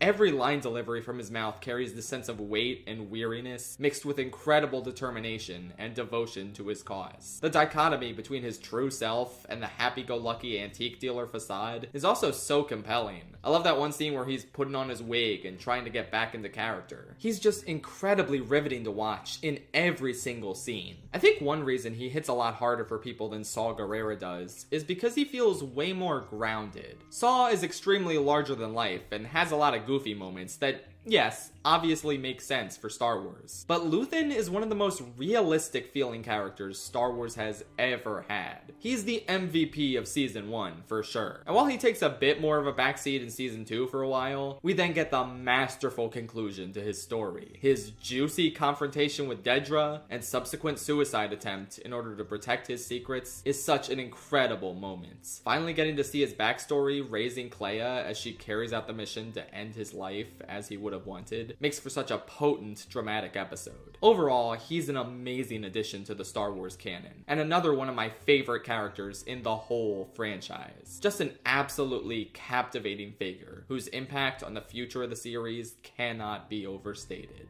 And now for a true universal icon of the series. Someone that every generation of Star Wars fan knows and probably loves. Likes, at least. I don't know if I'd say love personally, but he's pretty neat and iconic. In 16th place, with exactly 1,800 votes, this spot goes to C-3PO, Human-Cyborg Relations. 3PO is an incredibly special character to Star Wars, since he's just always in it. From the original trilogy, to the prequels, to the sequels, he's always there and almost always played by Anthony Daniels. Even in a voiceover capacity, like in Clone Wars or Rebels. He's the first character in all of Star Wars who speaks, having the first line in A New Hope, and sort of being the main focus for the first 20 minutes or so. Alongside R2, of course. And man, do they have such wonderful rapport with each other. I love seeing 3PO get all pissy at R2 and abandon him, only to cry out with joy, R2-D2, it is you! When they're reunited in the Jawa Sandcrawler. He's such a fun, delightful droid companion with an incredibly expressive voice, despite not having any facial expressions, on top of super stiff body movements. He's a good comic relief character during the original trilogy. Some people have said he gets a little grating in Empire as he constantly criticizes whatever Han's doing, but I actually really like that contrast. It's fun forcing this by-the-book, prissy droid and the space rogue to share the same space for most of the movie. And I really like 3PO in Jedi when he becomes a godlike figure to the Ewoks and starts telling them stories about the gang's adventures. He's super funny when he has to be Jabba's translator droid too, and you know what? I've said all this already. I have a whole video specifically ranking 3PO's role in all 9 of the Skywalker Saga films, so you can just watch that for more details. This video's long enough. Basically, I really like 3PO, and I think he's usually a fun addition to these movies. But I don't think there's a ton of depth with his character, and I think the shtick with him can wear a bit thin the more you see it. A good, fun character who we maybe just see a little too much of. Especially when there are other droids I find way more entertaining that we don't see as often, like K2SO or AZ from Clone Wars. He just can't really accomplish that much on his own outside of translating or being funny. A sharp contrast to a certain other famous droid in the series who got many, many more votes. But I am not a 3PO hater at all. I think he's wonderful and an instantly iconic face for any Star Wars fan to recognize. Alright, now we've reached the top 15. And in terms of the number of votes received, we're actually jumping up quite a bit, all the way to 2,410. These 15 are the real cream of the crop with a significant following behind them. And yet, I'm honestly surprised that this guy in particular didn't do a little bit better. I thought he was definite top 10 material. Quite frankly, I'm still shocked even months later. But alas, in 15th place with 2,410 votes, we have the Senate himself, Palpatine. Doesn't this feel low to you too? I don't know, for being the main villain of Star Wars, someone who orchestrates all the sinister machinations in this series, from the prequels all the way up until he returns somehow, I'm honestly a little bit dumbfounded that he didn't do just the tiniest bit better. I mean, he's an absolutely iconic embodiment of evil in pop culture. Obviously not to the same extent as Vader, but come on. Everyone knows the evil Emperor. His deformed face, his sinister cackle, the way he shoots lightning from his hands. They really struck gold with Ian McDiarmid, who not only killed it in Return of the Jedi, but then came back to give this guy so much more dimension in the prequels. He gives one of only 2 universally loved performances in that trilogy, really elevating a lot of the material with his excellent line deliveries. Part of the reason the tragedy of Darth Plagueis the Wise is such an iconic scene is because of the sheer contempt dripping from Palpatine's voice. He could save others from death, but not himself. Phenomenal work. It's so wonderful seeing Palpatine play this grand chess game against himself, manipulating millions of people as he manages to seize total control of the galaxy and institutes the first galactic empire! Revenge of the Sith is truly his finest hour. It's kind of incredible seeing his decades-long plan come to fruition in the absolute darkest day for the galaxy, when he finally executes Order 66 and becomes the Emperor. He's terrifying, but also so wonderfully silly. I love all his little screams and noises and his dumb little lines, like when he calls Yoda, my little green friend. Or of course, I am the Senate. This is also completely consistent with how he is in Return of the Jedi. Like, he's hilarious there too. I'm afraid the deflector shield will be quite operational when your friends arrive. Just the ultimate petty gay asshole. Like, what is his deal? He's evil evil and he loves it, which is one of the best kinds of villains out there. He even gets some great moments in Clone Wars, like when Darth Maul is really starting to establish a criminal empire of his own, but then Palpatine senses this, comes to Mandalore himself, and just absolutely bodies him while killing his brother. Phenomenal stuff. I'm also a big fan of how the Zillo Beast was personally beefing with him during that arc. Clearly the Beast could tell he was evil and was just trying to save the galaxy. He was a hero. I just couldn't see it. So,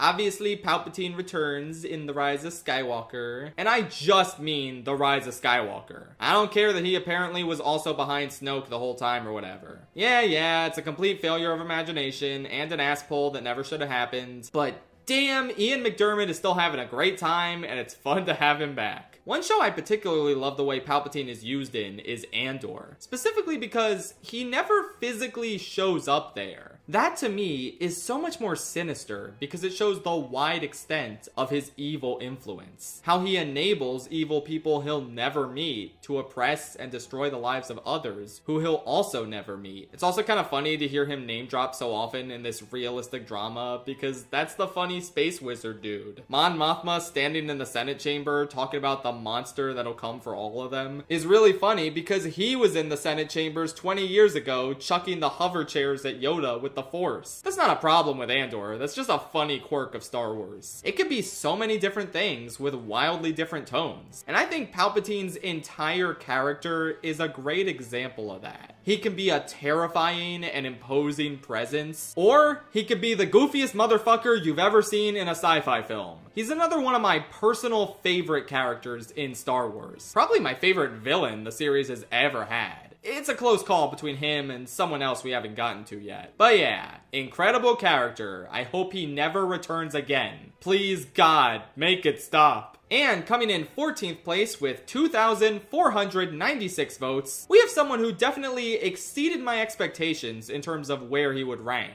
But in my book, experience outranks everything. It is the most popular clone trooper in the series, Captain Rex. Pretty unsurprising in hindsight he's so popular. I mean, he's the GOAT. Just an absolute badass, loyal trooper to Anakin during the Clone Wars. He takes center stage in most of the best clone trooper focused episodes. Right from the start of the show, where he becomes a bit of a mentor to Domino Squad during Rookies. All the way up through the Umbara arc, the one where he meets Cut and learns to understand the life he cut out for himself. He stood alongside the Jedi during critical missions like the Citadel and the Zygerian Slaver arcs. And of course, we get more of him in the Bad Batch arc, and that phenomenal final Siege of Mandalore storyline. Watching him try and fight back against the inhibitor chip is one of the most devastating depictions of Order 66 the series had ever had.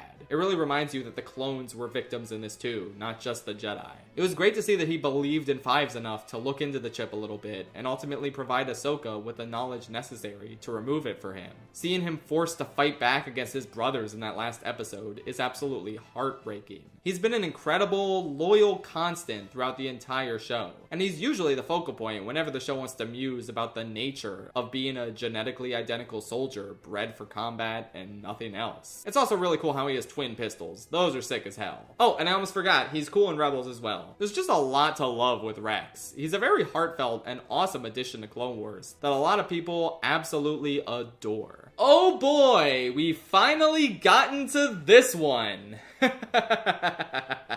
Yeah, I think you all knew this was coming. In 13th place with 2,520 votes, we have the highest ranked character in any of my polls that isn't a character at all. This is more of an idea. A gleeful expression of the ridiculous levels of attention this fandom pays to the most minor of characters. You know what this spot goes to. Glup Shido. Yeah, I'm not surprised by this one bit. For the uninitiated, Glup Shido is a term coined in 2020 from a Tumblr post that reads, every time a new Star Wars movie or show is announced, all the fans are like, OMG, Glup Shido is back. I mean, is that wrong? As a lifelong Star Wars fan, this might be one of the most accurate things I've ever read. And it also might be one of, if not the most influential online pop culture posts. Everyone knows the term Glup Shido. It's become such a significant part part of internet lexicon for a variety of franchises. But mainly, it's brought up whenever Star Wars does its thing and brings back a glup shitto. Gungi in the Bad Batch, Embo in the Mandalorian and Grogu. It helps that we're firmly in the glup shitto era of the franchise thanks to Dave Filoni running things. So we're gonna keep seeing random ass Clone Wars characters keep popping up in live action. Glup shitto will be eternally relevant when discussing Star Wars. But that's sort of a negatively slanted read on the term. I think glup shitto can also be seen as a positive representation of the exceptional level of popularity the fans afford to these random background characters. Look at all the glup shittos that did incredibly well in this poll. From Max Rebo to Dexter Jetster to Claude. There's a passionate fan base for so many characters that an average moviegoer might not have ever given a second thought to. And I think that speaks to how well designed Star Wars aliens in general are. We love spotting random blue elephants at Jabba's palace, or laughing at the live slug reaction guy. It's one of the more beautiful aspects of the Star Wars fandom, honestly. The fact that we all love to rally around random fuck-ass creatures with very little narrative significance. That doesn't stop us from hoping they keep coming back, and often they do. So I'll always be happy to see random ass glup shittos again. I'm not gonna use them as evidence that a movie or show is good. I'm not so easily swayed by jingling keys like the weak-minded are. But come on, it was pretty funny to see Max Rebo again in Book of Boba Fett. I'll never watch it again because it sucked, but come on, he was there. That was pretty cool. Okay, I'm just gonna be honest, this next placement is insane to me. I am actually kind of mad this character didn't make the top 10. Not even if you combine Anakin and Vader, they'd still be only number 11. I don't know, man. I think this is absurd, and chances are you'll agree with me on that. In 12th place with 2,728 votes, we have renowned General and Princess Leia. Yeah, seriously, isn't it insane to you guys that she didn't make the top 10? I didn't want to say anything, but the women have kind of severely underperformed in this poll. There's only one that actually made the top 10. And then if we look at the whole top 50, there are only 5 women. It's Leia, Padme, Mon Mothma, Rey, and the character yet to come. I don't know, guys. I just don't know. Oh well, let's talk about Leia now. The original iconic heroine of Star Wars. An absolute firecracker who serves the typical princess role in the hero's journey that is A New Hope, but subverts the sort of behavior you'd expect from a graceful princess. She's sassy, she speaks her mind, she gets things done. She's not at all what Luke and Han expect. She's one of a kind. Brought to life with a stunning, committed performance from Carrie Fisher. Yes, she has the odd, weird / randomly British line delivery, but for the most part, she's so captivating to watch on screen. Seeing her and Han bicker and fall in love over the course of Empire is wonderful. And while I'm not huge on the sibling twist solely within the context of Return of the Jedi, it is kinda cosmically sweet how she and Luke found each other and fought the Empire together. I like their scenes together in both Jedi movies, Return of and The Last. She's a nice, dependable figure in the sequels in general. And it's sad to think about how the third installment was going to be largely centered on her before Carrie Fisher's passing. They did what they could, though, and used some deleted scenes to give her a passable enough conclusion. It's one of the only passable enough things about Rise of Skywalker. Overall, she's just the coolest. Someone who dedicated her entire life to fighting oppression, and who stood firm even after her family and entire planet were massacred right before her eyes. The original trilogy and all of Star Wars would not be the same without her. She laid the groundwork for all the other incredible women who came after her in this franchise. And again, I am so dumbfounded that she did significantly worse than Luke and Han. Maybe a tiny bit worse I could live with. But there's kind of a significant gap between her votes and theirs. I don't know. I'm still just pretty shocked by that. She's a universally beloved character within the franchise. I'm pretty sure even the Star Wars fans who hate women still like Leia. But alas, she falls just short of the top 11. That's crazy. Not even number 11? Oh my god. With that said, I am pretty pleased with the character who did make it to number 11. It is the highest ranked Star Wars character to come out of the Disney era. With 2,812 votes, just short of the top 10, the 11th most popular Star Wars character is Cassian Andor. Holy shit, that's so cool. I imagine if we only knew him from Rogue One, he'd be, I don't know, 82nd place, give or take. I think he'd probably be lower than Jyn Erso and definitely K2SO. He is a cool enough guy in Rogue One.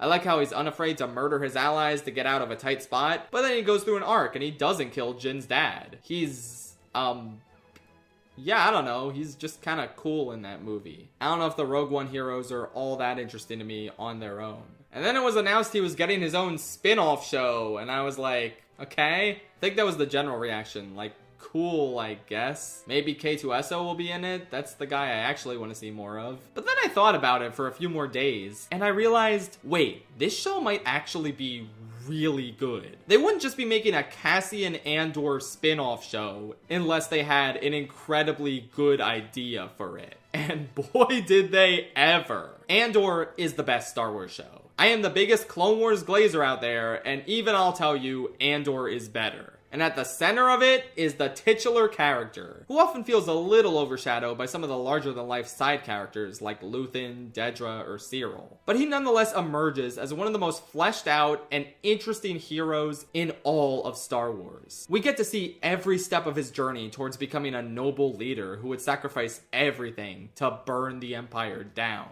We see him do a job and then decide to lay low, only to get thrown in prison for doing absolutely nothing wrong. We get to see this event radicalize him and prompt him to radicalize his fellow prisoners, encouraging Kino Loy to rally all of them and convince them there's only one way out. His mother obviously played a large part in urging him towards fighting for something greater than himself. And in that final season, when he's finally too tired to carry on the fight and wants to quit, Bix doesn't let him because she believes his destiny with the rebellion is still ahead of him. He's an incredibly human character who falters and struggles to keep up with the demands of being a rebel in such a realistic manner. But ultimately, with the encouragement of the people in his life, he sticks with it and goes down as a savior who gets those Death Star plans to the rebellion. He fought for a sunrise that he knew he'd never see. Apart from how potent and tragic his arc is, seriously, that video Bix leaves for him gets me every time. He is just such a suave, cool motherfucker. Effortlessly playing any part he needs to, charming just about anyone he comes across, and remaining unafraid to get his hands dirty. Him shooting Skeen dead before he can betray the group is such a great character-defining moment. He establishes himself so well as Luthen's most trusted agent. He accomplishes so much in his years of active rebel activity, and he has one of the most compelling and complete feeling arcs anyone in Star Wars has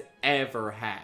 A more than worthy character to make it this high in the ranking.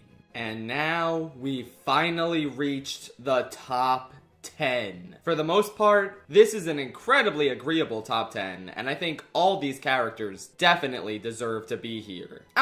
Except for one. I'm gonna be completely honest, I think this is insane you let this number 10 guy get in here instead of Leia. Like, I love him too, but what are we doing here?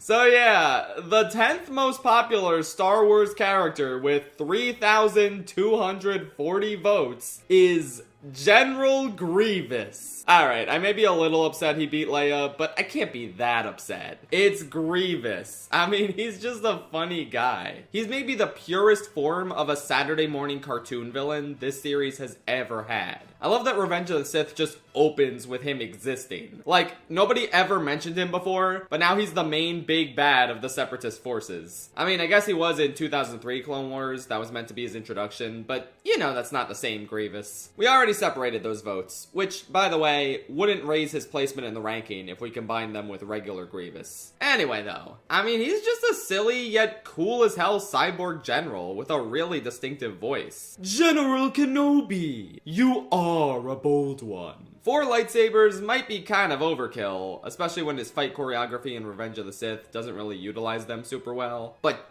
damn it, he's a 4-armed robot man. That's just fun. He's just quintessential, unbridled, evil and he loves it Star Wars, personified in a sinister, unforgettable package. Would I have preferred if they continued the 2003 Clone Wars direction for the character? Oh, absolutely. Sometimes I think he gets a little too silly for his own good in 2008 Clone Wars. And he lacks that raw intimidation factor he was designed to have. But I still love Canon Grievous, and he has plenty of great moments, like his terrifying massacre of the Night Sisters. It sucks that Disney only brought him back twice so far in visual media, once in a silent cameo in Clone Wars Season 7, where he looks phenomenally menacing, and in a Tales of episode about Morgan Elsbeth, where he's also really scary as he mocks the witches he's killing. It's like, we're just getting these little crumbs with him, but they are so tasty. Please give us more. I like Grievous for what he is. He's not the most interesting Star Wars villain, not by a long shot, but man is he a fun one. It's also really funny how Anakin and Grievous were never allowed to meet during the Clone Wars since Revenge of the Sith contains their first interaction. The workarounds they go to ensure these guys never meet each other are so goofy. I love it. Why did he feel the need to tell Obi-Wan, "I've been trained in your Jedi arts by Count Dooku," when they already dueled like 20 times throughout the Clone Wars at that point? Ah well, who cares? Funny guy, that Grievous. Next up is another universal icon of the series. Someone I honestly thought could have done even better. In 9th place with 3,785 votes, Yoda it is. I mean,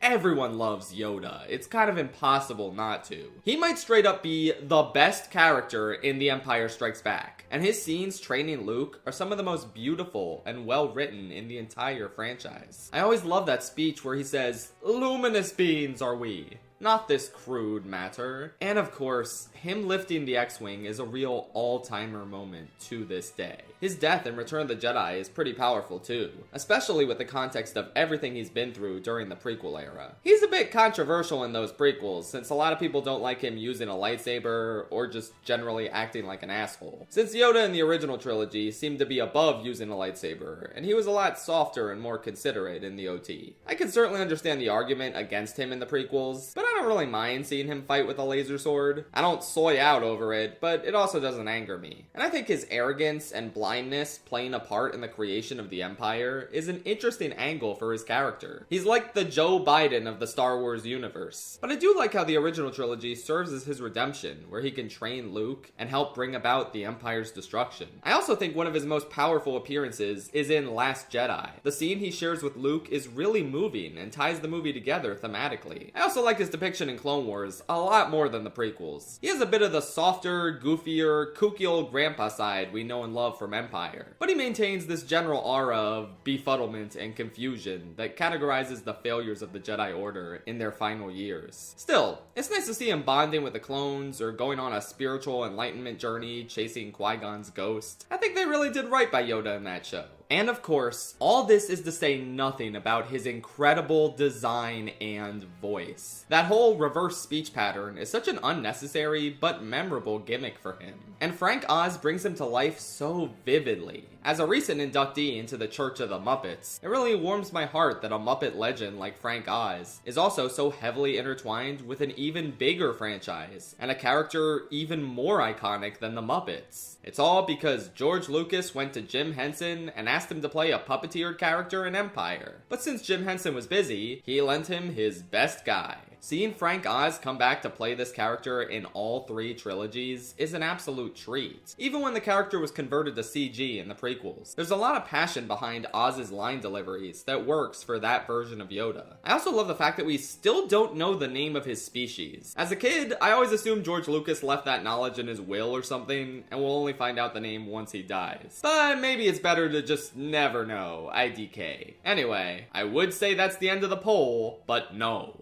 There is another 8 characters. Moving right along to 8th place with 3,892 votes, we have my other favorite villain in the franchise alongside Palpatine. Someone who left an incredibly strong impression in 2 different eras of the franchise for completely opposite reasons. It's Darth Maul. So obviously, Phantom Menace was not the best received film when it first came out, but there was one unanimous source of praise from just about everyone, and that was this sick-ass Devil Sith with a double-bladed lightsaber. He showed up, had a legendary duel against Qui-Gon and Obi-Wan, served cunt, and died. Like a lot of people, I think it was absolutely absurd to waste such a potentially awesome villain like that. Yes, he managed to kill Qui-Gon, but then we stop him and he's never heard from again in the next 2 films. Count Dooku and General Grievous are cool and all, but they're not Maul. Pretty much everyone unanimously wanted to see this guy back. And when developing the Clone Wars, George Lucas decided to compromise by introducing Maul's brother, Savage Opress. So it's kinda like having Maul back. And then once they were wrapping up Savage's introductory arc, George Lucas said, okay, now let's try bringing the actual Maul back. I remember reading a while back that Dave Filoni was flabbergasted by this, since he thought the whole idea of making Savage was because they couldn't use Maul. But George works in mysterious ways, and thanks to him, we got the single best villain in the entirety of the Clone Wars. I'm still kind of stunned how they completely reinvented the character. Not as the same silent badass with zero depth as before, but this Shakespearean villain with insanely eloquent dialogue, hell-bent on revenge against Obi-Wan for robbing him of his destiny. Sam Witwer gives one of the best voice acting performances I've ever heard. Full stop. It's actually insane. Like, it's straight up one of the best performances in Star Wars. The absolute venom dripping from his voice as he conducts these remarkable criminal enterprises is absolutely stunning. Bro just had a brother and a dream, and he managed to take over an entire planet and murder its leader just to get revenge on one guy.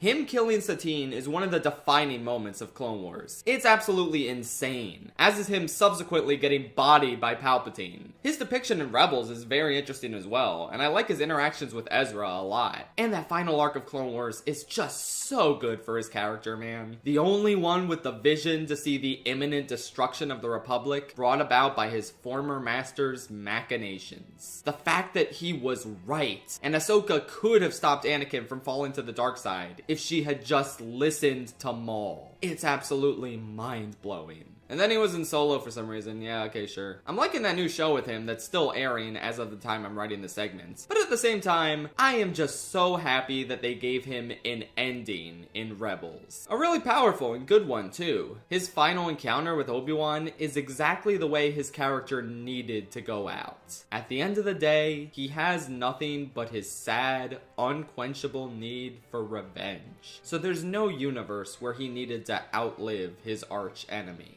I'm so glad he's off the table for Filoni's live-action fanfic shows. He never lived to see the original trilogy, and that's perfect. It's time to let this phenomenal villain rest. They absolutely knocked it out of the park with his Clone Wars characterization, making him into one of the most compelling and tragic villains Star Wars has ever had. When all they had to work off was, he's red and he has a double-bladed lightsaber. Incredible. I am so glad he didn't become the main villain of the sequel trilogy, which was in George Lucas's original plans before he sold Star Wars to Disney. Actually, that might have been better than what we got. Let's move along to a character who I am so happy did this well. Like, he's beloved and iconic by all sorts of Star Wars fans, but compared to heavy hitters like Yoda, Maul, and Leia, I wasn't sure if he had top 10 potential. But you guys know ball. At least in this instance. In 7th place, with 4,371 votes, we have R2-D2. So yeah, he kind of demolished 3PO, getting over 2,500 more votes, and easily taking the title for the most popular droid in Star Wars. And I've said it before, but I've always loved R2 significantly more than 3PO. He's not only iconic and a wonderful constant for the series, but he gets shit done.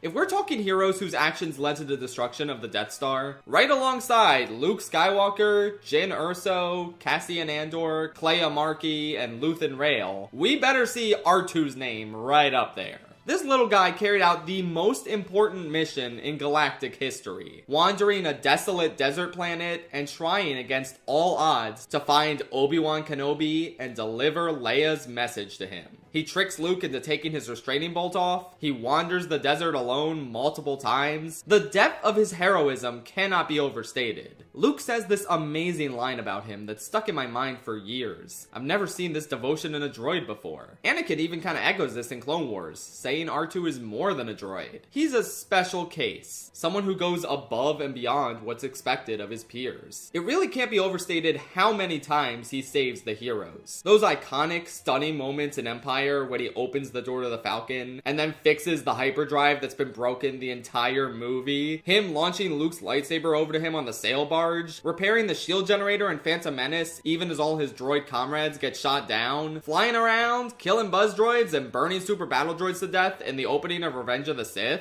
He manages to constantly outwit Boba Fett and Aurra Sing in Clone Wars and save Anakin and Mace Windu's lives, flying all the way back to Coruscant just to deliver a message that they need saving. I love how much Clone Wars keeps up the consistent truth throughout the Star Wars saga that R2-D2 is the clutchest savior the heroes have ever had. There's so many more things I could mention with him. Like, what about in the sequel trilogy when he, there was that scene where he, I don't think J.J. Abrams likes R2 very much. At least Rian Johnson had a really nice scene where he reunited with Luke. Aside from all his incredible moments, just the very conceit of this rolling white trash can who speaks in beeps and boops that everyone else completely understands is too fun. I love how he can be as raunchy as possible since it's all gonna get censored anyway. Like, that was really cute in Last Jedi when Luke was like, hey, Sacred Island, watch the language. It's kind of just beautiful thinking about how loyal and brave he truly is. Like, there's always been something remarkable about him. He's one of my absolute favorite Star Wars characters. Like, easily in my top 10.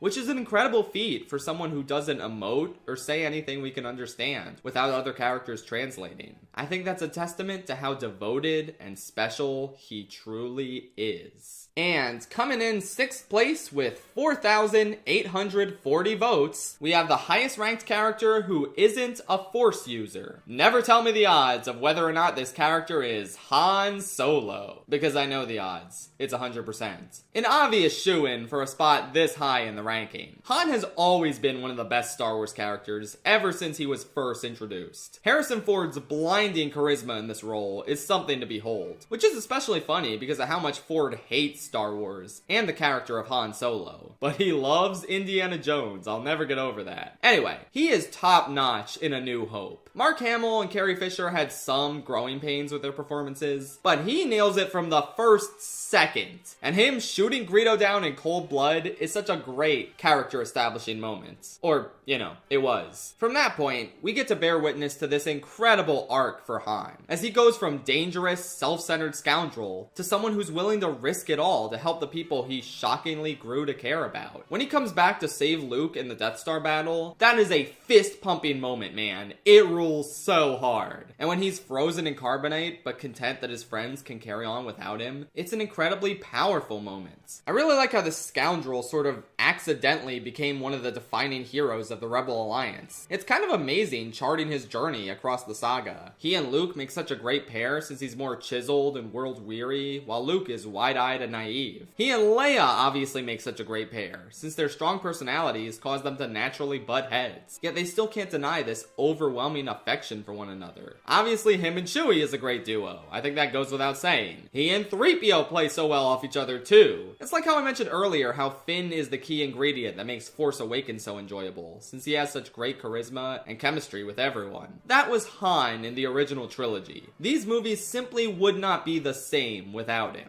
I mean, granted, he doesn't do that much in Return of the Jedi, but then we get to see him in The Force Awakens, where, yes, he's still doing the same stuff as he did 30 years ago. But it makes sense for his character to regress to that point after losing his son to the dark side. He's a great addition to that movie, and his death scene is absolutely tremendous. I always loved how a character who, in his youth, would have simply run away from his estranged son, instead does his best to reach out to him and bring him home. It's an act of bravery that I really admired, since I think it shows that he's come a long way in this series. I suppose I should also mention Solo: A Star Wars Story, which wasn't amazing or anything, but I did want to shout out Alden Ehrenreich for giving a performance that really embodied Harrison Ford's work on the character, while also adding his own unique spin to it. It really is a shame we can't see more of him in this role. He did a pretty great job. Overall, Han is one of the most iconic, quotable, funny, instantly recognizable Star Wars characters that this series owes a lot of its identity to. I just can't believe Solo isn't his real last name. What the hell, man? Alright, now we've finally reached the top 5.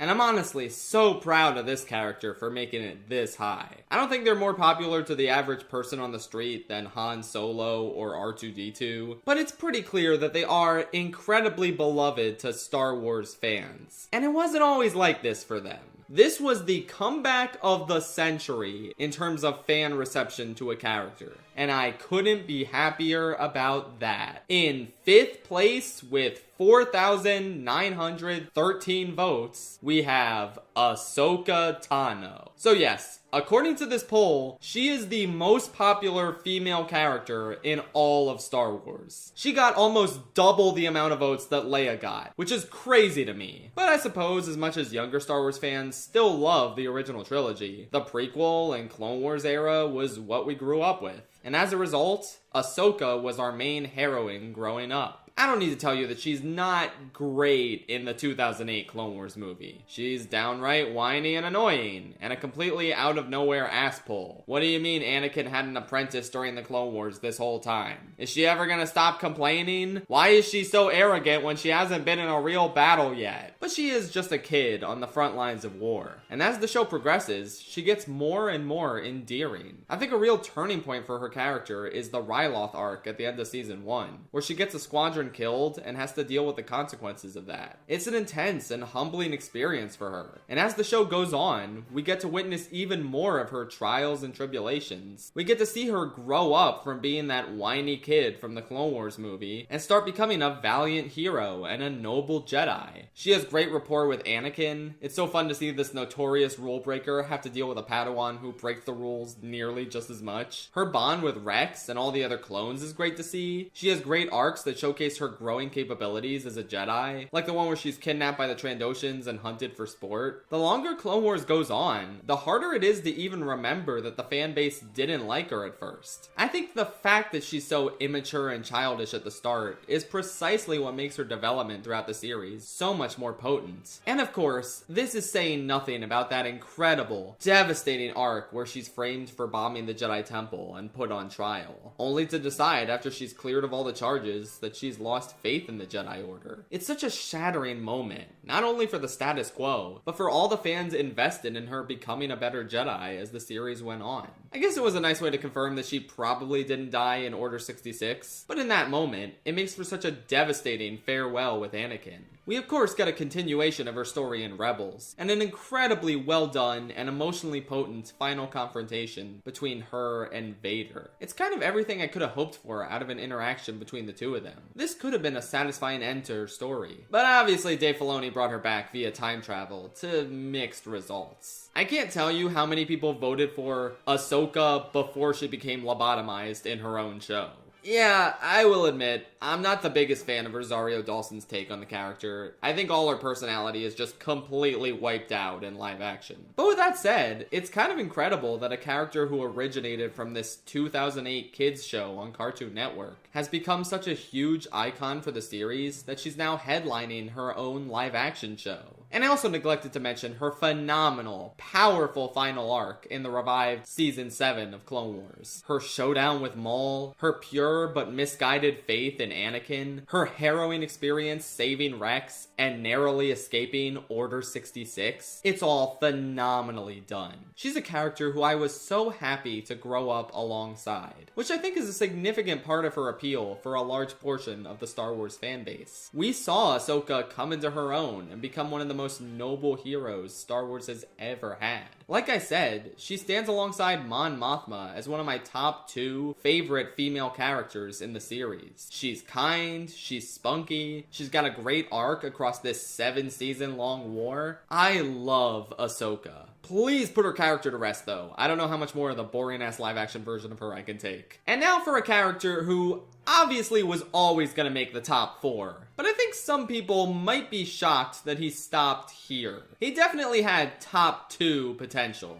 but alas, this is where he landed. Still not a bad showing. In 4th place with 5,606 votes, I'm Luke Skywalker, I'm here to rescue you. Yep, this is where the original protagonist of Star Wars landed. I guess this is a better placement than what Mario got in the poll for his own series. Again, I think a lot of Star Wars fans who use the internet nowadays are just a little more predisposed to the prequel era they grew up with, which helps explain why Luke didn't quite beat a couple other characters. But with that said, obviously to this day, the fanbase still adores Luke Skywalker. He is the paragon of good. Someone I've always admired for defying Obi-Wan and Yoda's lack of faith that Anakin could be redeemed, and doing it anyway, bringing his father back to the light side. His arc across the original trilogy is fantastic, going from a naive, powerless farm boy with aspirations beyond his current life to a full-fledged Jedi warrior who finally manages to bring balance to the Force. For a time. It's so easy to connect with Luke in A New Hope, because so many of us want a grander life beyond our current situation. And so when we see him wistfully staring at the twin suns in that wonderful, dialogue-less scene, we instantly get it. We know exactly what this guy's deal is, and we're ready to root for him as his world rapidly expands. He makes the choice to accept the call of the hero's journey and leave home, he pushes for them to save Leia on the Death Star, and he finally puts an end to the horrific, destructive device that so many heroes before him gave their lives to contribute to the downfall of.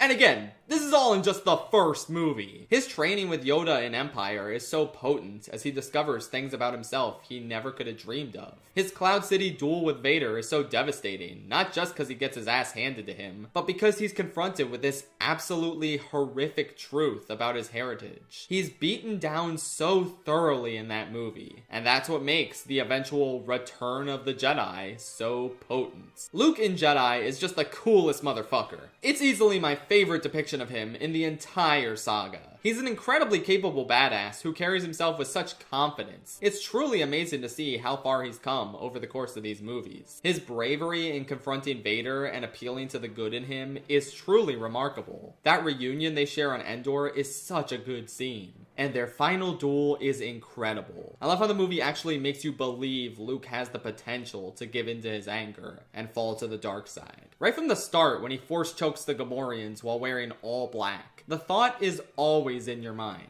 But no, he's too noble of a hero to truly fall. This of course doesn't stop him from having a temporary, shameful crisis of faith. I guess I don't need to get into this too much, but suffice to say, I actually like him in Last Jedi. I don't even like that movie, but I think it's an interesting direction for his character, and his redemption by the end of that narrative is genuinely beautiful. I cannot get over the fact that he completely saves the day without killing a single person. It feels like something the Jedi should have been trying to find ways to do during the Clone Wars. I'm so glad he was allowed to be dynamic and go through an interesting character arc in these movies that didn't do a lot of new things for their returning cast of characters. Mark Hamill is also giving his best performance maybe ever in The Last Jedi, at least in a live-action capacity. And we also got plenty of hype moments on Aura with Luke in his neat rescue scene in The Mandalorian.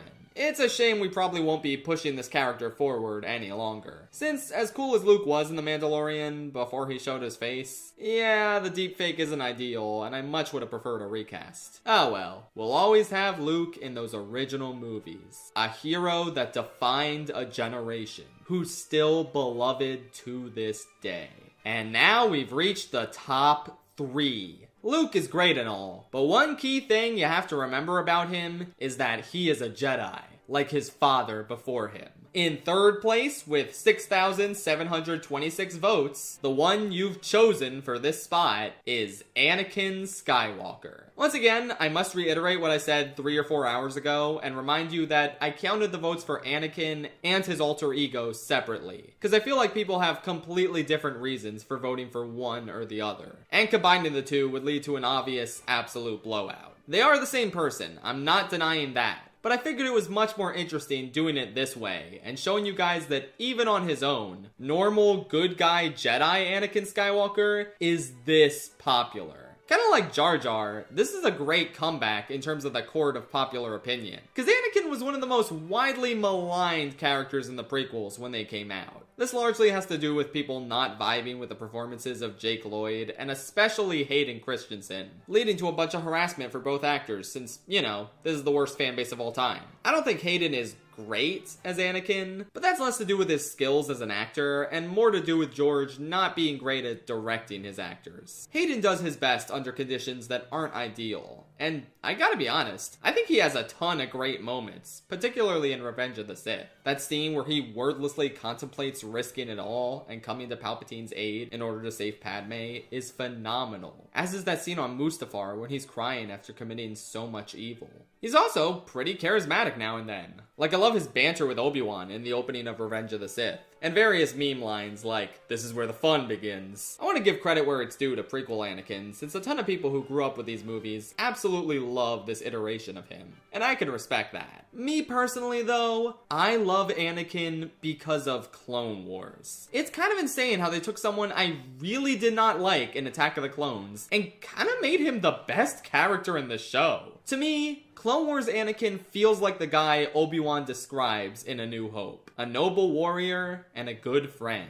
He is extremely different from movie Anakin, but hey, Clone Wars is canon, so I can safely say I like this canon version of Anakin presented in the show. He has wonderful rapport with Obi-Wan, as you might expect, but I also love how he interacts with Ahsoka and tries to be a good mentor to her, while obviously struggling with his own issues. His relationship with Padme is really compelling in Clone Wars. I love seeing arcs that focus on specific aspects of his character, like his fury towards the Zygerian slavers because of his experience as a slave, or him having to grapple with his Chosen One status on Mortis, and telling the gods that he believes the Chosen One is a myth. You can just tell he had gifted kid burnout. More than anything though, this show does a tremendous job of fleshing out Anakin's fatal flaw. How his attachment and desire to protect the people he loves is precisely what leads him to the dark side. I'll never forget seeing him beat the shit out of Pago the Lesser in order to save Ahsoka, and thinking, oh damn, he's going savage! Run for your lives! Also, while we're talking about Anakin in Clone Wars, this is really minor, but I've always been a huge fan of when he kills that guy that Obi-Wan and Satine won't kill. And when Obi-Wan scolds him, he's like, what? He was gonna blow up the ship. Like, hell yeah, dude, that's so true. They try and play it as a dark side moment for him, but no, that was what he needed to do there. Overall, it's seeing what a heroic and caring guy Anakin was during the Clone Wars that makes his fall a lot more potent and tragic, at least for me. He's one of the coolest and most noble heroes in all of Star Wars, which makes it all the more devastating since you inevitably know what's gonna happen to him. Thinking all the way back to this poor slave boy on Tatooine who had aspirations to help people all over the galaxy, and thinking about how the Jedi Order largely failed him is just so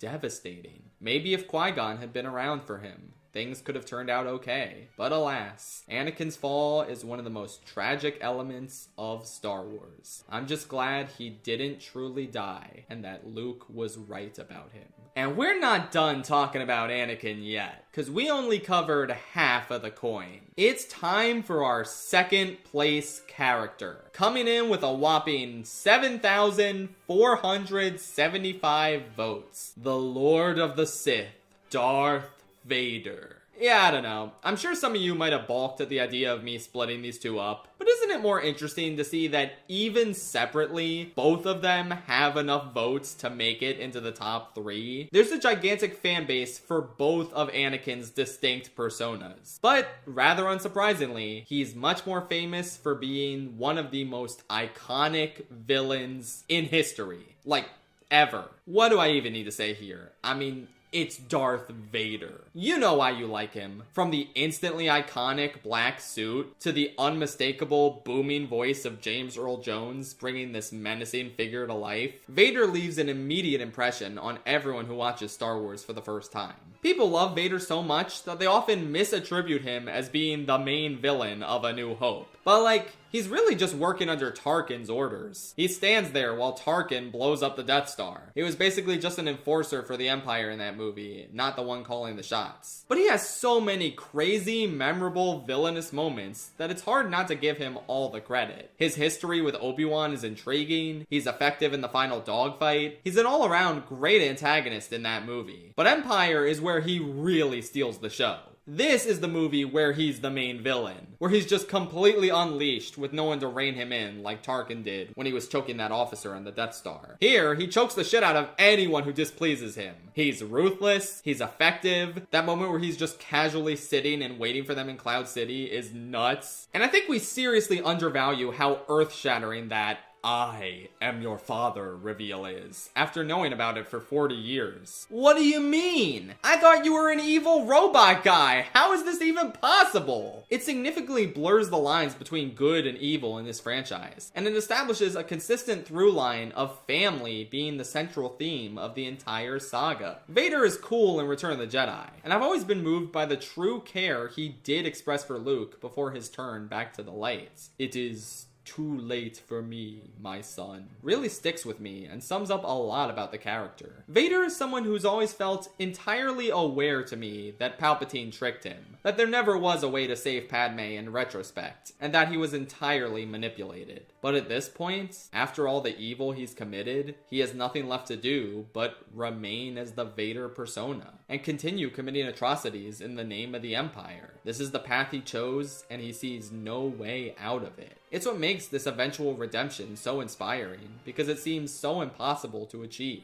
And yet, Luke's unwavering faith in him is what gives him the courage to finally fulfill the prophecy and bring balance to the Force. I guess. I mean, somehow Palpatine returns, but whatever. Putting aside his redemption for a bit, Vader is also used so effectively as a horror movie villain in stuff like Jedi Fallen Order and, rather famously, Rogue One. Yeah, I'm not gonna say the hallway scene isn't awesome. I mean, damn, what a sick as hell moment. It was incredibly powerful seeing him holding a blue lightsaber and possibly reminiscing on his past in the Clone Wars finale. His duel with Ahsoka in Rebels was absolutely devastating. He was one of the better parts of the Kenobi show, I guess. I honestly just feel like, despite how much Disney has fumbled the bag with Star Wars, they haven't messed up Vader at any point. It's kind of hard to. He's just that cool. Even when he's awkwardly shouting no, not once, but twice in Revenge of the Sith and the special edition of Jedi, he's just so cool that his character easily recovered from these kind of embarrassing moments. I do like Palpatine and Maul a little better as villains, but Vader's probably a solid third place for me within this franchise. He's awesome and beloved, and everyone knows it. It's almost universally agreed upon that he is the most iconic and instantly recognizable character in all of Star Wars. And yes, technically, he is the most popular Star Wars character, because our number one spot ended up receiving less votes than the combined total of Anakin and Vader. So it's arguable that I lied with these poll results. But, and I am so happy that it worked out this way, there is actually a built-in excuse for this result. Vader and Anakin are the same person, in my opinion. But there are some people who would argue that when he was seduced by the dark side of the Force, he ceased to be Anakin Skywalker and became Darth Vader, thus making them two separate characters. So with that said, from a certain point of view, the number one most popular Star Wars character with 10,516 votes is Obi-Wan Kenobi. That is so slick. Like, that is exactly the kind of cheeky justification he would pull to slip into the top spot. Obviously, for the record, I will state that Anakin/Vader is the most popular Star Wars character. But if we want to separate the personas, since people have entirely different reasons for voting for either of them, what remains is Obi-Wan Kenobi. Genuinely,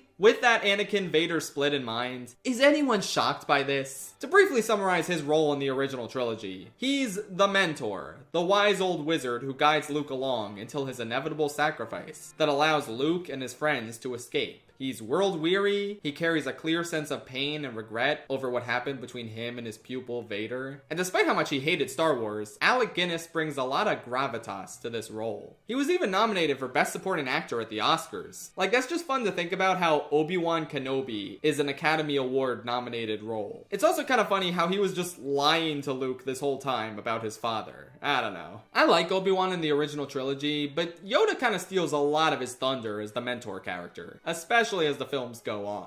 It's pretty evident that almost all of Obi-Wan's appeal as a character in the present day comes from the prequel era, with Ewan McGregor being arguably the most successful recast in Star Wars history, and one of the most successful recasts of all time. His portrayal of Obi-Wan is pretty much universally beloved, even by people who don't like the prequels. It's impossible to deny the level of charisma and pathos he brings to the role. So many of his line deliveries are burned into our brains, like the ever iconic, "Hello there," or "You are the chosen one! Only a Sith deals in absolutes. You don't want to sell me death sticks. You want to go home and rethink your life." The list goes on, obviously. And he's just as great to follow in Clone Wars, not only being as charismatic as ever, but also showcasing completely new sides to his character. His relationship with Satine is one of the most surprising and emotionally potent ones. I'll never forget how surprised I was to hear him say that he would have willingly left the Order had she said the word. But that largely ties into what I and a ton of other people consider to be Obi-Wan's best attribute as a character, despite all the suffering he endured over the years. Watching his master get slain by a demonic Sith warrior, having to mentor the unruly child his master requested he train, watching the love of his life be killed in front of him by that same demon who defied death to get revenge, and then bearing witness to the destruction of the entire order he dedicated his life to at the hands of his friend and brother he failed to properly train. Despite enduring all of that, he never faltered. He never once came close to giving into the temptation of the dark side. Even on an emotionally trying bizarro world like Mortis, where Ahsoka got corrupted by darkness and Anakin temporarily gave in to his own inner darkness, Obi-Wan remained himself throughout all of it. He is the ultimate paragon of good in Star Wars. A truly awe-inspiring hero who always stands against evil no matter how difficult it is, and no matter how weary he's grown after losing everyone. Qui-Gon, Satine, the entire Jedi Order, and worst of all, Anakin. He'll always remain to answer the call and be ready to mentor the new hope for the Jedi. Obi-Wan will always be one of my personal favorite heroes in the entire Star Wars saga. And yes, an absolutely deserved pick for the most popular Star Wars character of all time, from a certain point of view. And that's the Star Wars character popularity poll. Thank you for watching. I can't believe this went on for almost 5 hours, and we're not done yet. First of all, as promised, here's what the list looks like if we combine Vader and Anakin. It's crazy how even after we do this, there's still only one woman in the top 10. And now the real last thing. Just for funsies, I actually had a bonus optional question where I allowed people to vote for their favorite Star Wars movie or TV show. I included them all, or at least the major ones, in a drop-down menu and didn't give people a chance to write anything in, just so I didn't have to lose my mind combing over these results. So without further ado, let's see how this list stacked up. In 29th place with 20 votes, the scientifically proven least popular Star Wars show of all time is Star Wars Resistance. I am not shocked by that one bit. I've never watched it and I never will. Anyway, I'm not going to talk too long about these shows and movies. Let's keep things moving so we can all go home. In 28th place with 33 votes is Ahsoka, not really all that surprising. Tied for 26th place with 41 votes is Kenobi and the Tales of series that consists of Jedi, Empire, and underworld. In 25th place with 46 votes is Skeleton Crew. I've heard it's pretty solid and I want to give it a shot,